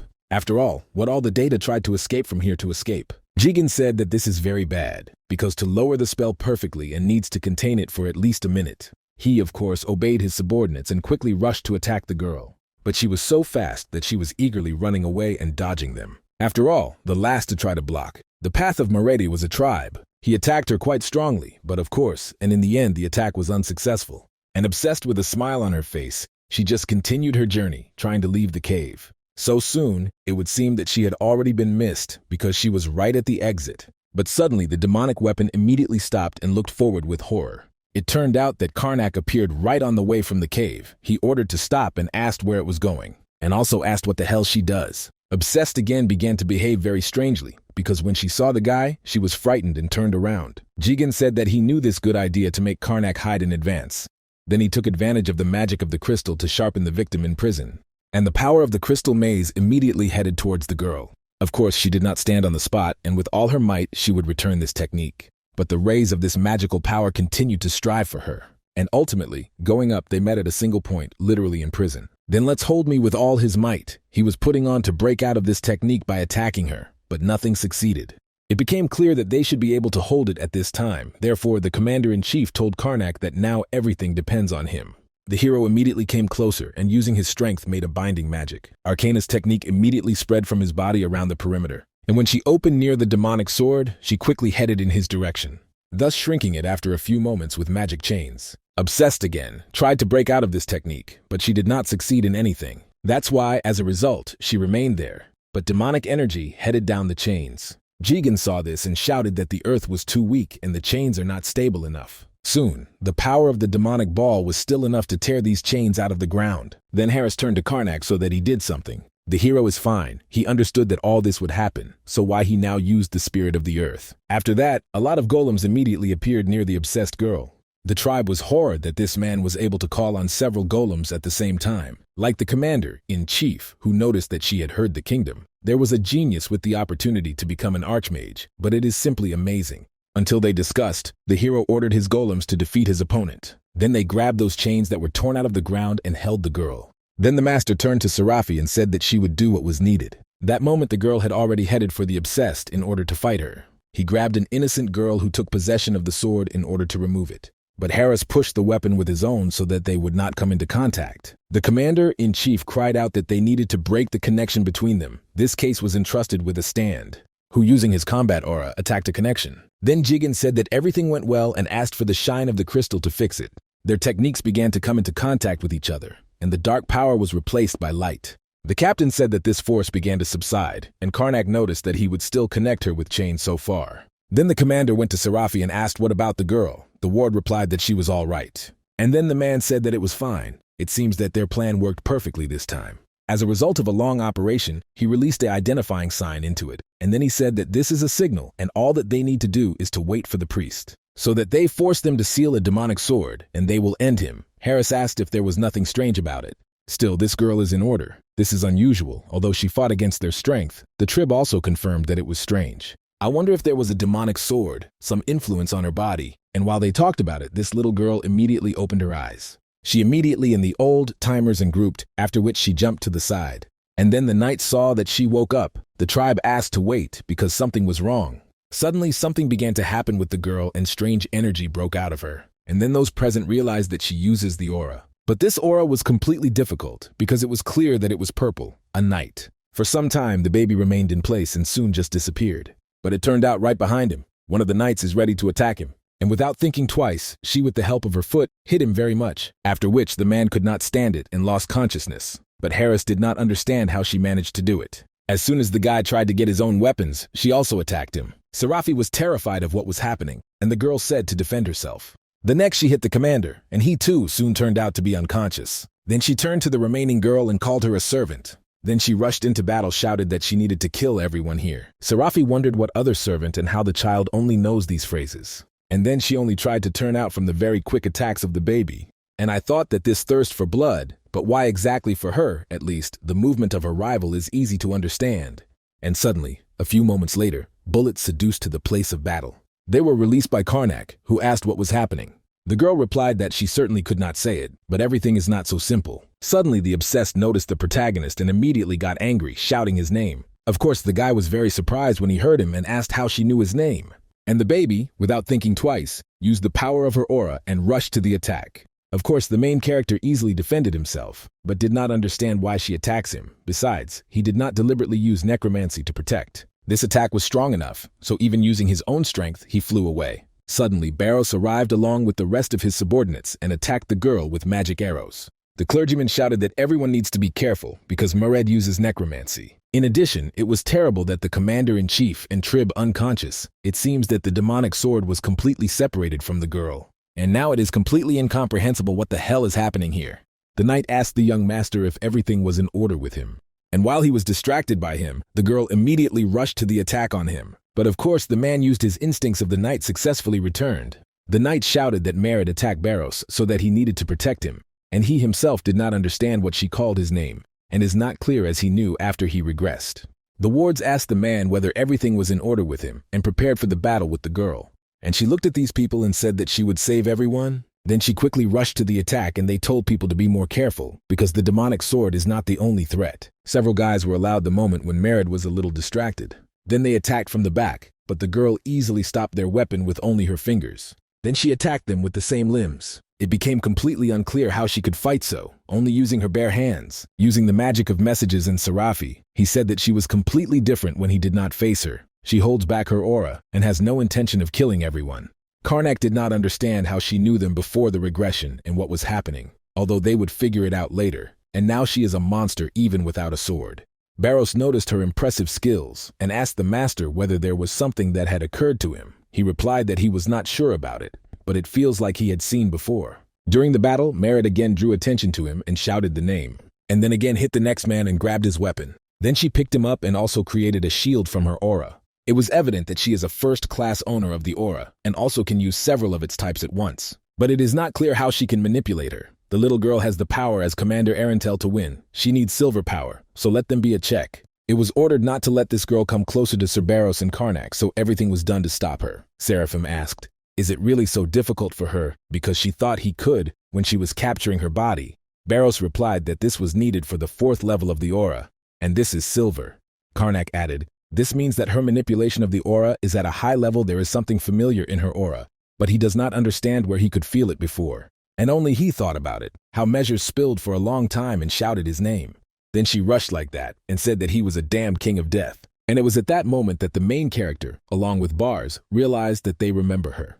The knights did not understand why she continues to call him the king of death. She probably lost her mind because of a demonic sword. This, of course, tolerate this one tragic for such a young girl. Further, Karnak prepared for the battle and said that they would focus because it was necessary to damage the first time. In order to do this, they used their own magic of chaos and bullets. Then one of the knights smiled and said that she stopped because she could not see what was in front of her. Suddenly they looked back and realized that all 3 disappeared, but where they went incomprehensible. It turns out that they ran away as always, but unless they could discuss it with them first, someone asked if everything would be in order. They answered him that this often happens in the 7th about the triad. They will soon return with the decision, and now you need to focus on the situation. The main character was along with the wards under the barrier and said that the knights should not see them. Then Serafi asked who this girl was. The guy replied that this was Rapunzel, and he and Bars were dejected. The interlocutor asked, but who she was. The master said that she is the 4th war king. Serafi said that there was still no such person among them. It turns out that most likely, this child will become a fighting king in the future. Karnak noticed that this is true, so she is one of the 4 military kings Rapshinkle Crotium.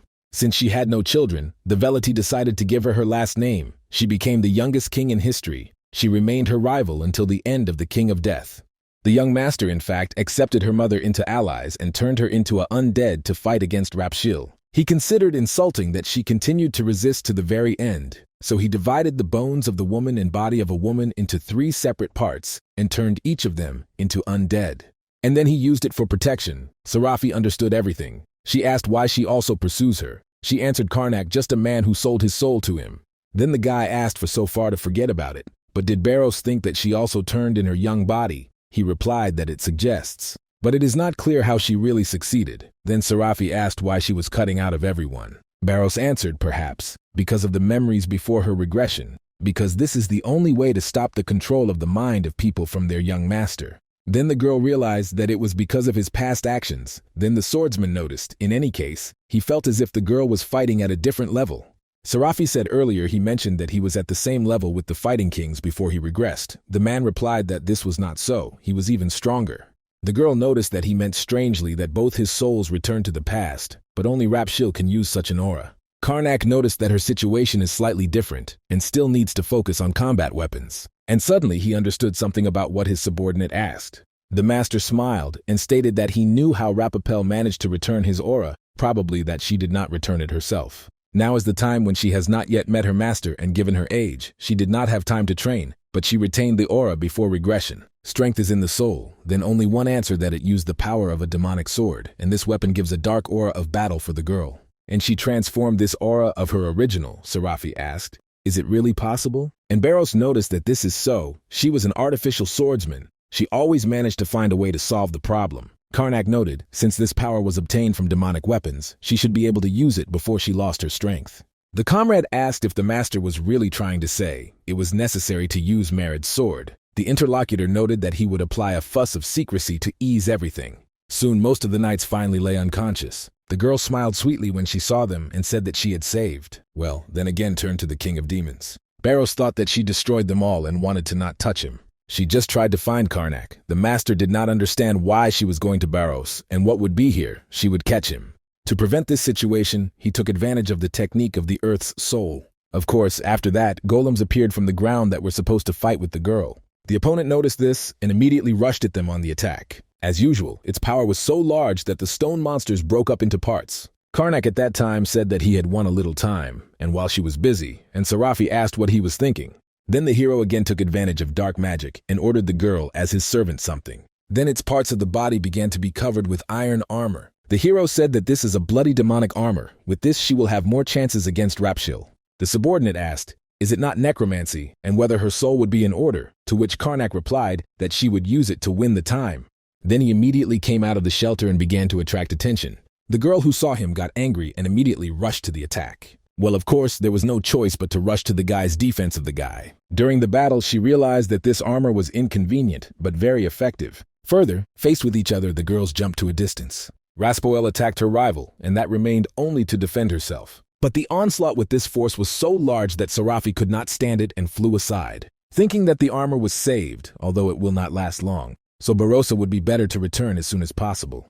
At the same time, he was not far and understood that there was a mess there. But he at the moment needs to hurry. The man immediately looked at the demonic weapon, which lay in front of him, and tried to take it. When this happened, the power that was inside the weapon began to break out, and they told him that he was a low-level man. It was the voice of a weapon that he said to accept the dark conquest. And the power of Barsis began to closely interpret with this demonic sword. Soon Karnak noticed that here is really a mess each of these people lies in the knockdown. But this, of course, facilitates the use of necromancy for him. Therefore, while the girls fought among themselves, he began to call his own servants. These were the dark souls that he ordered on behalf of the King of Death to fight the light, after which the creatures immediately attacked the Raspel. Then she increased her attack even more, thereby discarding Serafi once again. And then he concentrated a large stream of his own energy, gathered to attack dark souls. And when this happened, she immediately rushed the other way to the King of Death. He was completely alone, and the girl shouted to turn around. But the weapons of the fourth combat king immediately demolished his head. Serafi was very scared, thought he had already died. But according to the results, it became clear at the place where the master was only an illusion, which was killed. The hero used the magic of illusions and said that he almost died, of course. Good that he prepared for this. Now, if they just wait until Barros returns, everything will be fine. Only he said it as he was attacked. Raspel again and again rushed into battle at him, trying to kill at least his shadows. The girl looked at what was happening and said that she did not understand where the real lord was, but he was behind him and quietly called her. Using the magic of messages, he said not to look at him and continue to wait. The interlocutor realized that he was hiding there and he noticed that his illusion was working. That's good. Then Serafi asked when the forces of Raspel disappear, because she was struggling continuously from sunset. The gentleman said that she sees her weakened form, and in general she probably will collapse soon. The guy, of course, understood that his mother would end soon. The girl asked what to do, because she would not lose before Barros returned. Karnak noticed possible thoughts blowing back to past actions, because he can control their souls. While they were discussing Rapshapel, she felt a strong aura from the side. Further, the swords that were created using the aura immediately stuck into the ground. Serafi realized that this was a protective reaction of the aura. Further, Barros turned to the young master and asked if everything was in order with him. It is interesting whether he came in time, but the master shouted that he was late. Then the interlocutor said that he came as fast as he could. Seraphim ran up, asking everything with him in order, because the sword controls its users. He replied that everything was really fine. But suddenly, from the weapon that he held in his hands, a dark spirit began to break out. Barros asked where to go, and even if he did not think to do this, after which he simply put it back. Then he said the dark spirit of the sword is still trying to run away from the moment he accepted him. Then the interlocutor said that she was worried in vain. And the swordsman looked aside, said that a dark projection is his specialization, so he needs to leave it to him. And Surfi, let the defender of the young master. After that, the guy immediately greeted Rapshil. The girl also did this and said that he is just a damn dog of the King of Death. Having exchanged courtesy, they of course immediately rushed to the attack on each other. Their forces were powerful enough to fight each other. As soon as he did not jump to a safe distance, they attacked again and again. The first part of the battle, Barros only remained to defend himself. But soon he increasingly began to move into his own attacks. And having thrown his weapon into the ground, he used the skill of a shadow raven. The released dark aura immediately rushed after her opponent. Of course, the girls did not quite like this, so she was counterattacked. And she did it literally with the same spell that the man created. So these forces collided among themselves in a furious battle. And then a rather powerful explosion happened in the sky. After using such a powerful technique, Raspal began to breathe hard enough. Seeing this, Karnak said that their opponent is quickly weakened. But even if this is the case, then the Barrow's sword also ends. Then he said that he completely forgot. Now he understands why Raspal generally did such strange things. Serafi asked if she was really interested in whether it would help them at least somehow. The gentleman asked if she remembered the story of how the girl's soul was divided into 3 parts and was used as guards. Each part of her soul received a different order, and when she united, these orders also merge. The interlocutor did not quite understand what she was talking about and asked what he was talking about. Karnak noted, although these were 3 completely different orders, now that they are mixed together, in her head is that the people who are with the knee of death are his allies. That's why she needs to kill them all, and be sure to do this. Serafi asked why this is happening, what other order he gave initially. And the hero replied that it is no longer important that he pays the price for what he did. At least they can now have at least some decision. If they heal every part of her split soul, then they will be able to reassure her. He will try to heal her, but is not very sure of this, because he does not often do it. Therefore, he used the technique of suffering souls, because the king calls them, you need to follow his will and enter the world. At the time of the battle there was a brood. He felt a strange power that came from the master, so he asked him what he was doing. The hero immediately replied that Rapapel seals the memories and heals her soul, so let him wait a bit. The interlocutor said that this was good, but asked him to hurry. The baby herself at that moment did not stop her attack and immediately rushed to the guy. He understood that the situation is bad, because the attack again changes strange trajectories. It was interesting whether she managed to restore her skills in the War King. As soon as he thought about it, as the girl's blade immediately wounded his hand, as a result of which the spirit of the weapon immediately burst out and began to gradually disappear. Barrows saw what happened and said that he ran away when he lost his vigilance. Serafi understood that this was bad, and the main character noticed that he needed a little more time. For Rapapel, this situation, on the contrary, was in the hand, and she immediately smiled. Then she immediately rushed to the attack, discarding Barros's weapons. Then he realized that his shoulder is not in the best condition. She spares her rival, she was not going to, and again attacked him. Serafi saw that a comrade threatens the danger and also ran in his direction. While the baby attacked the swordsman, she tried to attack her. But Rapriel still managed to recapture this attack, defending himself, and then again attacked the girl with the help of her foot quite strongly.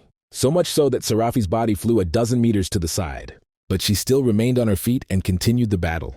Then Barros noticed that she knew a genius and excellently owns a dark aura as her own. Nobody taught her, so it is not clear how she learned in common this. It is also not clear why he did not think about it. After all, if I thought maybe something would be different, and suddenly he understood something. Soon Seraphim was sitting on the ground, but Raspal continued furious attacks on her. The girl thought how much time was needed by Karnak because she understands that this is her limit. The attacks of the rivals each time were more and more, and suddenly something attacked her. This technique was similar to the combat aura used by Serafi. According to the results, it turned out that Barros used this force, he said. It was interesting, and such feelings are used for aura. Karnak immediately asked if this villain finally aroused the aura. The guy did not even answer him anything as soon as he rushed to attack the girl. Now the battle between them became more sophisticated, and it was clear that the power of the Barros was quite large. He saw the expression on his opponent's face and said that the aura Rapriel began to decrease. Therefore the man further strengthened his blows and thereby threw it back for the first time. And then he again tried to attack her while she was dispersed. It works, and the gentleman shouted that the soul of Raspal broke up. Therefore, he used his necromancy and immediately directed it towards the girl. She did not understand how to get out of this power and just remained in place. After that, the necromancy began to make all the weapons into her body. For the baby, this was unbearable, so she began to scream quite strongly. But soon, they still left the little body by force, and she immediately collapsed to the ground. In the end, Barros was glad that his strength still worked. Further, the gentleman, along with Serafi, approached him and asked what happened, how he aroused his aura. The interlocutor noticed that probably this Raspal probably helped to do, and then they asked him what he was saying. Barros said everything, as he said for the last time his soul, in fact, is the same as that of the necromancer of the consumer of the power of darkness. He remembered the story of the Karnak who said that his strength consists in his soul. If his aura could not awaken, as the attribute has changed, his soul needs to find another way. When the knight found out how to use combat aura, he thought about how to create and preserve the combat aura inside his body. Serafi noticed this makes sense, especially since he was not like the rest, but Karnak said he managed to copy Raspal using the power of a demonic sword. The interlocutor said that he correctly noticed. He always stole his strength from others and never thought to use his own, but the girl managed to do it. As soon as I understood the concept, it was immediately able to use the aura, but we need more training. The girl asked if he could do this, just seeing once. He was indignant and stated that he might not look like before, but then he was very strong. The master said that in any case, it was good for him, and the ward noticed that it was true that he needed to expand the reserves of his aura. Suddenly those present saw that the baby, obsessed, woke up, but it is not clear what to do. The main character asked only to smile and immediately greeted her, asking if she remembered him. Rapunzel carefully looked at him and did not answer at that moment. Karnak, along with the others, immediately alerted and did not understand what kind of silence. And the young interlocutor soon asked who they were. Then Serafi said it was still scared, and she thought that the baby recognized them. In order to make sure of the reverse, the gentleman asked if the girl remembers him. She answered she only remembers that she was called Raspal. Karnak, like the rest, was in horror. He thought that her memory was not completely erased, and there was some kind of mistake in the spell. Soon Serafi approached the baby and asked if she remembered anything but her name. For example, what is wrong with this sword, or with people who lie on the ground? She said that she was not sure, but probably she did. He remembers nothing but his name. I wonder who he is. Using my messages, the girl said that she heard everything that she heard. Then they allowed the main character and asked if he remembered her. The guy was wary of this, and she said that when she sees him, her heart beats more and more. It seems that he is an important person for her. Then Serafi noticed that it is true that they are important. They are deadly enemies. And the girl continued to speak, so she thought about whether she could stay next to him. Boros noticed that she was watching, as if a chick left without her mother, and the hero immediately felt guilty in his chest. Therefore he said that he could not determine her place of residence, and she does not even understand the situation in which she was. When the whole situation is allowed, then it should be talked, and the girl agreed. Then Boros asked what plans the young master has. He replied that they needed to leave her for a while, and must make sure that the seal of the memory works will be problematic if she gains memories. Then they need a reason for it to be near, but what is such a good one can come up with? The next day, all the knights were already in full health. They worked and discussed what happened just yesterday. And in the main tent, the commander-in-chief said that the evil spirit of the demonic sword entered this girl, but he did not feel anything like that. The priestess said apparently, however, only a little bad energy remained, and the evil spirit completely disappeared. That is why she showed such power, and even after she freed herself from the control of a demonic sword. Serafi noticed why the master left a little unclean energy on demonic weapons. Jigyong said that it is very smart to call the golems to protect, so that Mr. Karnak is a brilliant magician, and this is a great job. Then he asked Mill that with this child she replied that now everything was fine, the evil spirit completely disappeared. Karnak said that this is a relief, but what is happening now? The Papan replied that the demonic weapon would be sent to the Great Temple for an additional investigation. The priestess added, because this child cannot be identified, he will be sent to the nearest temple. Then the guy noticed that everything was ending. Then he asked if Serafi remembers what he was telling her, and she said that he remembers everything. Therefore she asked if it would be normal if they take this child. The priestess was surprised from this, and the girl continued to speak. It seems she has a talent to own a sword, so she would like to grow her as her weapon. Mila noticed that she would only be better for this for the child himself. Jigen said that he felt unhappy in this situation, so this is an excellent outcome, and the Trib said that under the guidance of Serafi, she would certainly become a wonderful knight. Raspal herself was no less happy and said that she would try even stronger. Suddenly, Karnak turned to the commander and said that he had several questions. The man asked why he should report that he himself figured out a demonic sword and why Karnak needs to be excluded from the report. He does not need to take his honor, because he is not so crazy as to envy his actions. The hero replied that this was not because of this. In the end, he is the one who cared for the demonic mosque Mared, while the rest were engaged in another work. The man did not understand why he wanted to stay outside the reward. The guy noted that troubles arose in the royal order due to its rapid increase, so frankly, he did not want to complicate this situation. The interlocutor noted that he was envied a lot for the fact that he received a promotion so quickly, but according to his request, they need to exclude the fact that the evil spirit made his way to the child. Therefore, he feels this wrong, and he manipulates the report. The hero noted that the truth must still be told. But whether they really need to document the fact that, by order of the king, they fell into a pagan trap and let others know about it. This only raises them to future plans. The captain said that this is true, then he will inform about it, like a tribe. The hero thanked him, and thought that Raspal would not attract the attention of the public, and the attack on the 7th Battalion would remain not investigated. Then the men exchanged courtesy and parted about their business. After some time, to the headquarters of the Order, they only buzzed that the sword was stopped. Also, men tuned Cerberus for finally awakening the aura. The guy thanked for it and said that he was feeling fine. And until they spoke to Serafi, Karnak approached. The girl asked if she finally finished talking. He replied that this was the truth and took a short vacation even, because it was necessary to be next to Rapri.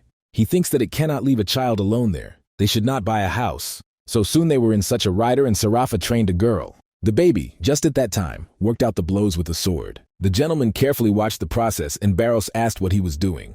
The guy did not expect this and was not very scared, and the comrade asked why he was watching the training process. The hero noted that he was watching everything in order with the seal. He feels too guilty to talk to her. In addition, it is possible that there is someone else besides him who knows how to use the magic of regression in time, so they returned a few years before their arrival, and this explains why the world has changed so much. Barrow said, this does not make sense, because the master managed to spend many years as Astra Schnaf. Even the three great magicians could not have gone so far. Chet King of the King use only auras, so they are not examined. The master still erased the memories of the dragon of the emperor when he turned into his servant. Therefore, it is completely unclear who could do. The hero asked if Barros remembers the altar of the regression of the time they used. He replied that he remembers, but the guy said, thinks it could be a problem because he did not take care after he applied magic. Someday they would leave and the past will change. He thought that everything would be erased in the future, but that if he was wrong. Even after they came to this time scale, the future exists as a parallel measurement, and the altar exists there, but no one can retreat, simply getting access to it. When he was the king, in addition to Rapriel, he left the reconnaissance of military kings and three great magicians in an intact state to use more effectively. We are talking about Diagris Colin by the owner of the Dawn Tower, Gwyn Ren, the main defender Fairy, and Yelazar de Replaslaun, the royal magician of the empire. It is possible that they studied the altar and found out how to use regression in time. Barros noticed if this is true, then this is his fault again. The hero said, that is why he is trying to rectify the situation. In any case, if so, probably they sent Rapshel as a test, and it would make sense. So now he is interested in how to check his own theory. Elazar's estate approached the woman to the subordinate and said that he had finally found the persons whom she celebrated as suspects. These are two people who are indicated in the report, the magician of the 7th Circle of Jigwen Esproder, the commander of the 1st Battalion, and also vice-commander user of the Blue Aura tribe Larkins. They defeated a demonic sword without any witnesses. In addition, in the place where he was destroyed, he was not found any traces of destructive and deadly energy. They could secretly use the knighting. The woman thought that this was not final evidence, and then asked what plans were to. I noticed a loss that both of them are quite famous to take a step, so he will continue to study them. Elazar said that he would leave it on him. And then she was surprised that the demonic sword killed hundreds of people in just a few days. So whether everything was in the report for sure, the interlocutor noted that this is true for the power of demonic weapons was truly amazing. They only gave it to the girl an orphan, but she could spread the teachings of the true God to hundreds of people. The woman thought that this was strange. He did not give a powerful sword, but this is much exceeding his possibility. Whether there was something special in the spirit inside. Therefore, she said, they wanted him to return this demonic weapon. He said that he had already become an ordinary ball, losing his spirit and his strength. So he does not think that they can find out something, but Elazar continued to stand her own. She stated that she had a bad foreboding about this.